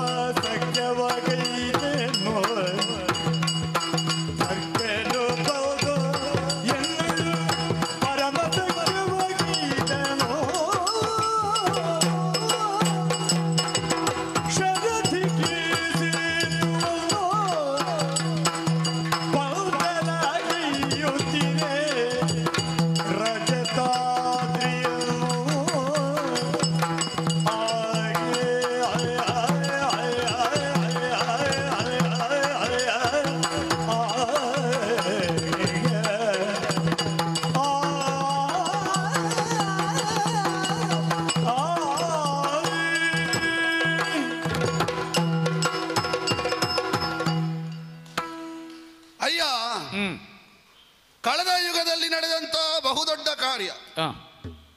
ರಾಮ ಸಾಂಗತ್ಯದಲ್ಲಿ ನಾವು ಮಾಡಿದಂತಹ ಹಿರಿದಾದ ಒಂದೊಂದು ಕೃತ್ಯಗಳು ದೇವ ಕಾರ್ಯಗಳು. ರಾಮ ಸಾಂಗತ್ಯ ದೊಡ್ಡದೆ, ಆದ್ರಿಂದ ನಾವು ಮಾಡಿದ ಕಾರ್ಯಗಳು ದೊಡ್ಡದೆ. ಆಯ್ತು. ನೀನು ಹಾಗೆ ಹೇಳುವಾಗ ಅದು ನೆನಪದ್ದು. ಇನ್ನೊಂದು ಮಾತು ಹೇಳಿದೆ ಅಲ್ವಾ, ಹಾಗೆ ಕೊಂಡೋಗುದಿದ್ರೆ ಮಲಗಿದ್ದ ನಿನಗೆ ಗೊತ್ತಾಗದ ಹಾಗೆ ಮಗಳನ್ನು ಕೊಂಡೋಗುದಿಲ್ವಾ ಅಲ್ವಾ? ಬುದ್ಧಿಯೇ ಇಲ್ಲ ನಮಗದು. ಹಾಗೆ ಕೊಂಡು ಹೋಗುವ ಇದ್ದ ಒಬ್ಬ, ಯಾರು? ರಾವಣ. ಅಂದರೆ ಮಲಗಿದ್ದಲ್ಲ, ಇವನನ್ನು ಅಲ್ಲಿಂದ ತಪ್ಪಿಸಿದ್ದು. ಹೌದು. ಮಾಯೆಯ ಮೂಲಕ ಪ್ರಭಾವವನ್ನು ಬೀರಿ ನಮ್ಮ ದೇವರ ಹೆಂಡತಿಯನ್ನು ಕೊಂಡು ಹೋದದ್ದು. ಅದು ಇನ್ನೊಬ್ಬರ ಹೆಂಡತಿ. ಹೌದು. ಇವಳು ಯಾರ ಹೆಂಡತಿ? ಅಲ್ಲ, ಮಗಳು. ಅಲ್ಲ, ವ್ಯತ್ಯಾಸ ಉಂಟು. ಅಲ್ಲ, ವ್ಯತ್ಯಾಸ ದೃಷ್ಟಿಕೋನದಲ್ಲಿ ವ್ಯತ್ಯಾಸ ಉಂಟು. ಇಲ್ಲಿ ಅಪಹಾರ ನನ್ನದು ಸಮಾನ ಧರ್ಮ ಅಷ್ಟೇ. ಅದರಲ್ಲಿ ಈಗ ಹೆಂಡತಿಯ ಮಗಳ ಎನ್ನುವುದಲ್ಲ. ಆಯ್ತಪ್ಪ. ಅಪಹರಣ, ಸೀತಾಪಹರಣ ಮಾಡಿದ. ಅವನ ಅನ್ವೇಷಣೆಯನ್ನು ಮಾಡಿ ಅವನಲ್ಲಿಗೆ ಹೋಗಬೇಕಾದ್ರೆ ಒಂದು ತೊಡಕಾಯಿತು. ಲಂಕೆ ಇರುವುದು ಆ ಕಡೆಗೆ, ಸಮುದ್ರೋತ್ತರಣ ಮಾಡಬೇಕು. ನವರಸಭರಿತವಾದ ರಾಮಾಯಣದಲ್ಲಿ ಒಂದು ಅದ್ಭುತ ರಸ ಅಂತ ಕಂಡ್ರೆ ಅದು ಸೇತುಬಂಧನ. ಅದ್ಭುತವಾದ ಒಂದು ಕೃತ್ಯ. ಯಾವಾಗ ರಾಮಚಂದ್ರ ಅದನ್ನು ಮಾಡಿದನೋ ಅಲ್ಲಿಯವರೆಗೆ ಅದು ಆಗ್ಲಿಕ್ಕೇ ಇಲ್ಲ ಅಂತ ಭಾವಿಸಿದ್ರು. ಸೇತುವೆ ಕಟ್ಟಿದವರಿಲ್ಲ. ಇಲ್ಲ. 5 ದಿವಸ, 100 ಯೋಜನ ಉದ್ದ, 10 ಯೋಜನ ಅಗಲ, 100 ಯೋಜನ ಆಯತ, 10 ಯೋಜನ ವಿಸ್ತಾರ. 14, 20, 21, 22, 23 5 ದಿವಸದಲ್ಲಿ ಮುಗಿದಿದೆ. ಅಲ್ಲ, ಎಷ್ಟು ದಿವಸದಲ್ಲಿ ಸೇತುವೆ ಕಟ್ಟಿದ್ರು ಅಂತ ವಿಷಯ ಅಲ್ಲ, ಕಟ್ಟಿದ ಸೇತುವೆ ಎಷ್ಟು ದಿವಸ ಉಳಿದೀತು ಅಂತಲ್ವಾ? ಅಲ್ಲ, ಉಳಿದಿತ್ತಲ್ಲ, ಅದು ಬೇಡ ಅಂತ ಮತ್ತೆ ತೆಗೆದಿದ್ದಾರೆ. ಆಯ್ತಪ್ಪ, ಈಗ ಸೇತುವೆ ಯೋಗ್ಯತೆಯನ್ನು ಶಂಕಿಸಿದ್ದೆ ಅಲ್ಲ ನಾನು. ಮತ್ತೆ ನಮ್ಮದು ಇಷ್ಟು ದಿನದಲ್ಲಿಯೇ ಕಟ್ಟಿದ್ದೇವೆ. ನಮ್ಮದು ನೋಡು, ಉತ್ಸಾಹ ನೋಡು. ಅಲ್ಲ, ಕೆಲವು ಸಲ ಸೇತುವೆ ಬಹಳ ಬೇಗ ಅದ್ಭುತವಾಗಿ ಮತ್ತೆ ಬಿದ್ದರೆ ನೋಡೋದು ಅಂತ ಪ್ರಶ್ನೆ ಬರ್ತದೆ. ಹಾಗಾಗಿ ಎಷ್ಟು ಬೇಗ ಕಟ್ಟಿದ್ದೀರಿ ಅಂತಲ್ಲ, ಸತ್ವಾತಿಶಯ ಉಳ್ಳದ್ದು ಒಪ್ಪುವ. ಅಲ್ಲ, ಅದು ಸೇತುವೆ ಕಟ್ಟುವವನ ಮನೋಭಾವದಲ್ಲಿರು. ಅದಿದೆ. ರಾಮ ಸೇತುವಿನ ಬಗ್ಗೆ ನಮಗೆ ಶಂಕೆ ಇಲ್ಲ. ಆ ಕಡೆ ಹೋಗ್ಲಿಕ್ಕೆ ಕಟ್ಟಬೇಕು ಅಂತ ಕಟ್ಟಿದ್ರೆ ಸರಿ. ಕಟ್ಟುವ ಸೇತುವೆಯಲ್ಲಿ ನನ್ನ ಮನೆಗೆ ಎಷ್ಟು ತರಬೇಕು ಅಂತ ಯೋಚಿಸಿದ್ರೆ ಬೀಳುದೇ. ಮತ್ತೆ ಏನಪ್ಪ, ನೀವು ಹೇಗೆ ಕಟ್ಟಿದ್ದು ಅಂತಂದ್ರೆ ರಾಮನಿಗೆ ಬೇಕಾಗಿ, ನಮ್ಮಲ್ಲಿರುವವರೆಲ್ಲ ಕಟ್ಟಿದ್ದ ಹಾಗೆ. ರಾಮ ಸೇವೆ ಎನ್ನುವ ಭಾವದಿಂದ ಮಾಡಿದ್ದು. ರಾಮ ಸೇವೆ ಎನ್ನುವ ಭಾವದಿಂದ ಎಷ್ಟು ಕೋಟಿ ಕೋಟಿ ಕಪಿಗಳು. ಹೌದಪ್ಪ. ನನ್ನ ಹಿಂದೆ 10 ಕೋಟಿ ಕರಡಿಗಳಿದ್ದು. ಕರಡಿಗಳು ಕಪಿಗಳು ಸೇರಿ ಅಲ್ಲ ಮಾಡಿದ್ದು. ಈ ಸಣ್ಣ ಎಲ್ಲರೂ ಜಾಂಬವನ ಹಾಗೆ ಹನುಮಂತನ ಹಾಗೆ ಬಲಿಷ್ಠರಲ್ಲ, ಕೆಲವರು ಮಾತ್ರ ಬಲಿಷ್ಠರು. ಹೌದು. ಉಳಿದದೆಲ್ಲ ಸಣ್ಣ ಸಣ್ಣ ಕಲ್ಲು, ಸಣ್ಣ ಸಣ್ಣ ತುಂಡು ತರ್ತಿದ್ದದ್ದು. ರಾಮ ಸೇವೆ ಅವರಿಗೆ ಎಷ್ಟು ಆತ್ಮಪೂರ್ವಕವಾಗಿ ಮಾಡ್ಲಿಕ್ಕೆ ಆಗ್ತದೆ, ಆ ಗರಿಷ್ಠ ಯತ್ನ ಮಾಡ್ತಿದ್ದ. ಸೇವಾವ್ರತವನ್ನು ಹಿಡಿದವರ ಸೇವೆಯ ಗಾತ್ರದ ವಿಷಯವಲ್ಲ, ಶ್ರದ್ಧೆಯ ವಿಷಯ. ಶ್ರದ್ಧೆಯ ವಿಷಯ. ನಮಗೆ ಒಮ್ಮೆ ನಮ್ಮ ದೇವರ ಹೆಂಡತಿಯನ್ನು ಈ ಕಡೆ ಕರ್ಕೊಂಡು ಬರಬೇಕಾದ್ರೆ ಅಲ್ಲಿಗೆ ಹೋಗಬೇಡುವ ಅಲ್ವಾ? ಬೇಗ ಆಗಬೇಕು ಅಂತ ನಮಗೊಂದು ತುಡಿತ. ರಾಮ ಕಾರ್ಯ ಸಾಧನೆ ಆತುರ. ಹೌದೌದು. ಇಷ್ಟೆಲ್ಲ ಮಂದಿ ಇರುವಾಗ ಈ ಕಲ್ಲು ಮರ ಇದನ್ನೆಲ್ಲ ನೋಡುವಾಗ ಇದು ಈ ಸಲ ಮುಗಿಲಿಕ್ಕಿಲ್ಲ ಅಂತ ಖಂಡಿತ ನನಗೆ. ನಿನಗೆ ಹಾಗೆ ಖಂಡಿತ. ಹೌದೌದು. ಅದು ಯಾಕೆ? ಉಂಟಲ್ಲ ಅಷ್ಟು ದೂರ. ಇವುಗಳೆಲ್ಲ ಸಣ್ಣ ಸಣ್ಣದು ತರುವುದು. ದೊಡ್ಡದು ನೋಡಿದ್ರೆ ಕೆಲವೆಲ್ಲ ನಮ್ಮವರು ದೊಡ್ಡ ದೊಡ್ಡದು ತರ್ತಾ ಇದ್ರು, ಎಂಥದ್ದು ಕಾಣುವುದಿಲ್ಲ. ನಾನು ದಕ್ಷಿಣ ಬಿಟ್ಟೆ ನೇರ ಉತ್ತರಕ್ಕೆ ಬಂದೆ. ಅಲ್ಲ, ಸೇತುವೆ ಕಟ್ಟುವಲ್ಲಿ ಎಲ್ಲ ದುಡಿಬೇಕಾದ ನೀನು ಎಲ್ಲೆಲ್ಲಿಗೆ ಹೋದ್ರೆ? ಅಲ್ಲ, ಎಲ್ಲೆಲ್ಲಿಗೆ ಅಂದ್ರೆ ಸರಿಯಾದ ಸಿಗಬೇಕು, ಹುಡುಕಿ ಬೇಗ ಮುಗಿಬೇಕು. ಹುಡುಕಿಕೊಂಡು ಬಂದೆ. ಬರುವಾಗ ಖಂಡಿತ ಬಿಳಿದಾದ ಬೆಟ್ಟ. ಇದೊಂದು ಸಾಧಾರಣಕ್ಕೆ ಸಾಕು ಅಂತ ಯೋಚನೆ ಮಾಡಿದೆ. ಹಾಕಿದೆ ಕೈ, ಇನ್ನೇನು ಎತ್ತಬೇಕು. ಆಗ ಒಂದು ಮಧುರ ಧ್ವನಿ ಕೇಳಿತು. ಅದು ಮೊದಲೊಬ್ಬ ಯಾರೋ ಕೈ ಹಾಕಿ ಎತ್ತಿ, ಅದು ಕೈಯಾಡಿಗೆ ಬಿದ್ದ. ಅಲ್ಲ, ಅವ ಮತ್ತೆ ಮಧುರವಾದ ಧ್ವನಿಯಲ್ಲಿ ಏನೋ ಹಾಡಿದ್ದನಂತೆ. ಅಲ್ಲ, ಅದು ಮತ್ತೆ ಅವ ಹತ್ತದ್ದು, ಅದು ಮತ್ತೆ ಸಾಮಗಾನ ಆದದ್ದು. ಆಗಲಿ, ಇಲ್ಲೇ ಹಾಗಾಗ್ಲಿಲ್ಲ. ನೀನು ಅಳ್ಳಿಲ್ಲ. ಇಲ್ಲ ಇಲ್ಲ, ಇದು ನನ್ನಿಂದ ಬಂದದ್ದಲ್ಲ. ಅದು ಎತ್ತುವವನೇ ಧ್ವನಿಯೇ ಬೇರೆ. ಧ್ವನಿಯೇ ಬೇರೆಯವರದ್ದು, ನನ್ನಿಂದ ಬಂದ ಧ್ವನಿ ಅಲ್ಲ ಇದು. ಜಾಂಬವರೇ ದುಡುಕದಿರಿ. ಅದು ಯಾರು ಕಾದು ಕೂತಿದ್ರಪ್ಪ ಅಲ್ಲಿ, ನೀನು ಅದಕ್ಕೆ ಕೈ ಹಾಕ್ತಿಂತ ನೋಡ್ತೇನೆ. ಗಂಗಾಧರ, ತ್ರಿಶೂಲಪಾಣಿ, ನಂದಿ ವಾಹನ, ಅಭಯ ಮುದ್ರೆ, ಕೈಯಲ್ಲಿ ತ್ರಿಶೂಲ ಹಿಡ್ಕೊಂಡು ನಿಂತಿದ್ದಾನೆ. ನನಗೆ ಕಾಣುವ ಒಂದು ತಮೋಗುಣದ ಮೂರ್ತಿ ಎಷ್ಟೊಂದು ಸೌಮ್ಯದಿಂದ ಕರೆದದ್ದು ನನ್ನನ್ನು. ಜಾಂಬವರೇ ದುಡುಕದಿರಿ, ಇಲ್ಲಿ ಅಭಯ ಮುದ್ರೆ ಅಂತ ಮತ್ತೆ ತ್ರಿಶೂಲ ಅಂತ ಹೇಳಿದ್ರೆ ಅದು ಹಿಂಸೆಗೆ ಇರುವುದಲ್ಲ, ಅದು ಅಭಯಕ್ಕೆ ಇರುವುದು. ಸರಿ. ಗೊತ್ತಿಲ್ಲದವರು ಕೆಲವರು ತ್ರಿಶೂಲ ಅಂತ ಹೇಳಿದ್ರೆ ಅದು ಹಿಂಸೆಗೆ ಇರುವುದು, ಹಾಗಿಲ್ಲ, ಅದು ಅಭಯಕ್ಕೆ ಇರುವುದು. ಹಿಂಸೆಗೂ ಆಗ್ತದೆ ಅಂತ ಹೇಳಿದ್ರೆ ಯಾವುದಕ್ಕೆ? ದುಷ್ಟ ದಮನಕ್ಕೆ. ಯಾರ ಕೈಯಲ್ಲಿದೆ ಎನ್ನುವುದರಿಂದ ಆಗೋದು. ಶಿವನ ಕೈಯಲ್ಲಿರುವ ತ್ರಿಶೂಲ ಅದು ಹಿಂಸೆಗೆ ಇರುವುದಲ್ಲ. ಮತ್ತೆ ಈಗ ನೀವು ನಾಗರಿಕ ಸಮಾಜದಲ್ಲೆಲ್ಲ ಪೂಜಾ ಮಂದಿರದಲ್ಲಿ ದೇವರನ್ನು ಇಡುವುದು ಬರಿಗೈಯಲ್ಲಿಡುವುದ? ಅಭಯ ಪ್ರಧಾನ ಸಾಯುಧನಾದ ದೇವರು ಅಲ್ವಾ? ಇಲ್ಲದ್ರೆ ಪೂಜೆ ಮಾಡ್ತೀರಾ? ಹಾಗೆ ಅಲ್ವಾ ಪೂಜೆ? ಆಯುಧ ಇಲ್ಲದ ದೇವರು ಇರ್ತಾರೆ, ಅದು ಪೂರ್ಣತೆ ಬರಬೇಕಾದ್ರೆ ಸಾಯುಧನಾದ ದೇವರೇ. ಸಾಯುಧನಾದ ದೇವರು ಉಂಟು, ಅದನ್ನು ನೋಡಿ ಹೆದರ್ಲಿಕ್ಕೆ ಉಂಟಾ? ಹಿಂಸೆ ಅಂತ ಹೇಳಲಿಕ್ಕೆ ಇಲ್ಲ. ಆ ದೇವರೇ ಬಂದ, ದುಡುಕದಿರಿ ಇದು ನನ್ನ ಮನೆ, ಪರಮೇಶ್ವರ ದೇವರು. ಆಗುದಿಲ್ಲ ನನಗೆ ರಾಮ ಹೇಳಿದ್ರೆ ಮಾತ್ರ. ಯಾರ ಮನೆಯೂ ಆದೀತು, ಯಾರ ಮನೆಯೂ ಆದೀತು. ಹಾಗಲ್ಲ, ನನಗೆ ನಾನು ರಾಮ ಕಾರ್ಯಕ್ಕೆ ಹೊರಟದ್ದು. ಶಿವ ಬೇರೆ ಅಲ್ಲ, ರಾಮ ಬೇರೆ ಅಲ್ಲ, ರಾಮನಾಗಿ ಕಂಡದ್ದಲ್ವಾ. ಭರ್ಗ ಕೋಟಿ ಸೂರ್ಯರನ್ನು ತನ್ನ ಹಣೆಯಲ್ಲಿ ಕಿಚ್ಚಿನ ರೂಪದಲ್ಲಿ ಇರಿಸಿಕೊಂಡ ಭರ್ಗನಾದರೂ ಜಾಂಬವರೇ ಎಷ್ಟು ಸೌಮ್ಯದಿಂದ ಸಖ್ಯ, ನಿನಗ ಪರಮ ಸಖ್ಯ. ಈಗ ಸಖ್ಯ ಮಾಡುದು ಅಂತ ಹೇಳಿದ್ರೆ ಎಂತದ್ದು? ಯಾವನು ಎಂತದ್ದು ಇಲ್ಲದವನಲ್ಲಿ ಒಬ್ಬ ಮಾಡ್ಲಿಕ್ಕೆ ಆಗ್ತದೆ. ಸೋತವರೊಟ್ಟಿಗೆ ಸಖ್ಯ ಅದುಂಟು ಬಿಡು, ಅದು ಅಧಮ ಸಂಧಾನ ಅಂತ ಹೇಳುದು. ಅದಕ್ಕೆ ಇದು ಅಂಥದ್ದೇ ಅಲ್ಲ, ಇದು ಸಮಾನತೆಯನ್ನು ಒಂದು ಮಧ್ಯಮ. ಈಗ ಈಶ್ವರನಷ್ಟು ದೊಡ್ಡವ ಅಂತ ಅಲ್ಲ, ಆದರೆ ರಾಮಾನುಗ್ರಹದಿಂದ ಸಿಕ್ಕಿದ ಪ್ರಾಪ್ತಿ ನೋಡು, ಸಿಕ್ಕಿದ ಪ್ರಾಪ್ತಿ ನೋಡು, ಪರಮ ಸಖ್ಯ. ಆ ಕಡೆ ಈ ಕಡೆ ಎಲ್ಲ ಇದ್ದದನ್ನು ಕೊಂಡೋಗಿ ಕೈಲಾಸಕ್ಕೆ ಒಂದು ಕೈ ಹಾಕಿಬೇಡಿ, ಅದು ನನಗೆ ಬೇಕು, ನನ್ನ ಮನೆ. ದೇವರು ಹೇಳಿದ ಮೇಲೆ ರಾಮನಾಗಿ ಕಂಡ ಮೇಲೆ ಬಿಟ್ಟೆ. ಎಂಥದ್ದು? ತಲೆಯಲ್ಲಿ 8, ಶಿರದೊಳ 8, ನಿಜಭುಜ ಶಿರಗಳಲ್ಲಿ 4, ಕಂಕುಳಲ್ಲಿ 2, ಕರತಳದಲ್ಲಿ 1, ನಿಜಾಂಗ್ರಿಯಲ್ಲಿ 2 ಉರುಳಿಸೂತ ನಳನಡೆಗೆ ಅಬುಜ ಭವ ಸೂನು ಬರುವಾಗ ಸುರರೆಲ್ಲ ಸೈವರರಾಗಿ ರಘುಪತಿ ವಿಸ್ಮಿತನಾಗಿ ನೋಡುವ ಹಾಗೆ ಮಾಡಿದೆ. 22 ಒಂದೊಂದು ಸ್ಥಳಕ್ಕೆ 10 ಯೋಜನಕ್ಕೆ ನನ್ನದು ಒಬ್ಬನದೇ ಬೆಟ್ಟ ಮರ ಕಲ್ಲು. ಎಷ್ಟು ಸಲ ತಂದಿ? ಎಷ್ಟು ಸಲ ತಂದಿ? ಹಾಗೆ ತುಂಬಾ ಸಲ ತಂದಿದ್ದೇನೆ. ಅಂದ್ರೆ 10 ಯೋಜನಕ್ಕೆಲ್ಲ ನೀನು ತಂದದ್ದೇ ಆದರೆ ಮತ್ತೆ ಉಳಿದವರಿಗೆ ದುಡಿಮೆ ಇಲ್ಲಲ್ಲ. 10 ಯೋಜನೆ ಅಂತ ಹೇಳಿದ್ರೆ ಎಂತದ್ದು? ಮೇಲಿನ ಪದರ, ಮೇಲಿನ ಪದರಕ್ಕೆ ದುಡಿಮೆ ಅಂತ ಹೇಳಿದ್ರೆ ನಮ್ಮಂತವ್ರು ಎಷ್ಟಿದ್ದದ್ದು? ಕೆಲವು ಮಂದಿ, ಎಲ್ಲರೂ ಅಂಗದರಲ್ಲ, ಎಲ್ಲರೂ ಹನುಮಂತರಲ್ಲ, ಎಲ್ಲರೂ ನಳನೀಲರಲ್ಲ. ಅಷ್ಟು 10 ಯೋಜನಕ್ಕೆ ನನ್ನದೊಬ್ಬನದೇ ಸಾಕಾಗಿದೆ ಎನ್ನುವಷ್ಟು ಮಾಡಿದ್ದೆ ನಾನು. ಶರದಿ ಎಷ್ಟು ದೊಡ್ಡ ಸಾಧನೆ ಮಾಡಿದ, ಅಷ್ಟು ದೊಡ್ಡ ಅಲ್ಲ. ಈಗ ಇದರಲ್ಲಿ ನಿನ್ನ ಯೋಗ್ಯತೆಯನ್ನು ಸ್ಥಾಪಿಸಲಿಕ್ಕಿರುವುದು ಕೈಲಾಸಗಿರಿಯನ್ನು ಎತ್ತಿದ್ದ ಪರಮೇಶ್ವರನ ಅನುಗ್ರಹ ಆದದ್ದ ಅಲ್ಲ? ನೀನು ಕೈಕಾಲಿನಲ್ಲಿ 8, 10 ಎಲ್ಲ ಹೊತ್ತುಕೊಂಡು ಬಂದದ್ದ? ಎಲ್ಲವೂ ಅದೇ ಹೇಗಾಗ್ತದೆ? ಅದೇ ಆಗುದಿಲ್ಲ. ಬೇರೆ ಬೇರೆ ಮುಖ ಇಲ್ವಾ? ಅಲ್ಲ, ಪರಮೇಶ್ವರನ ಅನುಗ್ರಹ ಪಡಿಬೇಕಾದ್ರೆ ಯೋಗ್ಯತೆ ಬೇಕಾ ಬೇಡವಾ? ಹೇಳಲಿಕ್ಕೆ ಬರುವುದು ಈಗ ರಾವಣನಿಗೆ ಪರಮೇಶ್ವರನ ಅನುಗ್ರಹ ಇರಲಿಲ್ವಾ? ಯೋಗ್ಯತೆಯಿಂದ ಬಂದದ್ದ? ಯಾರಿಗೆ? ರಾವಣನಿಗೆ ಇತ್ತು. ಎಂತದ್ದು? ಅವನಿಗೆ ಇದ್ದದ್ದು ಹೇಗೆ? ಎಂತದ್ದು? ಅನಿವಾರ್ಯತೆ, ಈಗ ಅದೇ ಅನುಗ್ರಹ ಇದ್ದಂತ ಅವನಿಗೆ ಕೊಡುವಾಗ ಹೇಗೆ ಕೊಟ್ಟದ್ದು? ಇವ ಎತ್ತುವಾಗ ಒತ್ತಿ, ಹೌದು, ಅವ ನರಳಾಡುವ ಹಾಗೆ ಮಾಡಿ, ವಿಲಿ ಒದ್ದಾಡುವ ಹಾಗೆ. ನಮಗೆ ಹಾಗೆಲ್ಲ ಇಲ್ಲ. ಈ ಕತೆ ನಾ ಕೇಳಿದ್ದೇನೆ, ಜಾಂಬವ ಎಲ್ಲ ಹೀಗೆ ಮಾಡಿದ ಅಂತೆಲ್ಲ ಕೇಳಿದ್ದೇನೆ. ನೀನು ನನ್ನ ಕತೆ ಹೇಳುವಾಗ ಏನೋ ವಕ್ರ ಮಾತಾಡಿದೆ ಆಗ ಒಂದು ಸಲ. ವಕ್ರ ಇಲ್ಲ, ಅದಕ್ಕೆ ಕೇಳಿದ್ದೆ. ನಾನು ಕೇಳಲಿಕ್ಕೆ ಹೋದ್ರೆ ಇದರಲ್ಲಿ ತುಂಬಾ ಪ್ರಶ್ನೆ ಬರ್ತದೆ. ನಾನು ಅದನ್ನು ಕೇಳುವುದಿಲ್ಲ. ಯಾಕೆ ಕೇಳುವುದಿಲ್ಲ? ಅದು ಹೇಳುದು ನೀನು ನಿನ್ನ ಸತ್ವದ ಯೋಗ್ಯತೆಯನ್ನು ಹೇಳಲಿಕ್ಕಾಗಿ ಕೊಟ್ಟ ದೃಷ್ಟಾಂತ ಅದು. ಹೌದು, ದೃಷ್ಟಾಂತದ ಮೇಲೆ ಪ್ರಶ್ನೆ ಮಾಡಬೇಕು ಅಂತಿಲ್ಲ. ಈಗ ಆ ಶಕ್ತಿ ಉಳ್ಳ ನೀನು ಒಂದು ಗೋವರ್ಧನವನ್ನು ಎತ್ತಿ ಒಂದಲ್ವಾ, ಇದು ಒಂದು ಸಲಕ್ಕೆ 22 ಗೋವರ್ಧನ ಎಷ್ಟು ದೊಡ್ಡದುಂಟು ಅಷ್ಟು ದೊಡ್ಡ ಬೆಟ್ಟಗಳನ್ನು. ಈಗ ಗೋವರ್ಧನ ನೋಡಿದ್ಯಾ ನೀನು? ನೋಡ್ಬೇಕು ಅಂತ ಇಲ್ಲ, ಅದು ನೋಡ್ಲಿಕ್ಕೆ ಇರುವುದಲ್ಲ. ಅದು ಈಗ ಎಲ್ಲಿಯಾದ್ರೂ ಹೇಳಿದಾರಾ ಸಪ್ತಗಿರಿಗಳಲ್ಲಿ ಒಂದು ಗೋವರ್ಧನ ಅಂತ? ಗೋವರ್ಧನ ಗಿರಿಯಷ್ಟು ದೊಡ್ಡದನ್ನು 10 ತಂದಿದ್ದೇನೆ ಅಂತ ಹೇಳುವಾಗ ಅದು ನೋಡಿ ಒಂದು ಕಲ್ಪನೆ ಇರ್ತದೆ. ಸರಿ, ಕಲ್ಪನೆ. ಈಗ ಸಪ್ತಗಿರಿಗಳಲ್ಲಿ ಒಂದು ಆಯ್ತು, ನಿನ್ನ ಕಲ್ಪನೆಯ ಮೇಲೆ ಆಕ್ರಮಣ ಇಲ್ಲ ಅಂದ್ರೆ ಅದಕ್ಕಿಂತ ಸಣ್ಣದೇ ಆಗಿರ್ಬೇಡುವಾ? ಇಲ್ಲದ್ರೆ ಗೋವರ್ಧನ ಬರುದಿಲ್ವಾ? ಸಪ್ತಗಿರಿಗಳಲ್ಲ, ಅಷ್ಟಗಿರಿಗಳುಂಟು ಅಂತ ಬರಬೇಡುವ? ಅದು ಎಲ್ಲ ಅದಕ್ಕಿಂತ ಸಣ್ಣದು. ಇದನ್ನೆಲ್ಲ ನೋಡಿ ಕೈಲಾಸಕ್ಕಿಂತ ದೊಡ್ಡದ ನೀನದು ಅಲ್ಲ, ಅದನ್ನೇ ಎತ್ತಿದವ.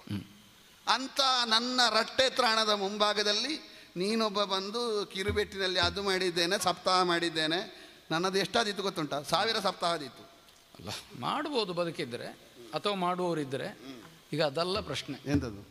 ಈ ಸತ್ವವನ್ನಿಟ್ಟುಕೊಂಡು ನನ್ನನ್ನು ಎದುರಿಸಬಲ್ಲೆ ಅಂತ ನೀನು ಹೇಳೋದು. ಹೌದು, ನೀನು ಕೈಲಾಸಗಿರಿಯನ್ನು ಎತ್ತಿದ. ಹೌದು ಅಲ್ಲ, ಅತ್ಯಂತ ಮಹತ್ತರವಾದ, ಯೋಗ್ಯತಾಪೂರ್ಣವಾದ ಗೌರಿ ಶಂಕರ. ಆಯ್ತಪ್ಪ, ನೀನು ಅದಕ್ಕೆ ಬೊಬ್ಬೆ ಹಾಕುದು ಯಾಕೆ? ನನ್ನ ಸ್ವಭಾವವಾಗಿ. ನೀನು ಬೇಕು ಅಂತಲ್ಲ, ನಿನ್ನ ಸ್ವಭಾವದಿಂದ ನೀನು ಹೇಳೋದು. ಈಗ ಅದಕ್ಕಿಂತ ಅಧಿಕವಾದ ಸಾಮರ್ಥ್ಯ ನನ್ನಲ್ಲಿ ಉಂಟೋ ಇಲ್ವೋ ನಿನಗೆ ಗೊತ್ತಾಗುವುದು ಹೇಗೆ? ಹಾಗೆ ಈಗ ಕೈಲಾಸಗಿರಿಯನ್ನು ಎತ್ತಿದ್ದೇನೆ ಅಂತ ಹೇಳುವವನನ್ನೇ ತಲೆ ಕೆಳಗೆ ಮಾಡಿದ್ರೆ ಗೊತ್ತಾಗ್ಲಿಕ್ಕಿಲ್ವಾ? ಓ ಓ ಅಲ್ಲ, ಮಣಿಬೇಕು ನನಗೆ. ಮಣಿ ಇಷ್ಟು ಹೇಳಿದ ಮೇಲೂ ಹೊಡೆದಾಟವೇ ನಿನ್ನ ಆಯ್ಕೆ ಅಂತಾದ್ರೆ ನಾನು ಸಿದ್ಧನಿದ್ದೇನೆ. ಹೌದಾ? ಓಹೋ, ಸಿದ್ಧನಾಗು. ಸಿದ್ಧನಾಗು, ನೋಡುವ.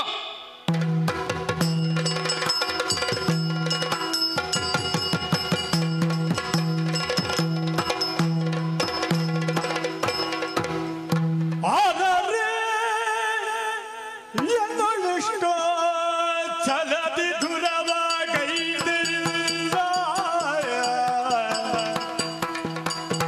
ಅದರ ಇನ್ನೊಂದಿಷ್ಟು ಚಲದಿ ದುರವಾಗೈದರಿಲ್ಲ. ವಿಶ್ವಂಭರೆಯ ಸೃಜಿಸಿದಂಥ ಮಹಾಪುರುಷ ನೀನೆಲ್ಲ. ವಿಶ್ವಂಭರೆಯ ಸೃಜಿಸಿದಂಥ ಮಹಾಪುರುಷ ನೀನೆಲ್ಲ. ಅರರೆ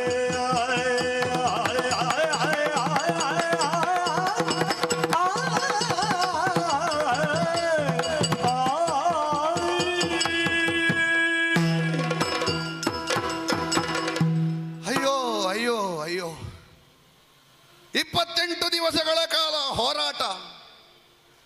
ಶಿಲಾಯುದ್ಧವಾಯಿತು, ವೃಕ್ಷ ಯುದ್ಧವಾಯಿತು, ಬಾಹು ಯುದ್ಧವಾಯಿತು. ದೃಷ್ಟಿಗೆ ದೃಷ್ಟಿ, ಮುಷ್ಟಿಗೆ ಮುಷ್ಟಿ, ಭುಜಕ್ಕೆ ಭುಜ, ಎದೆಗೆ ಎದೆ. ಸಾಮಾನ್ಯ ದ್ವಾಪರೋದ್ಭವ ಅಂತ ಯಾರನ್ನು ನಾನು ಭಾವಿಸಿ ಯುದ್ಧಕ್ಕೆ ಹೊರಟನೋ ಅವನ ಮುಂಭಾಗದಲ್ಲಿ ನನ್ನ ಸತ್ವ ಸಾಲದೇ ಹೋಯಿತು. ಕೈಕಾಲು ನಡುಗಿದೆ, ನಿತ್ರಾಣಿಯಾಗಿದ್ದೇನೆ. ಕಣ್ಣು ಮಂಜಾಗಿದೆ. ಎದೆಯಲ್ಲಿ ಅಭದ್ರವಾಗಿ ವಿಶ್ವಾಸ ಅಲ್ಲಾಡ್ತಾ ಉಂಟು, ಭದ್ರವಾಗಿದ್ದದ್ದು. ಎನ್ನುವಳಿಷ್ಟು ಛಲದಿ ದುರವಗೈದರಿಲ್ಲ. ಯುದ್ಧ ಮಾಡಿ ಬೆವರು ಹರಿದದ್ದೇ ಗೊತ್ತಿಲ್ಲ, ರಕ್ತದ ಕಾಲುವೆ ಹರಿತಾ ಉಂಟು. ಏನು ಹೊಡೆತ, ಏನು ಘಾತ. ಇಷ್ಟು ಹೊಡೆದರು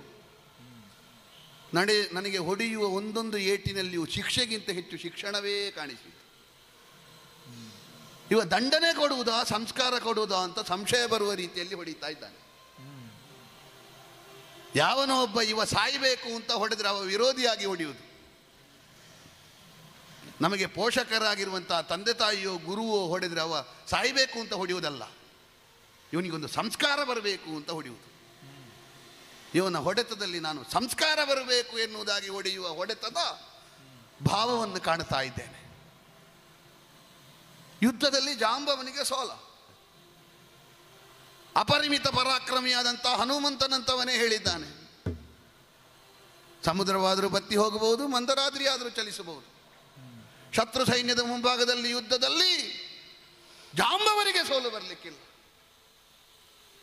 ಅಂತಲ್ಲಿ ನನ್ನ ತ್ರಾಣಕುಂದಿ ಸತ್ವಹೀನನಾಗಿ ಬೀಳುವಂತಹ ಒಂದು ಸ್ಥಿತಿ ಬಂದಿದೆ ಎಂದಾದರೆ ವಿಶ್ವಂಭರೆಯಲ್ಲಿ ಸೃಜಿಸಲ್ಪಟ್ಟವ ಅಲ್ಲ ಇವ. ವಿಶ್ವಂಭರೆಯನ್ನೇ ಸೃಷ್ಟಿಸಿದವ ಇರಬೇಕು. ಅಯ್ಯ, ಯಾರಯ್ಯ ನೀನು? ನನ್ನ ಮಗನಾಗಿ ಹುಟ್ಟಿ ನನಗಿಂತ ಹೆಚ್ಚಿನ ರಾಜಸವನ್ನು ತೋರಿಸಿದೆ ಎನ್ನುವುದಾಗಿ ಅದನ್ನು ದಮನಿಸುವುದಕ್ಕೆ ಬಂದಂತಹ ನನ್ನ ಅಪ್ಪಯ್ಯನಾದಂತಹ ಬ್ರಹ್ಮದೇವನೇ, ಓಹೋ, ನನ್ನೊಂದಿಗೆ ಪರಮಸಖ್ಯಗೈದಿದ್ದೇನೆ ಎನ್ನುವ ಕಾರಣಕ್ಕಾಗಿ ನನ್ನಷ್ಟೇ ತಮೋಗುಣ ಉಂಟು ಅಥವಾ ಪ್ರಳಯ ರುದ್ರನಾಗಿ ವಿಜೃಂಭಿಸಬಲ್ಲೆ ಎನ್ನುವ ಅಹಂಕಾರವನ್ನು ತೋರಿಸುವುದಕ್ಕೆ ನೀನಲ್ಲ ಅಂತ ನನಗೆ ಎಚ್ಚರಿಸುವುದಕ್ಕೆ ಬಂದಂತಹ ರುದ್ರನೇ, ಅಥವಾ ನನ್ನ ಮೈಮನಗಳಲ್ಲಿ ಯಾವತ್ತೂ ಅನುಗ್ರಹಕಾರಕನಾಗಿರುವವ ಮೇರೆ ಮೀರಿದೆ ಎನ್ನುವ ಕಾರಣಕ್ಕಾಗಿ ನಿಗ್ರಹಕಾರಕನಾಗಿ ನಾರಾಯಣನೇ ಬಂದನೆ. ಯಾರಯ್ಯ ನೀನು? ಸಾಮಾನ್ಯ ಒಬ್ಬ ಮನುಜ ಅಲ್ಲ ಎನ್ನುವಂತಹ ವಿಷಯ ನಿನ್ನನ್ನು ಕಾಣುವಾಗ ಈಗ ಅರ್ಥ ಆಗಿದೆ. ಅದನ್ನು ಮೀರಿದ ಒಂದು ವ್ಯಕ್ತಿತ್ವ ಶಕ್ತಿ ನಿನ್ನಲ್ಲಿ ಉಂಟು. ಯಾರಯ್ಯ ನೀನು? ಯಾರಯ್ಯ ನೀನು? ದೈಹಿಕವಾದಂತಹ ಸತ್ವಾತಿಶಯವನ್ನು ಹೊಂದಿ ವಿರೋಧಿಯನ್ನು ದಮನಿಸ್ತೇನೆ ಎನ್ನುವ ಅಹಂಕಾರದಿಂದ ಪ್ರವೃತ್ತನಾಗಿ ಇಷ್ಟು ಕಾಲ ಹೋರಾಟ ಮಾಡಿದೆ. ಈಗ ಕೈ ಸೋತಿದೆ, ಮೈ ಬಳಲಿದೆ, ಬೆವರು ಹರಿಯುತ್ತಾ ಇದೆ. ಪ್ರಭೋ ನೀನು ಯಾರು ಅಂತ ಕೇಳುತ್ತಿ ಅಂತಾದ್ರೆ ಯಾವುದು ನಿನ್ನ ಅಹಂಕಾರ ಮೂಲವಾದ ದೇಹಬಲವೋ ಅದು ಕುಗ್ಗಿ ತಗ್ಗಿ ಹೋಗಿದೆ ಅಂತ ಅರ್ಥ ಅಲ್ವೇ? ಖಂಡಿತ ವಿನೀತನಾಗಿದ್ದಿ, ಹೌದಲ್ಲ? ಶರಣರು ತೆರಲಾಗ ಶ್ರೀ ಕರುಣದುಳು ಕ್ಷಮೆಯಾಂತು ವೇಗದೆಯೇ ಧರಿಸಿದನು ಶ್ರೀರಾಮ ರೂಪವನತಿ ವಿಲಾಸದಲ್ಲಿ ಶ್ರೀರಾಮ ರೂಪವನತಿ ವಿಲಾಸದಲ್ಲಿ ಈ ಜಾಂಬವರೇ ಇಲ್ಲಿ ನೋಡಿ, ಇಲ್ಲಿ ನೋಡಿ.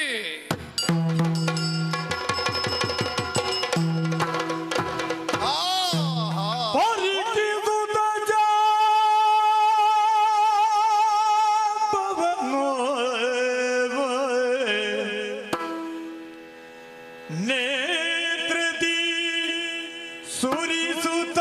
ಸುರಿಸುತ್ತಾನಂದ ಶ್ರವಣೋ ಜಯ ಜಯ ಜಯ ಜಯ ಜಯ ಕರತರಿಸಿ ಬಲ್ದಡಿಗೆರಗಿ ಕರಗಳ ಮುಗಿದು ಧೈರ್ಯದಲ್ಲಿ ರಾಮ ರಾಮ ರಾಮ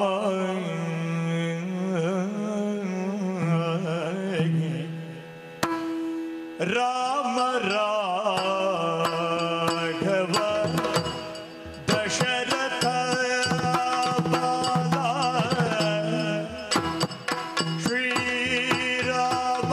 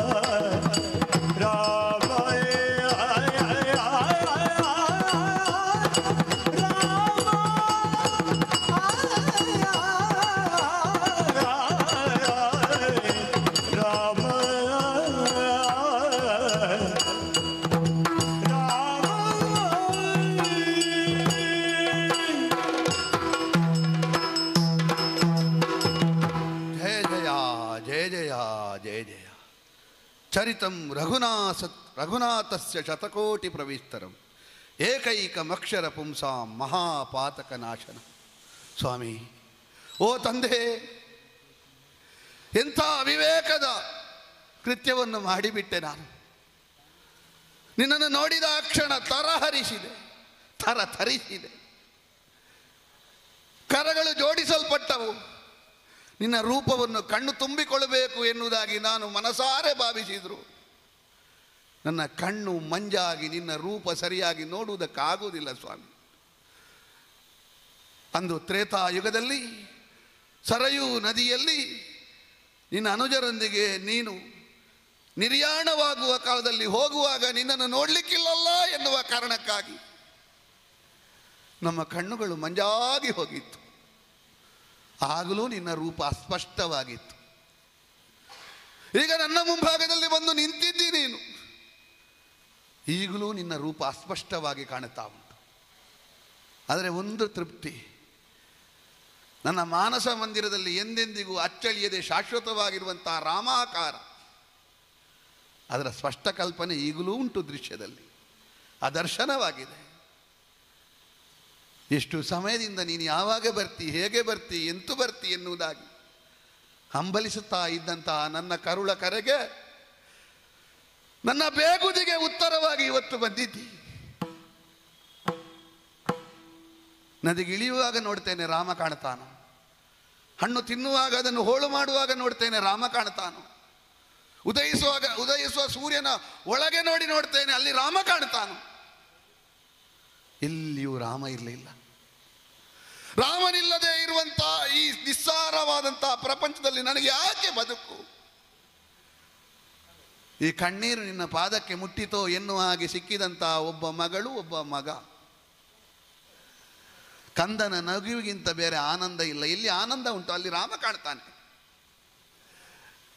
ರಾಮನಿಲ್ಲ ಎನ್ನುವಂತಹ ಬೇಸರವನ್ನು ಸ್ವಲ್ಪವಾದರೂ ಕಳೆಯುವುದಕ್ಕೆ ರಾಮನೇ ಪ್ರಸಾದಿಸಿದಂತಹ ಎರಡು ಮಕ್ಕಳು ಎನ್ನುವುದಾಗಿ ಭಾವಿಸಿ ಅದರಲ್ಲೇ ಅಲ್ಪತೃಪ್ತಿಯನ್ನು ಕಾಣುತ್ತಾ ಇದ್ದ. ಆ ಮೋಹ ವೇಷದಲ್ಲಿ ಮೋಹವಶನಾಗಿರುವ ವೇಳೆಯಲ್ಲಿ ಯಾವುದನ್ನು ಮಾಡುತ್ತೇನೆ ಎನ್ನುವುದಾಗಿ ಸರಿಯಾಗಿ ಗ್ರಹಿಸದೆ ರಾಮಭಕ್ತನಾಗಿದ್ದುಕೊಂಡು ನನ್ನ ಎದುರಿಗೆ ರಾಮ ಬರುವಾಗ ನಾನು ಗ್ರಹಿಸಲಾರದೆ ಹೋದಂತಹ ಕುರುಡನಾಗಿ ಹೋದೆ. ರಾಮ ರಾಘವ ದಶರಥ ಬಾಲ. ಕೇವಲ ಸಂಬಂಧದಲ್ಲಿ ನಮಗೆ ಕಾಣುವಾಗ ದಶರಥನಿಗೆ ಮಗನಾಗಿ ರಾಮ ಹುಟ್ಟಿದ ಅಲ್ಲ. ರಾಘವ 60,000 ವರ್ಷಗಳ ಬಳಿಕ ದಶರಥನಿಗೆ ಮಗುವಾಗಿ ಹುಟ್ಟಿದಾಗ ದಶರಥನೇ ನಿನ್ನ ಮುಂಭಾಗದಲ್ಲಿ ಬಾಲನಾಗಿ ಹೋದ, ಮಗುವಾಗಿ ಹೋದ. ನೀನಿಲ್ಲ ಎನ್ನುವಾಗ ಒಂದು ಗಳಿಗೆ ನನ್ನೊಂದಿಗಿರು ಮಗನೇ ಎನ್ನುವುದಾಗಿ ಹೇಳಿದನಂತೆ. ಮಗುವಿಗಿಂತ ಕಡೆಯಾಗಿ ಹೋದ ರಾಮ. ಪ್ರೀತಿಗೆ ಬೇಕಾಗಿ ಮಗುವಿಗಿಂತ ಹೆಚ್ಚಾಗಿ ಹಠ ಮಾಡಿದ. ಲೋಕದಲ್ಲಿ ಅಚ್ಚಳಿಯದೆ ಉಳಿಯಬೇಕಾದಂಥ ಆದರ್ಶಗಳನ್ನು ಬದುಕಿನುದ್ದಕ್ಕೂ ಸಾಧಿಸಿ ತೋರಿಸಿದಂಥ ಮಹಾ ಆದರ್ಶವಾದಿನಿ. ದೇವರು ಮಾಡಿದ್ರಲ್ಲಿ ನಾವು ಚರಿತ್ರೆ ಹುಡುಕಲಿಕ್ಕಿಲ್ಲ. ನದೇವ ಚರಿತಂ ಚರೇತ್. ಯಾವುದಾದ್ರೂ ಒಂದು ದೇವರ ಚರಿತ್ರೆಯಲ್ಲಿ ಏನಾದರೂ ಊನ ಕಂಡ್ರೆ ಅದಕ್ಕೆ ಕಾರಣ ಏನು, ದೇವರ ಚರಿತ್ರೆಯನ್ನು ನಾವು ವಿಮರ್ಶೆ ಮಾಡಲಿಕ್ಕಿಲ್ಲ. ಆದರೆ ರಾಮನ ವಿಷಯ ಹಾಗಲ್ಲ. ದೇವರ ಚರಿತ್ರೆಯನ್ನು ವಿಮರ್ಶೆ ಮಾಡದೆ ದೇವರಾದದ್ದಲ್ಲ ರಾಮ.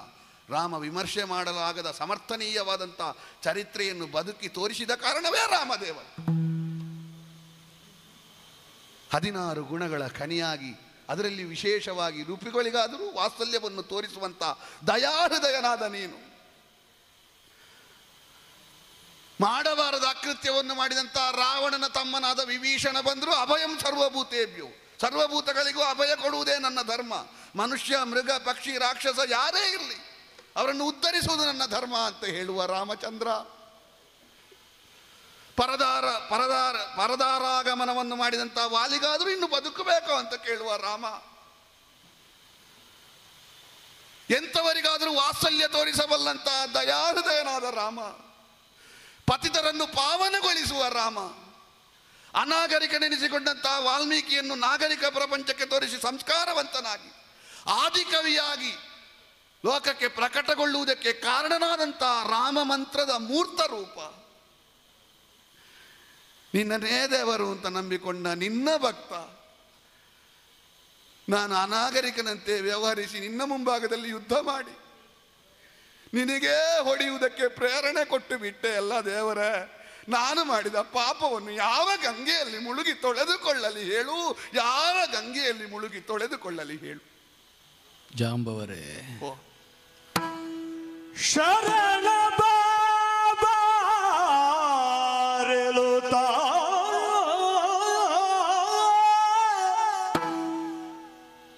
ಶರಣ ಬಾಬಾರೆಲುತ ಶ್ರೀಹರಿ ಭರದುಳ ಲಿಂಗಿಸುತ್ತ ಮೋದದಿ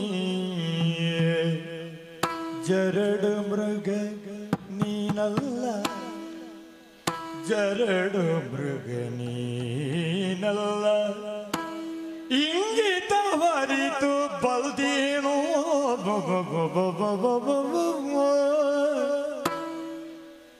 ಶರಣನಿಯವಧರಿಸು ಪಿಂದಕ್ಕೆ ವರುದಿನಾದ ಸ್ಮರಿಸು ಶರಣ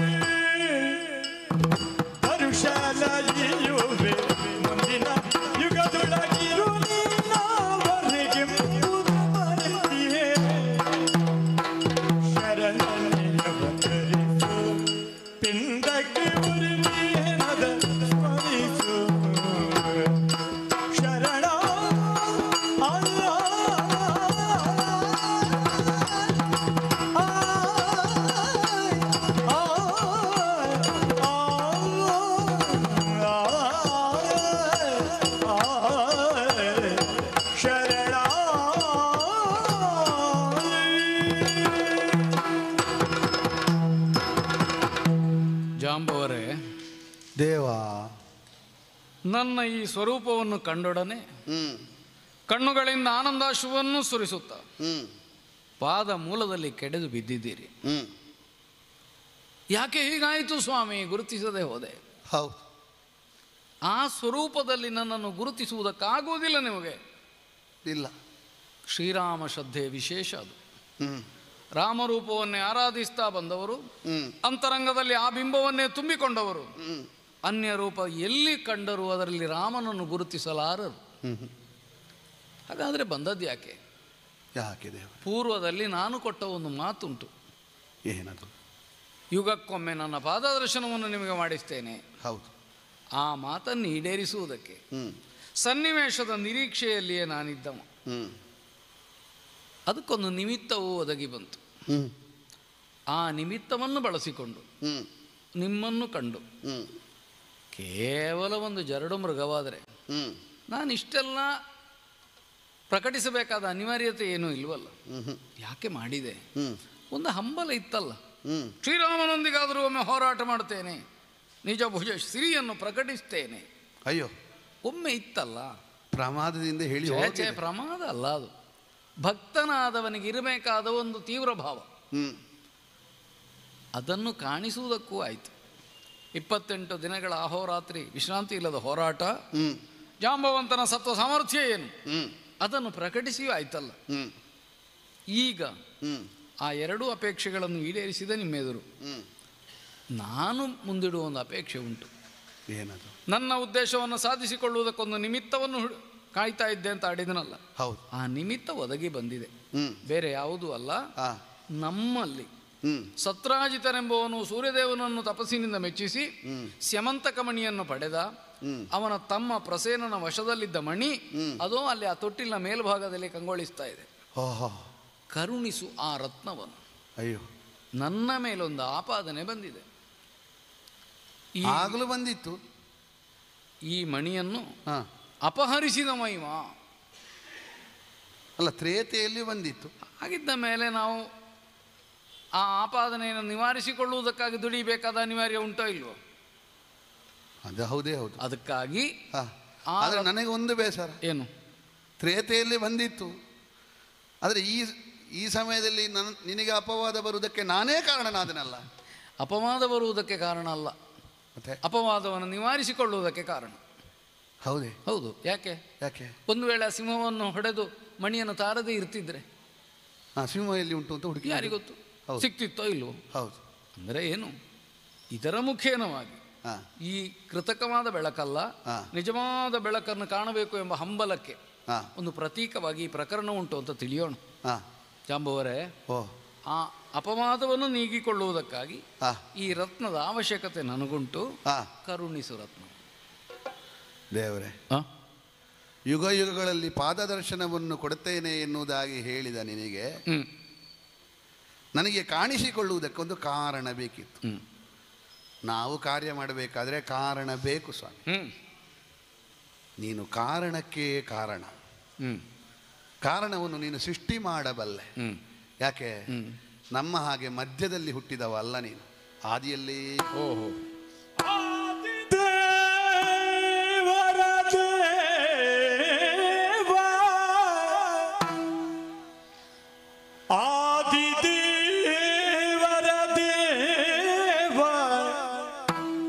ನಿನ್ನೊಡನೆ ಮುಳಿದು ನಾ ಕಾದಿದ ಪರಾಧ ಪರಿಹಾರಕ್ಕೆ ನಯ ಸ್ತುತಿಯಾಗಿ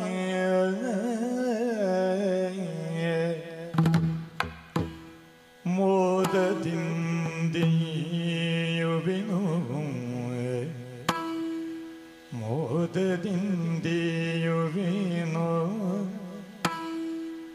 ಜಾಂಬವತಿ ಎಂಬಿವಳ ಸಾದರದಿ ಸ್ವೀಕರಿಪುದು,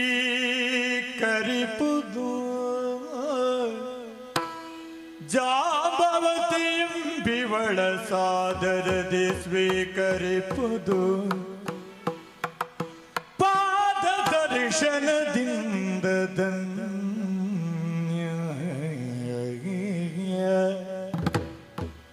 ಪಾದ ದರ್ಶನದಿಂದ ಧನ್ಯ ಧನ್ಯ ಧನ್ಯ ತಾನಿಂದೆನುತ ಶ್ರೀದವಂಗಾತ್ಮಜಿಯ ಮಣಿ ಸಹಿತ ಅರ್ಪಿಸು.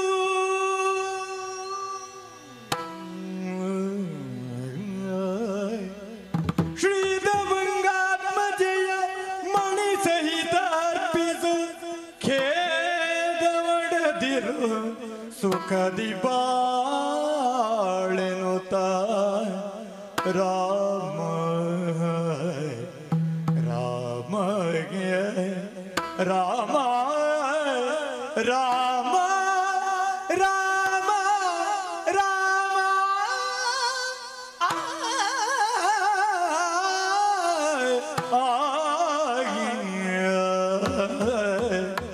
ರಾಮ.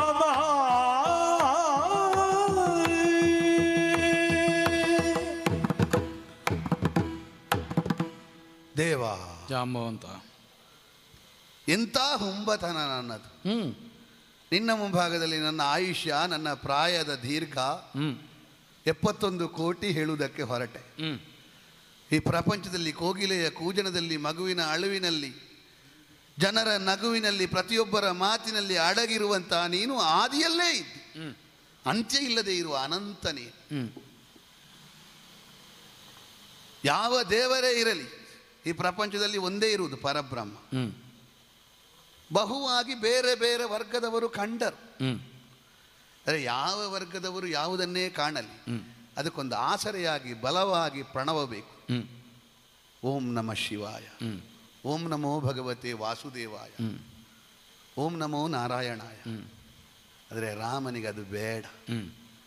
ಓಂಕಾರದ ಹಂಗೇ ಇಲ್ಲ, ರಾಮ ಎಂದು ಬಿಟ್ಟರೆ ಸಾಕು. ಹಾಗಾಗಿ ಉಳಿದವರಿಗಿಂತಲೂ ಆದಿದೇವರ ದೇವ ಅಂತ ನಿನ್ನನ್ನು ಕರೆಯುವುದು. ನಿನಗೆ ಓಂಕಾರವೇ ಬೇಡ, ಅದರಲ್ಲೇ ಬಲ ಉಂಟು ರಾಮ ಮಂತ್ರಕ್ಕೆ. ಹಾಲಿನಲ್ಲಿ ಎಷ್ಟು ತತ್ವ ಇದ್ರೂ ಕೂಡ ಅದರ ರುಚಿ ಇರುವುದು ಹೆಚ್ಚು ತುಪ್ಪದಲ್ಲಿ. ಕಾಂಡದಿಂದ ಮೇಲಿನವರೆಗೂ ಮಾವಿನ ಮರದಲ್ಲಿ ಮಾವಿನ ರಸ ಇದ್ದರೂ ನಮಗೆ ಅದರ ರುಚಿ ನಿಜವಾಗಿ ಸಿಗುವುದು ಹಣ್ಣಿನಲ್ಲಿ. ಪ್ರಪಂಚದಲ್ಲಿ ಎಷ್ಟೇ ಕೋಟಿ ದೇವರಿರಲಿ, ನಮಗೆ ಅದರ ಸತ್ವ, ಅದರ ರಸ ಸಿಗುವುದು ರಾಮ ರೂಪದಲ್ಲಿ. ಆ ರೂಪವನ್ನೇ ಆದಿದೇವರ ದೇವ ಅಂತ ಆರಾಧಿಸಿಕೊಂಡು ಬಂದಂಥ ರಾಮ ಶ್ರದ್ಧೆ ಇರುವವರು ನಾವು. ಒಂದು ಅಹಂಕಾರ, ಒಂದು ಮಮಕಾರ ಎಲ್ಲಿಯವರೆಗೆ ಕಣ್ಣು ಕಟ್ಟಿಬಿಡುತ್ತದೆ ನೋಡು ದೇವರೇ.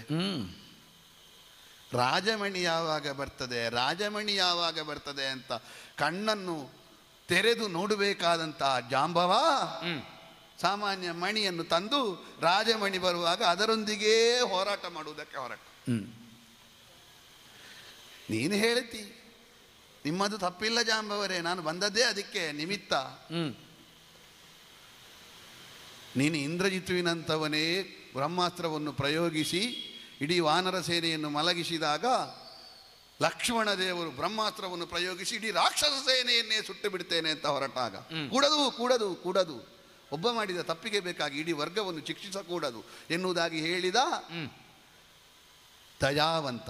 ನಿನ್ನ ಭಕ್ತ ಮಾಡಿದ ತಪ್ಪನ್ನು ತಪ್ಪು ಅಂತ ಹೇಳುವೆಯ? ಆದರೆ ನನಗೊಂದು ಉಂಟಲ್ಲ ಒಳಗಿಂದ ಅಪರಾಧ ಮಾಡಿದ್ದೇನೆ ಎನ್ನುವ ಭಾವ. ಆದಿದೇವರ ದೇವ ನಿನ್ನೊಡನೆ ಮುಳಿದು ಕಾದಿದ ಅಪರಾಧ ಪರಿಹಾರ, ಅದನ್ನು ನಾನು ಕೊಡುವುದೇನು, ನೀನೇ ಕೊಟ್ಟದ್ದಲ್ವದು. ಇಲ್ಲದ್ರೆ ನನ್ನ ಮುಂಭಾಗದಲ್ಲಿ ಬರುವುದಕ್ಕೆ ಕಾರಣವೇ ಅದು ನಿನ್ನ ಪ್ರೇರಣೆ, ನಿನ್ನ ಸಂಕಲ್ಪ. ಆ ಮಣಿ ನಿನಗೆ ಕೊಡಬೇಕಾದ್ದೆ.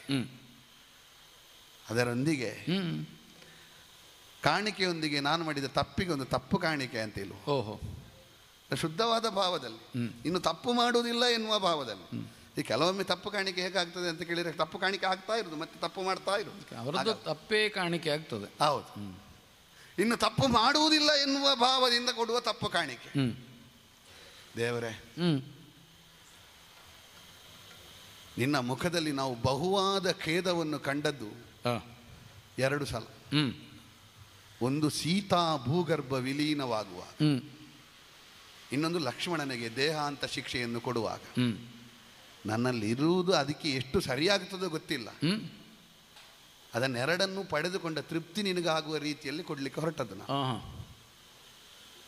ಒಂದು ಸೀತಾರಾಮರನ್ನು ಕಾಣಬೇಕು ಅಂತ ಉಂಟು ನನಗೆ.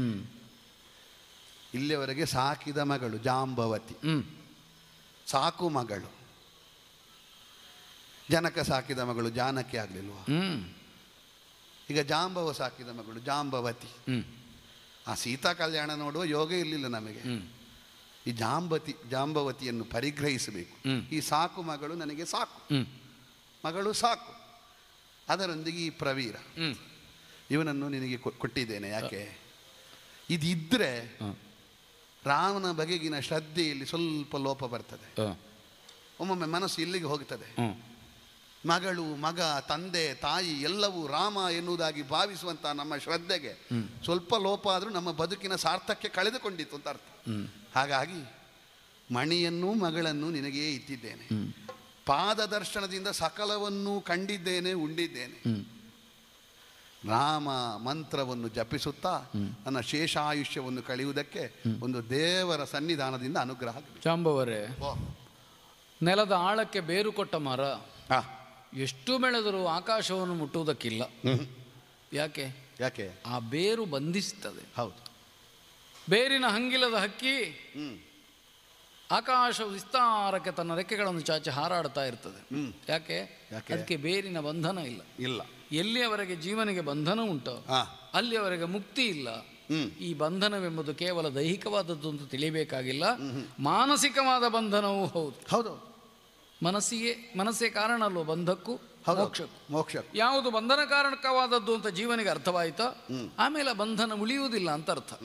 ಹಾಗೆ ಯಾವ ವ್ಯಾಮೋಹ ತನ್ನನ್ನು ಬಂಧಿಸಿದೆ ಅಂತ ನೀವು ತಿಳಿದ್ರು, ಅದರಿಂದ ಬಿಡುಗಡೆಯಾಗುವ ಅಪೇಕ್ಷೆ ಉಂಟು ಅಂತ ಆದರೆ ಅದನ್ನು ಬಿಡಿಸುವಲ್ಲಿ ಭಗವಂತನಾದವ ಸನ್ನದ್ಧನಾಗದೇ ಇರ್ತಾನೆಯೇ? ಸರ್ವ ಸಮರ್ಪಣ ಭಾವದಿಂದ ಕೊಟ್ಟ ಈ 3 ಮಣಿಗಳನ್ನು ನಾ ಸ್ವೀಕರಿಸಿದ್ದೇನೆ. ಮುಂದೆ ಕೃತಕವಾದದ್ದಲ್ಲ, ಅಂತರಂಗದ ಗುಹೆಯಲ್ಲಿ ಕಾಣಬಹುದಾದ ದೈವಿಕವಾದ ಪ್ರಕಾಶಕ್ಕಾಗಿ ನಿರೀಕ್ಷೆಯಲ್ಲಿರಿ. ಮಂಗಳವಾಗಲಿ. ಅದು ನಮ್ಮದೇ, ಮತ್ತೊಬ್ಬರದ್ದು ಅಂತ ಹೇಳಲಿಕ್ಕಿಲ್ಲ. ಒಳಗಿನಿಂದ ಬರುವ ಬೆಳಕು, ಆ ಬೆಳಕು ರಾಮಚಂದ್ರನದ್ದು. ಆ ಧ್ಯಾನದಲ್ಲೇ ತೊಡಗಿರ್ತೇವೆ. ಕರೆದಳು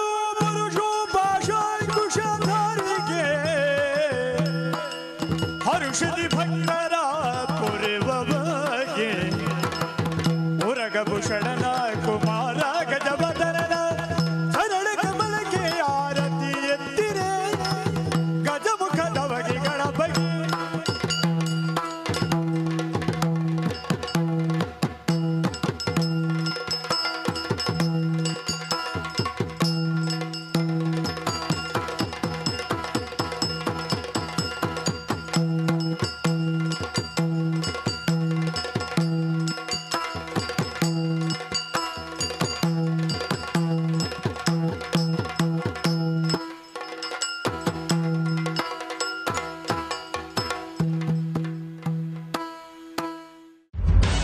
ನಿಖರ ಸುದ್ದಿ, ಸದಭಿರುಚಿಯ ಕಾರ್ಯಕ್ರಮ. ನೀವು ನೋಡ್ತಾ ಇದ್ದೀರಾ ಕಹಳೆ ನ್ಯೂಸ್, ಸಮಾಜದ ಜಾಗೃತಿಗಾಗಿ ವಸ್ತುನಿಷ್ಠ ವರದಿ.